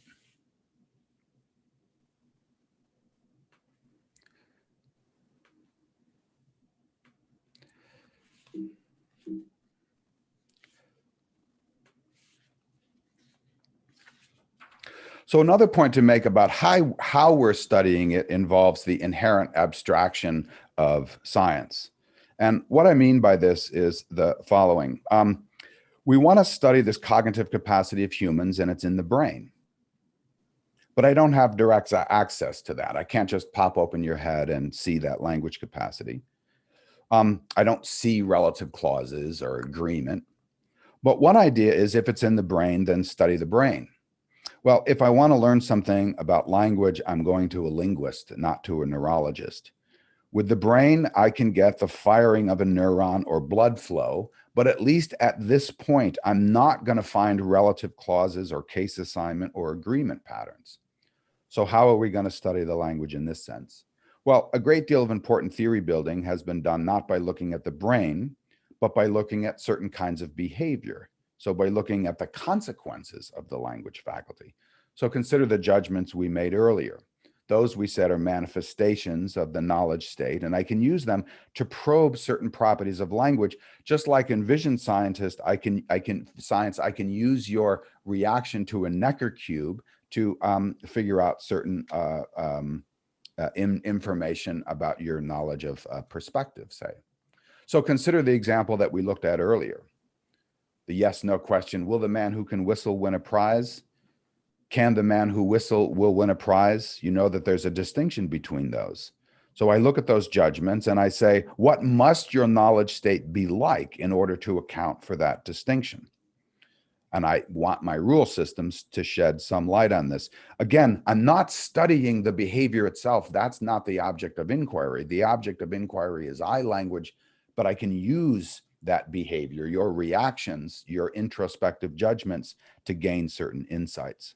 And this kind of introspective data has proved quite useful in linguistics. It's used throughout linguistics and in other domains as well, like the vision sciences.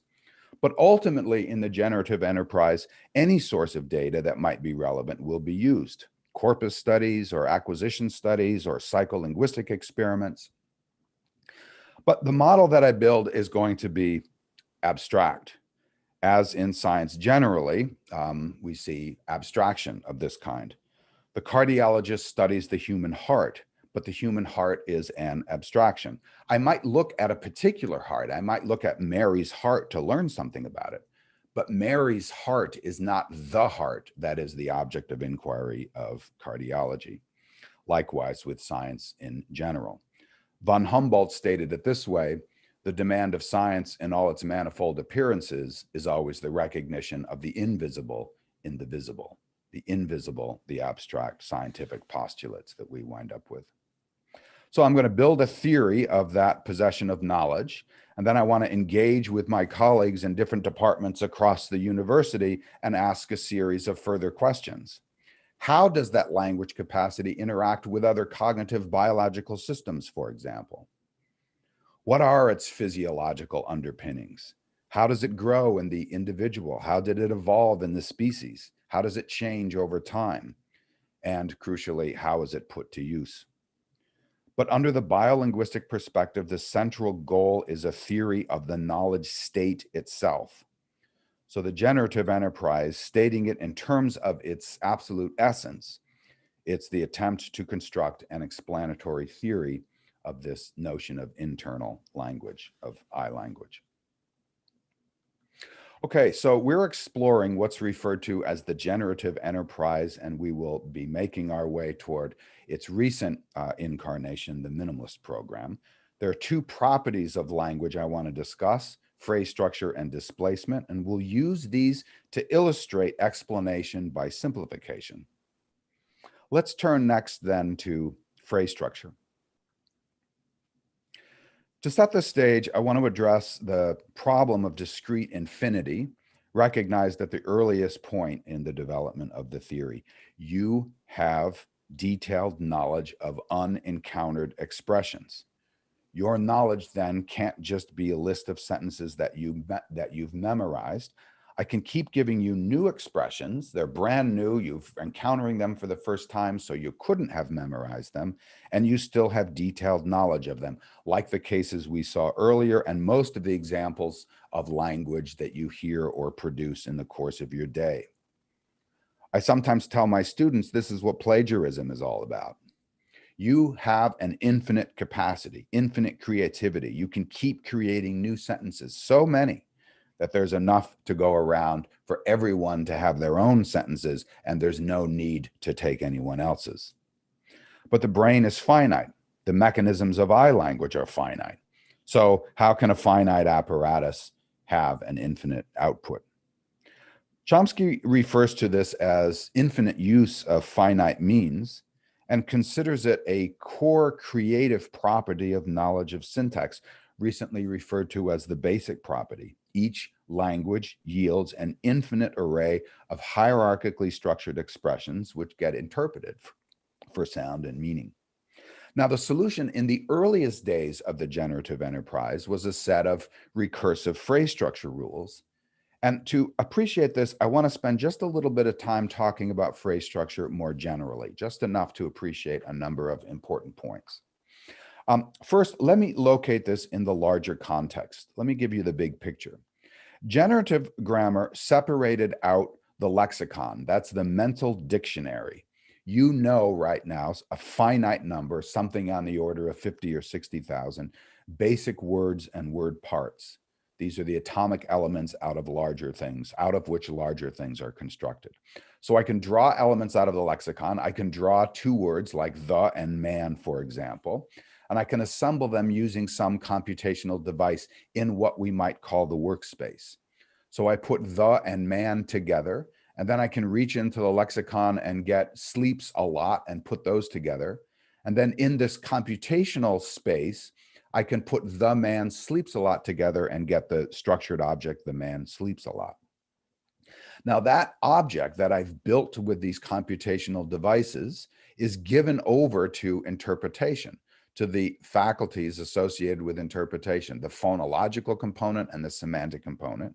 And it will ultimately interface with external systems, external to the language itself, but still internal to the human body. So the sensory motor system and systems of thought. So the sensory motor system, the objects that I produce in the workspace are going to be given over, and they will be essentially a set of instructions about how to move my mouth to speak, how to move my hands to sign. And it's also going to be given over to the semantic component and ultimately to the conceptual intentional system, where I've got general inference and interpretation and planning and organization for action, informally speaking, thought.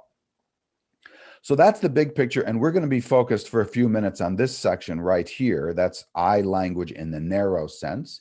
And there are two computational devices that I want to focus on: phrase structure and displacement. And these will show us certain properties of language that will play a role in this idea of explanation and minimalism. Okay, so there's the big picture. Now, here's the next step. Sentences are not just made up of strings of words. So there's a sentence: the linguist visited that beautiful country. That's a sentence, S for sentence. It's not just a set of 6 words and that's all there is to it. That assumption gets us nowhere in accounting for your knowledge of language, for your capacity, the kinds of phenomenon that we looked at earlier. Rather, there's evidence that there's structure above the word level and below the sentence level. massive, wide-ranging, diverse evidence for this structure for phrases. That is, for groups of words that go together to constitute a unit. So words can go together semantically, there's semantic evidence. They go together syntactically, there's grammatico-syntactic evidence, morphological and phonological. So we have evidence for phrases. The next question becomes, how do we represent them? And this is where Chomsky's phrase structure rules come into play. And I want to give you a basic idea of these phrase structure rules so we can see an important property called recursion that'll help us account for discrete infinity.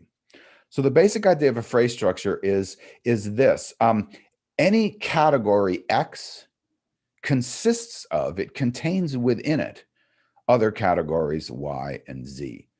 So we can understand that with a particular example, understand it a little bit better. The category S for sentence, a sentence consists of, it contains inside it the two things NP and VP, and that's like your old school days, a subject and a predicate. And then we can have another rule, a verb phrase consists of a verb plus a noun phrase. Now, these rules can be interpreted hierarchically. So reading them from top down, the first one says the category sentence contains within it, it consists of a noun phrase and a verb phrase.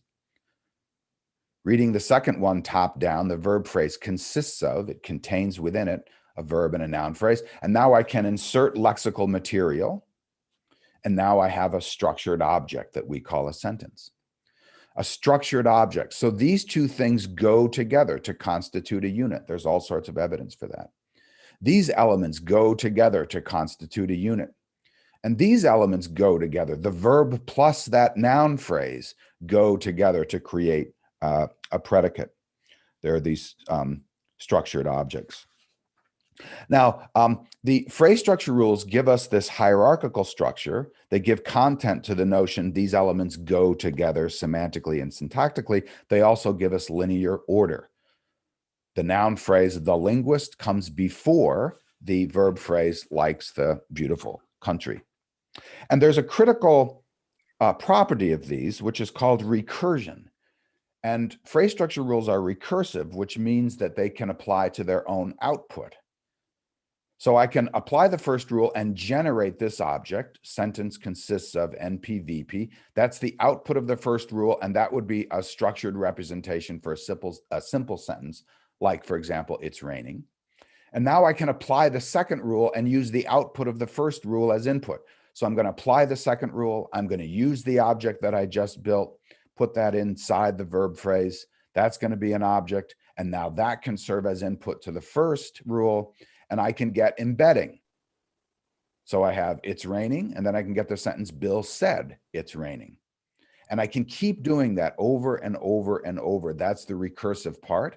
And I can get things like Bill said that Mary thinks that Tom suspected that it's raining. And that just is infinite use of finite means. With just a few words and with just two phrase structure rules, I can have a system that has an infinite output. So I have a solution to the problem of discrete infinity. So that was an important step in the development of the generative enterprise. And over the decades, initially, what developed were detailed phrase structure analyses of the languages of the world. So we saw the phrase structure rules of particular languages, like the phrase structure rules of French or Japanese or Zulu. We had construction-specific phrase structure rules, detailed, descriptively rich analyses of relative clauses and clefs and causative constructions, and phrase structure rules associated with certain categories. So phrase structure rules for verb phrase versus noun phrase and so on. Now, there was good news in this. What developed were tools for identifying phrases, a powerful means of representing phrases, this crucial property of recursion, and phrase structure grammars for various languages emerged with rich, deep descriptions. Many new phrasal types in a wide variety of languages were revealed. But there was also a certain amount of quote unquote bad news. And what this really is the quest for explanation. So why questions were answered. One issue, for example, was it wasn't clear how these phrase structure rules could be learned. They didn't meet the condition of learnability that we talked about earlier. There's an infinite number of possible phrase structure rules for any given language. So how did the child converge on the right set for the language that they happen to be learning and do so in so short a period of time? Anything could be rewritten as anything. So how did the child converge on the right system? And there were no answers to key why questions like this. What was found was that in a phrase like a verb phrase, you could have material before and after the verb, but it always had a verb in it. It was endocentric. And that was true for the other categories as well. And then the question arose, why these rules and not others? Why did a verb have the label verb phrase above it? And that was true by pure stipulation. I could have written a rule that says verb phrase consists of adjective, but I didn't find that. I only found this. So for these reasons and for others, continued investigation occurred, and we reached the next stage in the development of phrase structure within the generative enterprise, which is called the XBAR template. And I want to say a word or two about it. Phrase structure rules had rich descriptive adequacy, and they solved the problem of discrete infinity. But ultimately, the phrase structure rules turned out to be non-explanatory. They were unconstrained. They were too stipulated. So the next stage in the development, this XBAR template, was the attempt to impose tight restrictions on what counts as humanly possible phrase structure representation. What was found is that in certain phrases, so a noun phrase, I found inside it a certain structure, and I'll represent that structure with just a triangle. But it turned out that there was cross-phrasal uniformity. When I looked at another phrase in the same language like verb phrase, at the right level of abstraction, I found that same basic structure. And that was true with the other phrases, adjective phrases and prepositional phrases at the right level of abstraction. They had that same basic structure, and that was true across languages as well.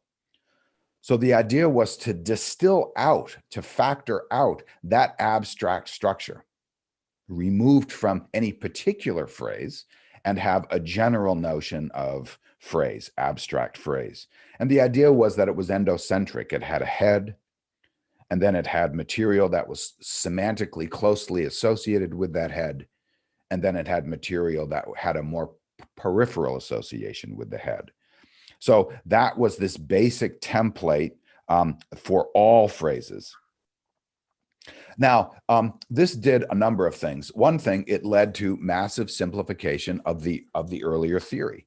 So earlier we had language-specific phrase structure rules, the phrase structure rules of French, construction-specific and category-specific phrase structure rules, all sorts of them. And those were all reduced down. They were eliminated in favor of just a few simple rules that gave us this XBAR template, this abstract notion. So there was massive simplification. Another kind of simplification you had was the removal of linear order. Linear order was pushed out into the sensory motor interface where it seemed to belong. So consider something like this. That's a verb phrase, and it has a verb and an object. Now, if I remove linear order, those two things are spinning. Now, notice the structure stays the same. It still consists of two things, a verb plus an object. So I can have the same structure, but different linear order. So the idea was that basic structure was true for human, and then I linearized it for particular languages. So what you're born with is that basic structure, and that's still spinning like a spinning mobile as it goes into the semantics. The semantics doesn't care about linear order. It just wants to know that these two things go together semantically. But when I give it over to the sensory motor system, at least with spoken language, that's two-dimensional. So I have to linearize it. One thing is pronounced before another. So that linear order was removed. And that gave me a way of thinking about this question of how can there be one language and multiple languages? What you're born with is that spinning mobile, the abstract structure that's by hypothesis true for all languages. But then you can linearize it in various ways. When I combine a subject, The subject and the verb phrase are also spinning, so the subject could come before and after the verb phrase, but I would still have the same abstract structure, and that would give me different word orders. I could have object, verb, subject languages or subject, verb, object languages, and so on. So I have an abstract notion of language, that spinning mobile structure, and then I have particular settings of language, what are sometimes referred to as parameters, different word orders, and that gives me a notion of same and different. So the overall view would be, I want to characterize the initial state. The initial state is going to include this universal grammar. That is the initial state of the cognitive capacity. And it's argued to have this X bar template in it. That's what you're born with, that you have, that the puppy doesn't have. And this is called the first factor that plays a role in language acquisition, the first factor. And now you interact with the environment and I get states attained. So I get input that allows me to linearize, and then I can wind up with particular languages. And we'll see more about this notion of factors in just a minute. Okay, so we have a partial answer to how is this possible. All right, so here's where we are in the big picture. We're focused on this area right now, this computational system. And there are two computational devices I want to touch on. Phrase structure, well, we just talked about it a little bit and saw a lot of simplification of it over time. And I want to spend a few minutes on displacement, and then we'll close up. All right, we mentioned earlier this curious phenomenon of displacement. So consider the sentence, which man do you think that John wants to visit? The interrogative expression, which man, is pronounced at the front of the sentence. But it means down here, it's understood as the direct object, and given the system that we've put in place, it must have started life down there because it had to have been inside the verb phrase. The verb visit and which man go together to create a semantic unit. So the semantics has to have which man there. But there must be a mechanism then. So there must be a mechanism then that takes which man and basically moves it to the front of the sentence. You can think of it metaphorically as moving it up here. So it winds up being in two positions at once. And that's displacement. Now it's interesting because relative to this position, that's where the sensory motor system is going to pronounce it. But relative to this position, that's where the semantics is going to interpret it. So it's in two positions at once. And there are a few things I want to say about this basic notion of displacement. One, it's pervasive in the languages of the world. We see it everywhere and in many different ways. This is just one more obvious way. And the other, I want to note the oddity of displacement. Why would language have such a thing? In fact, it causes trouble for the human sentence parsing mechanism for systems of use. You've got to get that interrogative expression, which man, at the beginning of the sentence, hold on to it in memory while you're building up the structure in order to finally figure out where it's going to be interpreted. So we have the question, why would such a thing exist? But here's what we have. This idea is you've got a phrase structure component and you need a separate component, a separate component called the transformational component to deal with this notion of displacement. Phrase structure was not sufficient. So the rough idea is the phrase structure component built structure like we saw before. And then the phrase structure component did a bunch of things. I want to focus on just one sub mechanism, and that's movement, what's metaphorically called movement. So the transformational component would take a structure built by phrase structure and then manipulate it. So it could, for example, move something from one position to another like that. That's structure manipulation, but it was considered that there were these two separate components. Again, the transformational component developed parallel with the phrase structure component, and we found rich descriptive analyses of a wide variety of languages. So there were transformational rules for particular languages, the transformations of French and Zulu and so on, and transformations for particular constructions. So the transformations needed to account for certain properties of relative clauses and clefs and so on. So important discoveries were made as these transformations were developed. Many facts about a wide variety of languages were revealed for the first time. So again, there was good news. But again, key questions arose. Why questions? Why these transformations and not others?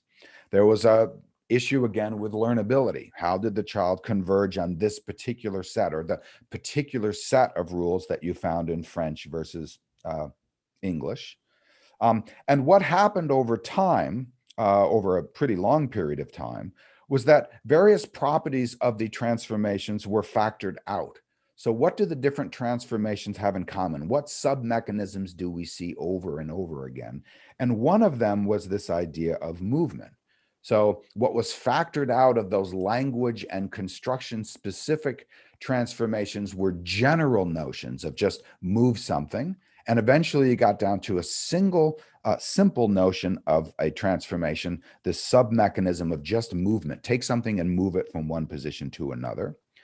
And what arose are general principles. The other work that the specific transformations did was taken over by general principles that were also distilled out. And these general principles were considered to be part of first factor. That is part of your innate endowment, part of universal grammar. So this led to an interesting conception of language, which is basically it's a constellation of settings of particular parameters, linear order, and certain ways that movement could work. And so I could maintain the overall empirical power with a much simpler system. So overall, what we see happening through the 60s and the 70s and into the 80s is the reduction of phrase structure from language specific and construction specific to very general and abstract that applied to all languages, and then transformational components reduced down to a single simple operation that's not language or construction specific, move, and then this rise of general principles. So here's the overall system. And what happened was this computational system here in the early days of the generative enterprise was very complex. We had a wide variety of phrase structure rules and a wide variety of transformations that were language and construction specific, and those were eventually reduced down to these very general structure building and movement transformations. And then that was sort of surrounded by these linguistic principles, these general linguistic principles, not specific to any particular language, but specific to universal grammar, to the human language faculty. And so we could maintain descriptive adequacy. Okay, so how do we characterize how can there be one and multiple languages problems, the one and multiple languages problem now on this system? Well, UG has got a number of elements in it. So we characterize the initial state and we say what you have that the puppy doesn't is that basic template, basic operation of move, and these general principles. And then you get experience, you interact with the environment, and that's going to give me a constellation of parameter settings that's going to yield a certain language, what we call, sort of epiphenomenally call, a particular language. Okay, so we're looking at the generative enterprise. We've looked at two central properties of language, phrase structure and displacement. We've looked a little bit at the simplification that happens, and I want to conclude now with this minimalist program and the relationship between minimalism and explanation by simplification. So it's these two parts that I want to spend the final minute or so with. Okay, the minimalist program. A number of things are meant by this label. On the one hand, the minimalist program is just the name given for the continued development of the theory. There's a direct line from the earliest work in the generative enterprise to and through the minimalist program. On the other hand, minimalism refers to a method. It's basically Occam's razor. Deduce as much as possible from the fewest simple axioms. And this is something we've really already seen. Phrase structure rules and transformations were reduced to a simpler form. And many of the properties of those older style phrase structure and transformational rules were derived from independently motivated principles of the grammar. But this methodology takes on greater significance during this minimalist period. Chomsky states it in the following way. Throughout the modern history of generative grammar, the problem of determining the character of the faculty of language has been approached from top down. How much must be attributed to universal grammar, this initial state, to account for language acquisition? The minimalist program seeks to approach the problem from bottom up. How little can be attributed to universal grammar while still accounting for the variety of I languages attained, relying on third factor. And we'll see what third factor is in just a second. Applied to the computational system, the basic idea is, what's the least that we can say? What do I have to have in order to explain language? What's the least that I can say? What's required by conceptual necessity? And I want to say as little as possible beyond that.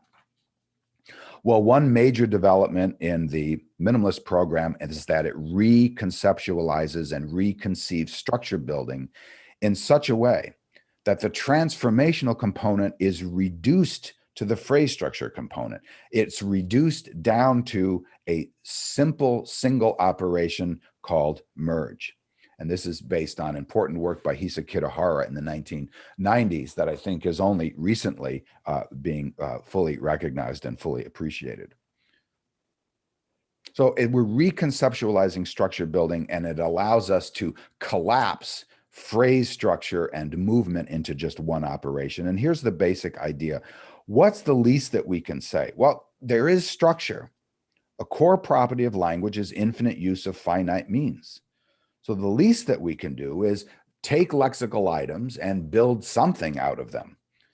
And the least that I can say is to have any kind of relation, you take two things and you build a new thing out of them. That's what it is to build something. So oversimplifying somewhat, let's take a look. Suppose I reach into the lexicon and I draw out the and woman and put them together. So that's kind of floating in that computational space. And now I'm going to take visits and Colombo out of the lexicon and put them, and they're sort of floating in that computational workspace. Now the basic reconceptualization of merge says, structure building says, take two things. There's one and there's another. And I'm going to put those into bigger things. I'm going to build something out of them. Take those two things and put them into a new thing, put them into a set.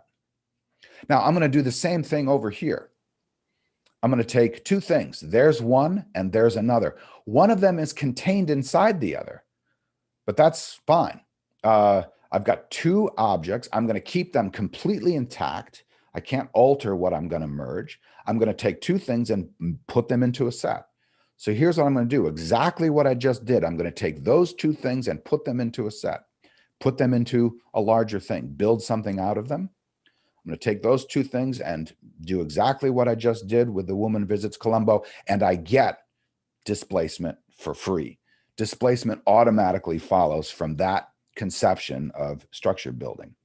In fact, you would need a stipulation to not have displacement, one thing in two positions at once. So we have an answer to the question, why would language have such a thing? Because it has structures at all. And then the sensory motor system is going to pronounce one or the other, given certain efficiency considerations. Chomsky has an interesting, oh, by the way, so this is going to lead to really massive simplification. We looked at the simplification of phrase structure down to X bar, transformations down to move, and now we're going to take this final step that both of those are reduced to merge, and the history of the generative enterprise is in large part that massive simplification. Chomsky states it in the following way. In the 60s and on, there were efforts to whittle away at the complexity of transformational grammar, and they reached considerable success by, say, the 1980s. So you had two systems, but simple ones, simpler ones. The next question was, can we reduce them to the same operation? Well, that turns out to be possible, in fact, necessary, namely merge. They're reduced to the same operation. Okay, now you've reached the limit aside from things you don't understand, which is enormous, you've reached the limit of what can be done to reduce universal grammar to its absolute minimum. So reduction to the minimum, what we see is the computational system. This is what we've been focused on. We've seen phrase structure and displacement. We've seen those go from somewhat ad hoc and unconstrained and language and construction specific operations to those templates, X bar, and basic idea of merge. And those are finally reduced down to just merge itself. Okay, so what I want to do now is talk about what's called third factor. We've talked about this idea of what factors play a role in going from your initial state to the steady states.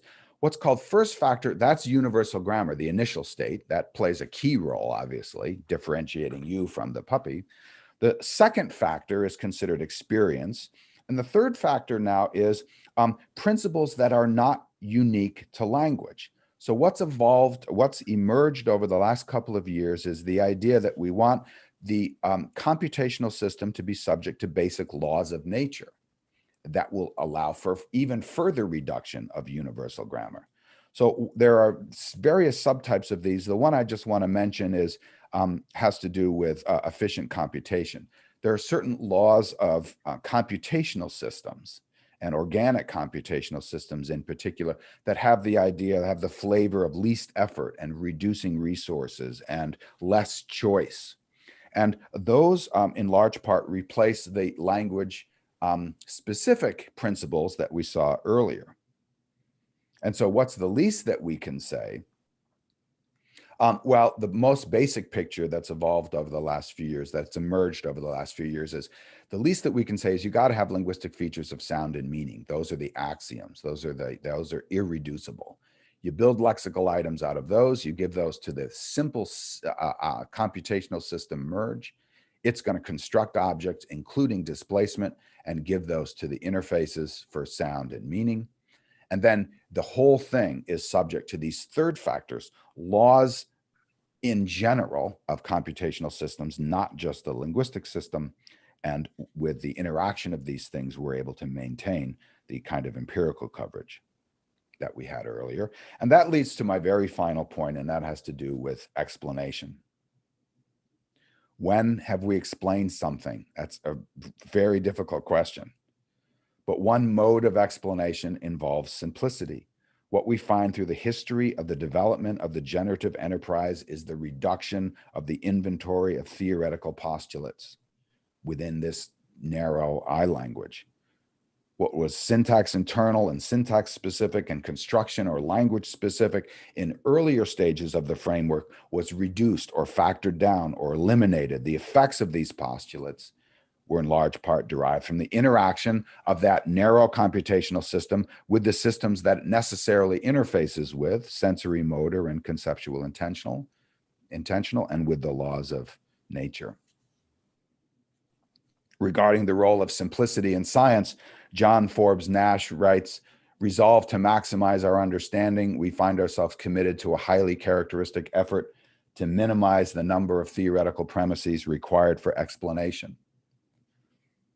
Einstein once wrote, the grand aim of all science is to cover the greatest possible number of empirical facts by logical deduction from the smallest possible number of hypotheses or axioms. And Chomsky has often stated, it's long been clear that the quest for simplicity is closely related to the quest for explanation. With the reduction of UG to merge, I have the reduction of what's language specific, and the more prominent role that's played by these language independent systems and mechanisms, third factor. And to give a short sort of time-lapsed photography of the history of the generative enterprise, what we see is the reduction of UG. Initially, UG included everything. It was huge. The lexicon was in there, all operations, mechanisms were in there, whatever worked to get descriptive adequacy. But as we've seen through the history of the generative enterprise, UG was steadily reduced. What was considered to be part of the uniquely human language faculty got progressively smaller. Less and less was in there, down ideally to just recursive merge. That's what you have that the puppy doesn't. And again, we see the role of these independent systems, the interfaces of sound and meaning, are going to shape in part the way that that merge operates, and the critical role played by third factor, these laws of nature. The reduction of UG to merge is simplification, and simplification is good standard science. It also meets the condition of learnability. How can the language be acquired? That is the core I language that we're talking about. And the answer is, it isn't learned, it's innate. The heart of it, that computational system, the heart of I languages, we're conceiving of language, isn't learned, it's innate. And in very recent work, it's said to meet the condition of evolvability. The less that's unique to humans relative to the language faculty, then potentially at least, the better the position we're in to account for the recent emergence of the language capacity in humans. And that's recent work by Berwick and Chomsky. So there's a little bit on the generative enterprise. I hope to have captured some of the progress of it, and for me, at least, some of the excitement of it and excitement for the future. We see steps toward our shared common goal of understanding language. So thank you very much. Again, I really appreciate being here, and I'm happy to take any questions you might have. Thank you. Thank you very much, Professor Seeley, and especially thank you very much for making that accessible for a diverse audience that we have here. And out of the questions we have received, I would like to direct one question, considering the time limitations that we have. And this question Sorry about that. No, that's really fine. Dr. Lalit Anand. So the question is about, so let me read a part of the question. Chomsky's minimalist perspective is built around the bare minimum principle. And the question is, why do we have agreement in human languages if agreement is not actually read at the CI interface? Isn't agreement redundant? Isn't it a redundant phenomenon? Why do we need agreement? It doesn't make sense, and if it is not made use of at the CI interface level or interpretation. So that's the question. Yeah, that's really a great question, a very deep question, a hard one to answer in a short period of time. But the Epstein, Kitahara, and Seeley team has done some work on this idea. And in large part, it comes down to labeling. So the very short idea is the following. If I take two things like likes apples, and I put them together, I put them into a set, that thing doesn't have a label. So the interfaces do need to know whether the phrase is a verbal phrase or a nominal phrase or some other kind of phrase in order to interpret it. So there's labeling. The labeling has to happen. And what's interesting is one of the efficiency considerations says that labeling, what used to be the label VP above the verb, that's actually done by a computational efficiency property called minimal search. So you look into the set and you find the first thing that's relevant, that has relevant features. So in likes apples, I'm going to have a verb plus a noun phrase. And it's the verb then that has features, namely formal features that the interfaces can interpret as a verbal or a noun thing. The other thing is just a set. It's an object, and that doesn't have the relevant features. So this minimal search gives us labeling. And at least one idea is that agreement is a phenomenon that's associated with labeling. So if I have something like a subject and a predicate, the man visits that beautiful country, there I don't have a head. I've got two phrases, the man, the subject, and the verb phrase. And so I can't find a single entity that can serve as the label. And what we've proposed in any case is that minimal search, this computational efficiency, this third factor consideration, will go down and find the inherent 5 features, say person, gender, number on the noun phrase, and then an unvalued feature that's associated with the verb phrase. And by finding both of those, that will be able to serve as the label. So the intuitive idea is that agreement follows from labeling, and now it reduces to the question, your really important question reduces to another question, which is, why does language have these unvalued features? Why does it have unvalued features? And there isn't a clear answer to that, but one idea that's been explored is that the system needs those unvalued features in order to mark points in the derivation where it has to send things to the interfaces. That's sort of the short story. It's a great deep question, and I would be happy to talk more about it outside. Thank you very much, Professor Seeley. So we are about to conclude the third plenary session of this 7th International Conference on Humanities and Social Sciences, organized by the University of Sri Jayawardena, Sri Lanka.